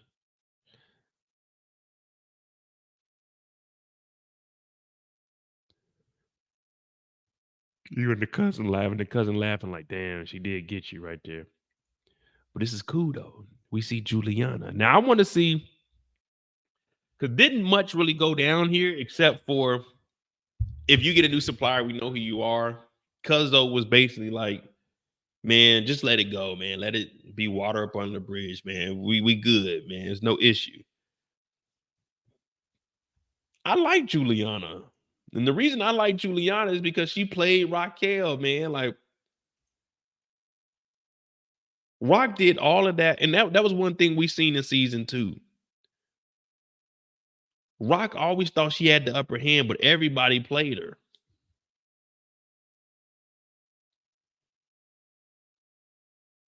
I will say this is the fastest boss up I've seen in a TV show, though.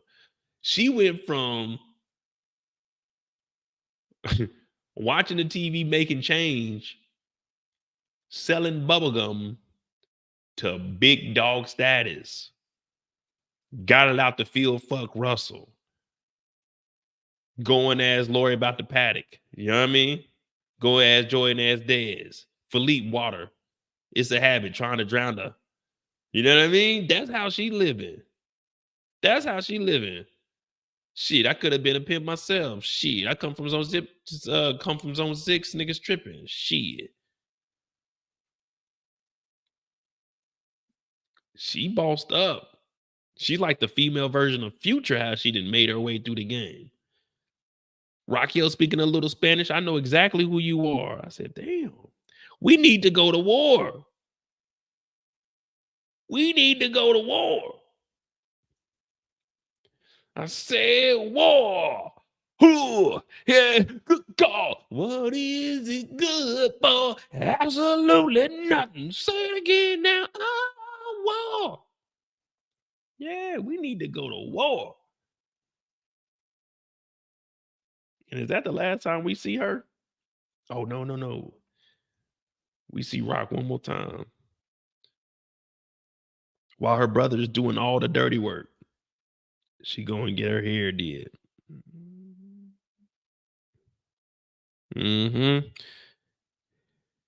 She go and get her hair did. Ugh. Well, if I was born in the 90s, I wouldn't even mind paying to get a girl's hair done. You get your hair done in the 90s for like $30. I'll be damned if I'm paying for some hair to get done nowadays. I ain't got that kind of money. Hell, I hate paying the 40 for my haircut.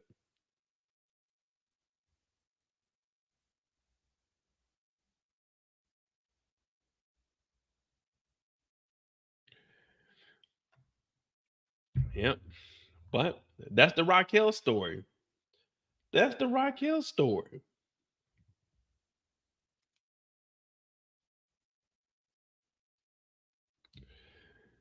Damn.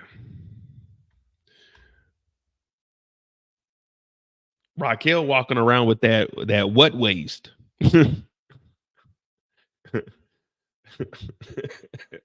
What waist? All right, man. All right, that's Rock's story, man. Was this hit necessary? I mean, I know it was necessary, but was it necessary for Rock's survival? Like, because we know the feds is watching. The feds are gonna be all over this. Somebody's gonna give word that it was a Negro doing the shooting.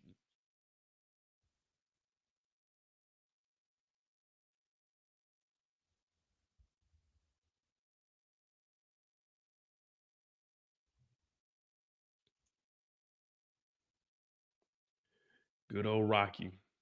All right. We got Young Kanan and we up out of here. 4 hours. Hit that like button. Hit that subscribe button. You know what I mean? We got Kanan's story. Yeah, they got all the trivia very, very early tonight, Kendall. They got the trivia early tonight, but I gave all easy ones, though. It was all easy tonight, man. It wasn't no, you know what I mean? I could have used this accountant right here. I was going to use the Southside shopping plaza, but I didn't.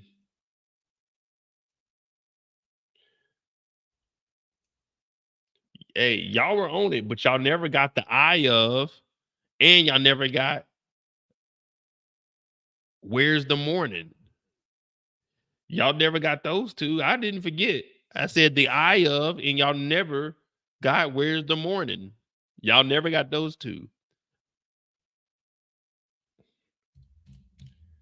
They're great. Yeah, y'all never got those two. I ain't forget. Y'all got the Folgers in your cup. What's the best part of the morning? Folgers in your cup.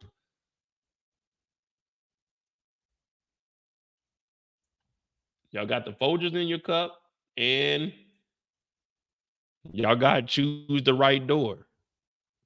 Door 31. But y'all didn't get where's the morning and the eye of.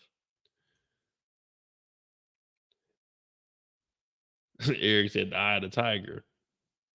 Yeah, well, what is the eye of the tiger?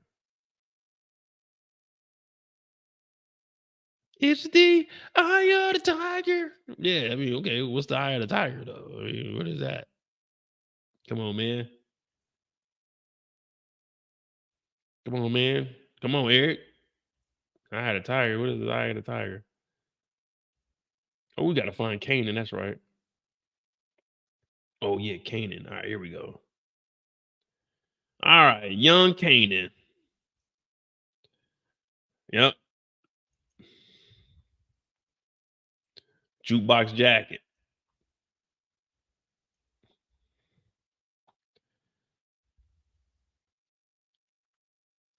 Got jukebox jacket. Yeah, that was the eye of the tiger. Yeah, but y'all didn't answer. Where's the morning though? That's the easy one.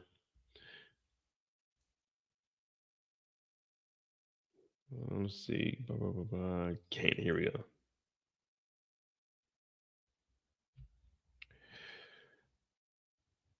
Hey, y'all was right though. Look at Famous's crib. It is cleaner than Lulu's. It definitely is cleaner than Lulu's.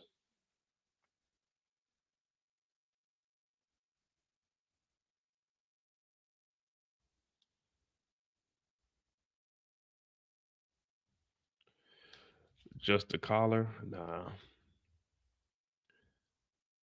Where's the morning?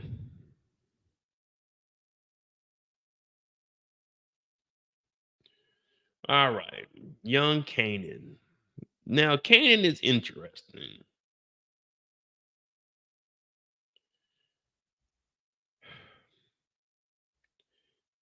We're starting to see young Kanan develop into young Kanan. They need to make some money. Rent is due. Now, there's nothing wrong with rent being due as long as you can pay that rent. My rent's due on the 1st, but I got till the 3rd to pay it, but I pay it on the 29th, so it'll hit the account by the 1st.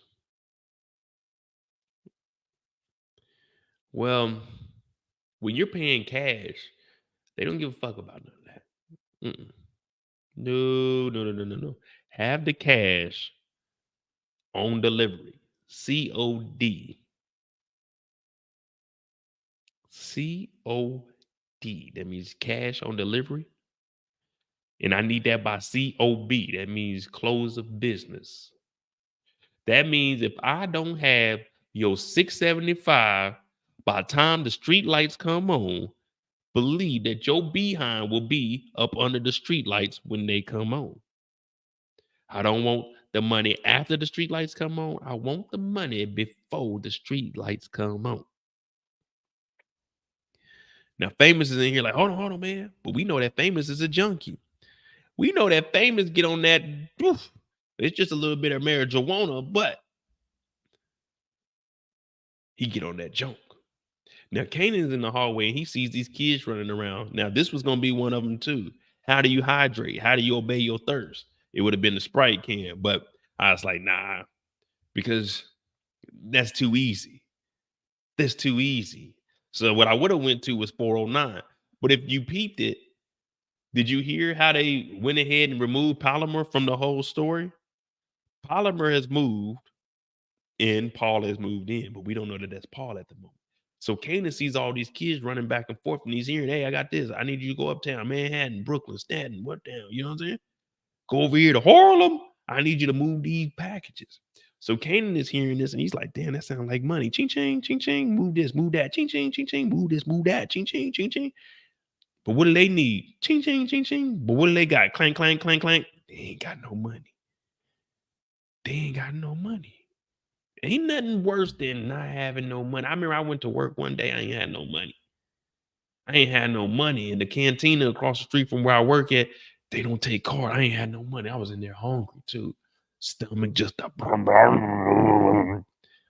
I just want a little bit of breakfast. Kanan's breakfast is a can of Sprite. So he goes around the corner to see what all the commotion and ruckus is about. We see a dude in the hallway smoking a cigarette. Kanan's looking like, damn, all right. I got to figure out what's really going on over there. What's really hood? Now, Paul sees him, and Paul he's a businessman. Is he extorting these kids? No. $60 in a day back in 1992, that ain't bad. That ain't bad. $60 a day? Hell, I know people making like $100 a day. Now, if I can make $100 a day, what's that, $3,000 a month?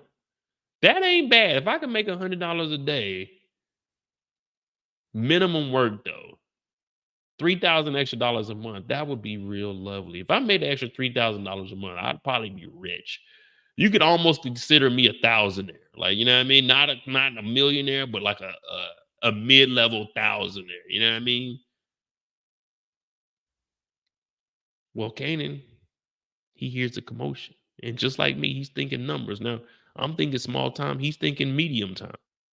But the difference is he has to really get out here and get it. That's what's going to push him and drive him even harder, pause, than it would push me.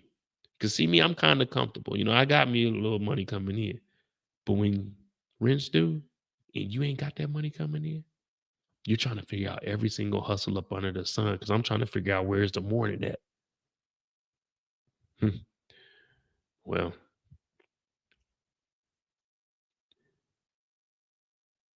it ain't no morning over here. Ain't no sunshine when she's gone. Yeah, it ain't no sunshine over here when rent's due and you ain't got it. You ain't got it.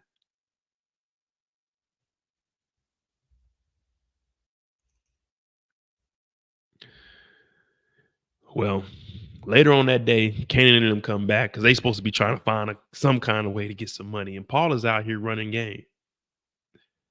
Paul is like, all right, who wants this? Who needs to go over here? Who gonna do this? He's like, man, nah, I ain't going over there because they don't let us drink out the water fountain. Now, Paul, he's a white guy, so he really wouldn't understand. But what Paul is also saying is, nigga, no offense, drink that water before you go and don't worry about drinking out that water fountain. That's how I live. You know what I mean? I'm like, man, fuck what they talking about. I got to do what I got to do. If you want to drop these packages off, go get money. Now, Kanan is like, how much money y'all make? He said about $60 a day. On a good day, you may make do 100 trips between everybody. Slow day, you know what I'm saying? But they pay cash. What's better than making cash money moolah? Nothing. It's under the table, undocumented, no taxes. It's beautiful. Oh, Lord. I used to pass out flyers when I lived in the A. A couple of hours, make $60. Yeah, you know, just a little bit of money on the side. Then I get to go out for free, you know what I'm saying? Then blow that $60, man. Blow that $60. But it wasn't my $60. For 2-3 hours worth of work, like $20 an hour, $30 an hour. Yeah, and I go out and just, you know, just some extra money to have in my pocket. But what Kanan is thinking is the bigger picture. And the bigger picture is make the work work. You remember the famous quote, make the money, don't let the money make you. Make your money work for you. Don't go to work to just make money. Go to work to make money and then take that money and make that money work for you. And right now, Kanan is thinking, if we can make some money off of selling weed, we can make some money by making some money.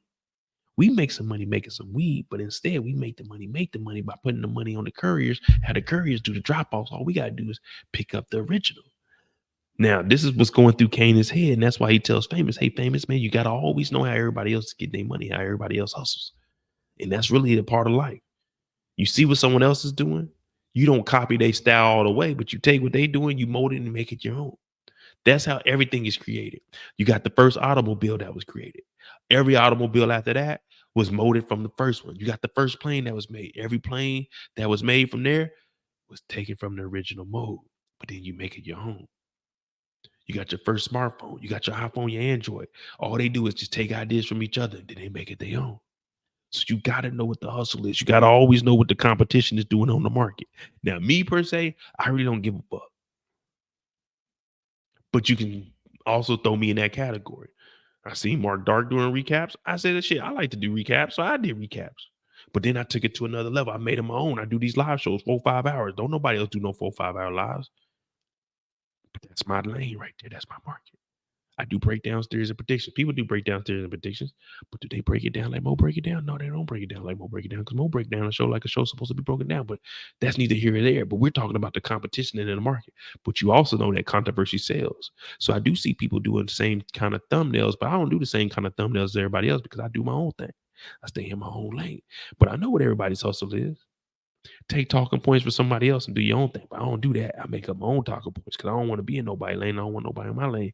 Because when I get in drive, I get in drive. I put that motherfucker in sport. Right now I'm in sport because I'm in story time. But I'm about to link that shit all the way back to Kanan, because Kanan, he ain't in sport mode right now. But guess what? He's about to be in sport mode because guess why? His mama about to bring over a Mustang. But guess why? Kanan doesn't want that Mustang because Kanan is in his own lane. He don't want to follow his mama's footsteps, just like Mo don't want to follow everybody else's footsteps. And Mo started doing lives, and now I see 19, 20, 45 motherfuckers doing live shows about the same shit. But I can't be mad because that's a part of the game. We know in the theme song that's called It's a Part of the Game. But wait a minute. Kanan tells his mama, I don't want your Mustang. If I want a car, it's a part of the game. I'll go get in the game and make my own money, because he knows the hustle that Paul is doing. And he's trying to apply his hustle to Paul's hustle and make that hustle. Oh shit, Mo, don't do it. Don't do it. Don't do it. It's just a Friday night. You might be talking a little bit too fast, a little too sweet. Pause that. But we off the clock right now. So I got time to just run y'all through the game because I know the game, because I played the game. I am the game. Uh-oh.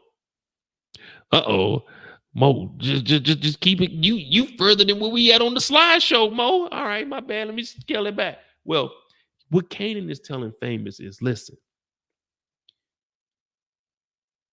don't be afraid to ask questions. When I don't know something, I ask a question. Hey, man, how you do that?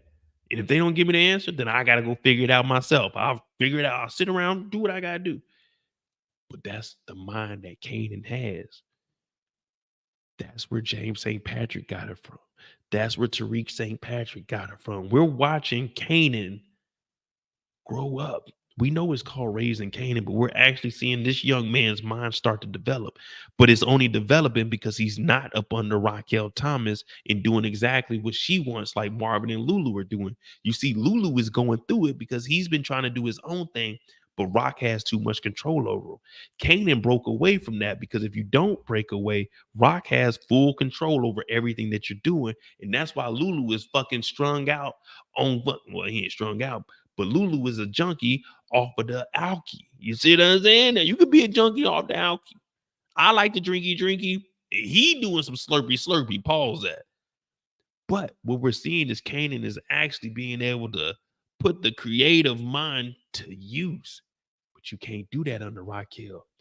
Who else is under mind control? Marvin. What did he do? We just talked about him catching bodies for Raquel nonstop. He can't go off and do his own thing. He doesn't have any hobbies. When he was in AA, what was he doing? He was doing an amazing job. But guess what? He got drawn back in. Kanan continues to tell Famous, I will not go back up under Rock. I don't want nothing from Rock. I ain't taking nothing from Rock. He's standing on business. He's standing on business. Now, I'd be standing on business, but a nigga like me would be standing on business in a motherfucking Mustang. Now, what I want you guys to peep is, why does Tommy drive a Mustang?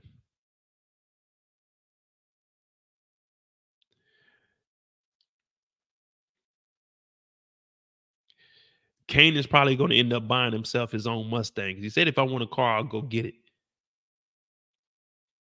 So Tommy and Ghost must have seen Kanan riding around in a Mustang. Not this one per se, but he's probably going to get a Mustang. Let's see what kind of car Kanan gets. If he gets like a 5.0, then it's like, okay, Tommy was really inspired by him.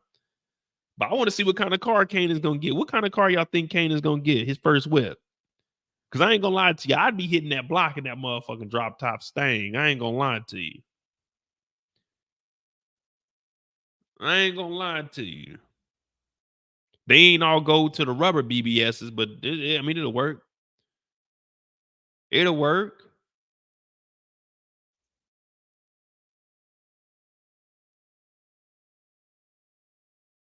It'll definitely work, though. Oh, shit. Hold on. Let me see something. When did...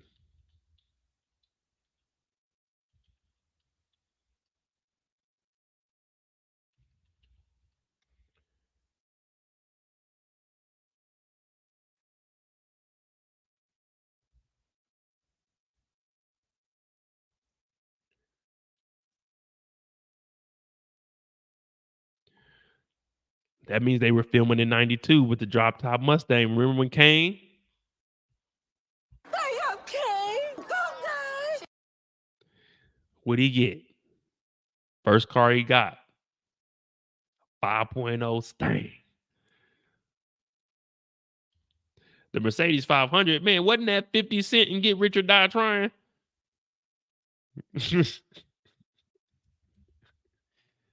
That would be cool. A little Benz though with a bucket hat. Yeah, mama pulled up with the whip. He said, nah, I ain't. We supposed to be boys. Man, I ain't your boy. United Colors of Bennington. That jacket cold. I ain't gonna lie to you. That jacket is cold as hell. But she tosses them the keys. They hop. Ooh, wee.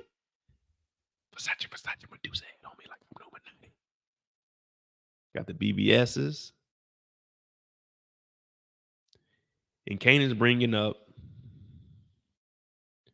Man, they saying that cop killed herself, man. Is that true? Shit, that's word on the street, Kanan. I can't confirm or deny, but that's word on the street, Kanan. But you don't have to worry about none of that. And she's trying to get in Kanan's head. She wants Kanan to know, like, hey, mama still loves you. Mama wants you to have this car. If you need anything, Kanan, let me know. But see, the thing about Kanan is he believes that his mama had something to do with Burke getting killed.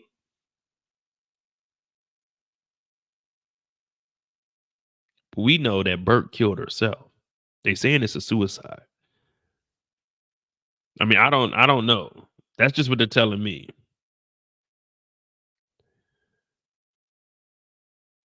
Kanan knew Rock was lying again. Facts.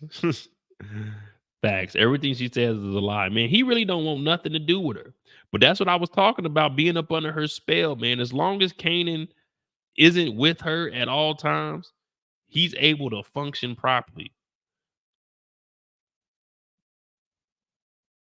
He's able to function properly. I'm going to have to give me something to eat in a minute. Jeez Louise. Should have told Kanan to go pull up and go get some, grab something. Then who got the Stingray back here? But Kanan hops out because he's tired of the bullshit. He doesn't want this Mustang. If he want a car, he will get a car.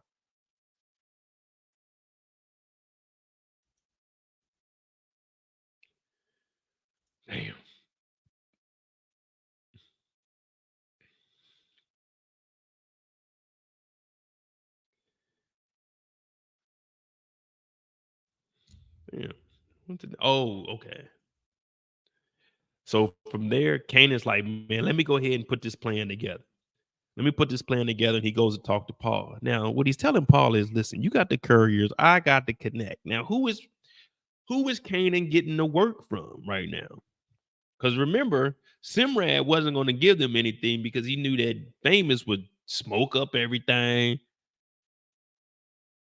So we still got to get introduced to Pops and Snaps. And we still got to see when Ronnie runs into him. So I'm trying to piece it together. With this business deal, Paul hasn't accepted it yet, but we can pretty much assume that it's going to happen next episode. So he's telling Paul, listen, I'll get you 25% of everything that is delivered. So let's say they make $10,000 a day. $2,500 goes to Paul plus a bonus. So let's just say that's another $500. So let's say $3,000 is going to Paul. Are we saying 10,000 a day, or are we going to go ahead and just be modest and say 10,000 a week? Or I say 7,500 a week. 7,500 a week is reasonable. Y'all say that starting off?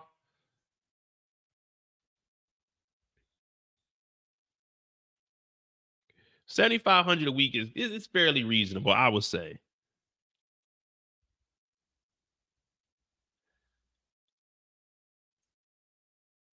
So 7,500 a week. That'll be what?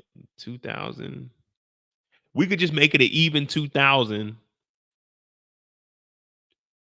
Yeah. Let's do that.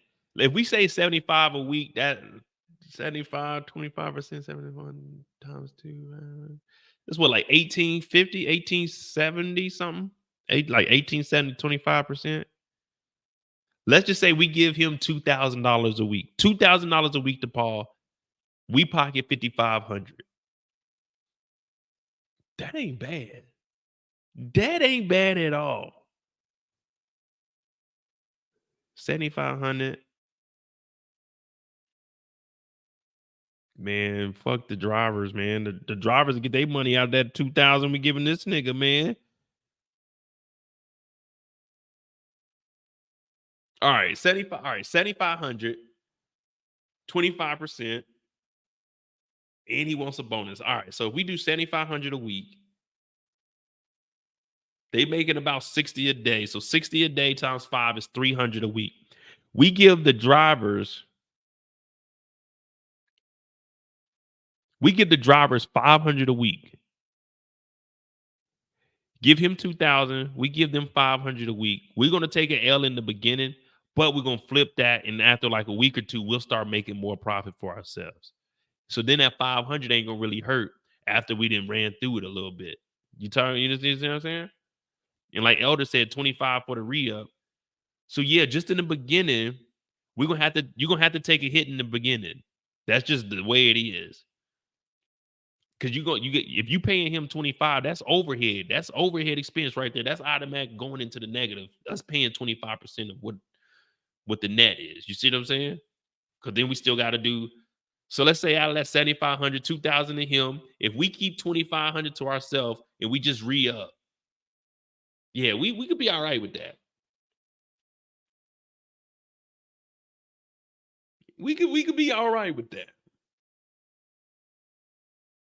Because think about it. If we can re-up in the middle of the week, say it don't take a week to get the whole pack off.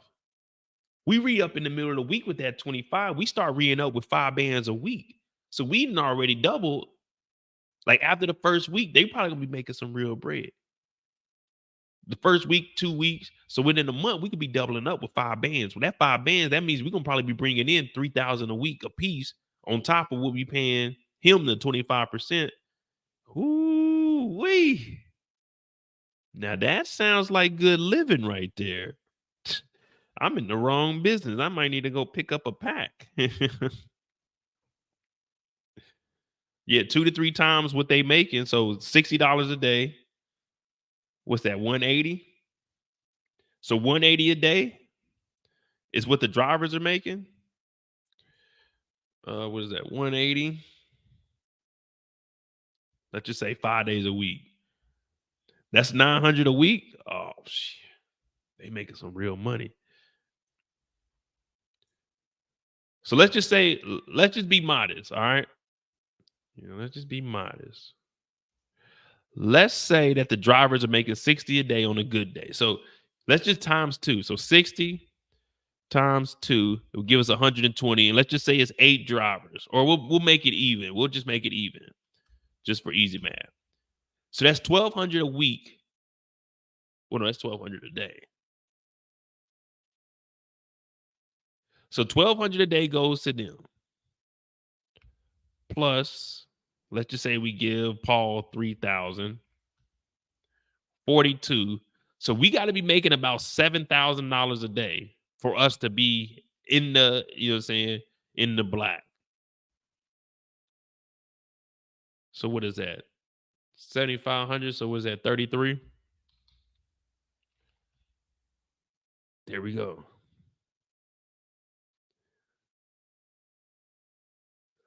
There we go. You got to look at your costs and how many drivers. Yeah, that's why I was just saying. If we just said that they were going to make 2 times what they were making, the $60 a day per person. If we just said it's 10 drivers at 120, that's $1,200 a day we'll be paying out. So we got to make at least $7,500 a day times 30. 200,000, 225,000 a month. 7,500 a day.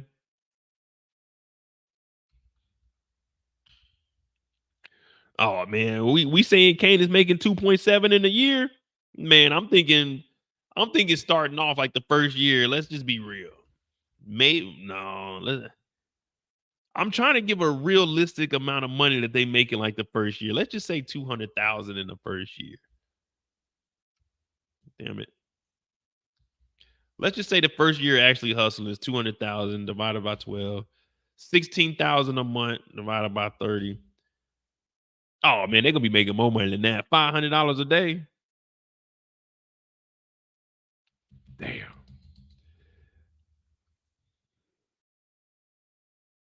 Yeah, they about to be making some money. I was trying to be modest with. They about to be making some money, y'all. They about to be making some money. I'm thinking at least.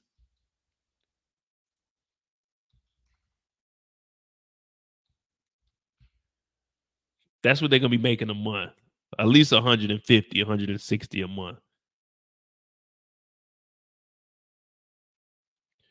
Minus, let's just say 30,000 for the drivers.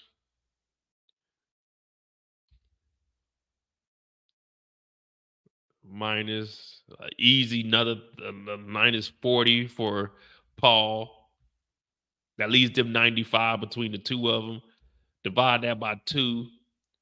Minus what the worker's going to be, at least 10,000. Well, we'll just say 15,000 a piece. Damn. All right, y'all. So we spend 30,000 on the drivers, 40,000 on Paul, 32,500 on the re-up. Nigga, we get the pocket like 40. Damn. Okay. Now we talking money. Now, hey, yeah, let's just do that. Let's just do that. 5,500 a day. That's what they're gonna be making. Zay, I gave this episode a 7. It's a good episode, but I gave it a 7. Like I say, man, I can't rate every episode a 9 or a 10 because that'll be like, come on, man, that'll be lying. That'd be lying because we've seen episodes in the OG Power that were 10, and this isn't like matching up to that. The storyline is good. I like the direction that they're going in, but it was a 7. It was a good episode. It wasn't a filler. It was a build up. But yeah, man, come on, this is the Power universe. People act like a 7 is bad. Like a 7 is great. We're grading. This isn't a Tubi scale. This is not a Tubi. This is the real deal scale. Like, come on, man. Like when I'm rating this compared to all the top dog shows, like The Wire and shit. You see what I'm saying? So that's why I got this at a 7. It's a great episode, though. I got the first episode of like an 8. I said like a 7.5 or 8. Yeah, man, they doing a good job with this. Once we get deeper into the season, once the story develops and we start seeing the wars, the Ricos, right now everything is just building up. You know what I mean? But that's good. Because I just broke down with seeing Kanan's mind actually develop, and now he's talking to Paul. We done ran the numbers. There's a potential huge upside for this outside of his mom's realm, where he can be the man in charge. And that's why we see Kanan after this. What's happening? He's walking out and he knows that Paul was thinking about it. Paul got the numbers running. Paul got the packs going back and forth. But when he sees Kanan, he's starting to think 25% on top plus a bonus, 2 to 3 times more money than what we're making now. And we just ran the numbers. You can potentially make $30,000 to $40,000 a month, and all you're doing is getting the work from Kanan. You're not actually putting your hands on it. The couriers are actually doing the drops off. Man, there is money to be made. Ain't nothing more important than the moolah. And that's young Kanan's story. That's young Kanan's story.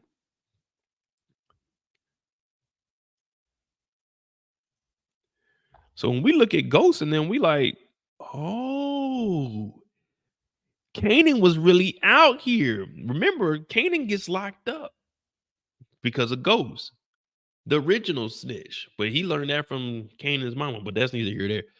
But we're starting to see that Kanan was really out here getting it. And that's what I want to see. That's how the story needs to develop.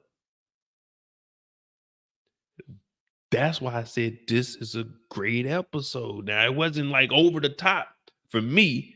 That's why I say it's like a 7. This is a great ass build up. The separation. Kanan's mind is fucking starting to develop. Lulu is starting to step away from his sister. You see what I'm saying? But they keep getting drugged back into that bullshit. So for me, this episode was definitely a 7. But a 7 is good. And there we go, man.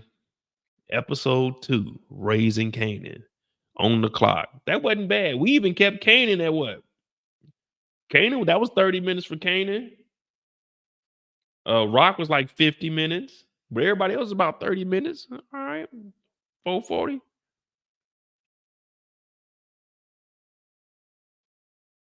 Cool. Cool. Yeah, man. I'm about to grab me something to eat, man. I didn't talk my ass off today. But we did have an ironing board. Shout out to Ronnie. You know what I mean? They said Ronnie was a little crazy, but I broke that down. Ronnie ain't crazy. Ronnie is just a man that got caught up in the system. Every 3 minutes and 39 seconds, we lose a brother to the streets. We know that 3 out of 10 niggas is real niggas. Mo is one of the real niggas. We trying to find the other 2. Kanan and Ronnie are the other 2 this episode. Kanan and Ronnie, the other 2, man. I put Marvin in there, but Marvin tripping, man. Rock got him out here doing the most wildest. Oh my God. Not my dog.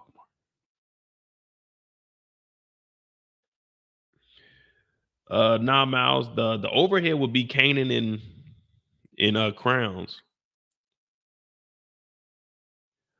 So how the plan is. So Kanan and Famous, they get the work. They bring the work and they give 25% of the proceeds to Paul because Paul already has the network of couriers who can drive around and get there. So Kanan and them will have to pay the drivers, and they're paying him 25% plus a bonus because he already had the drivers. You see what I'm saying?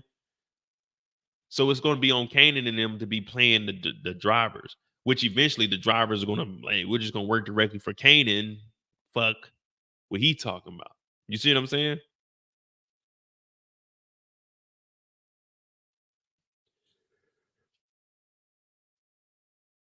So Kanan and Famous, they'll get the work, they'll pay the drivers, and they'll pay him the 25% plus a bonus.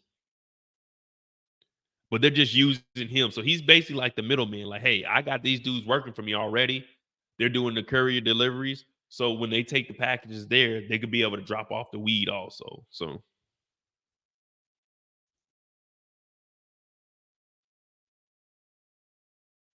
But yeah, man, this show, hey, they did their thing, man. I ain't gonna lie to you. They did their thing.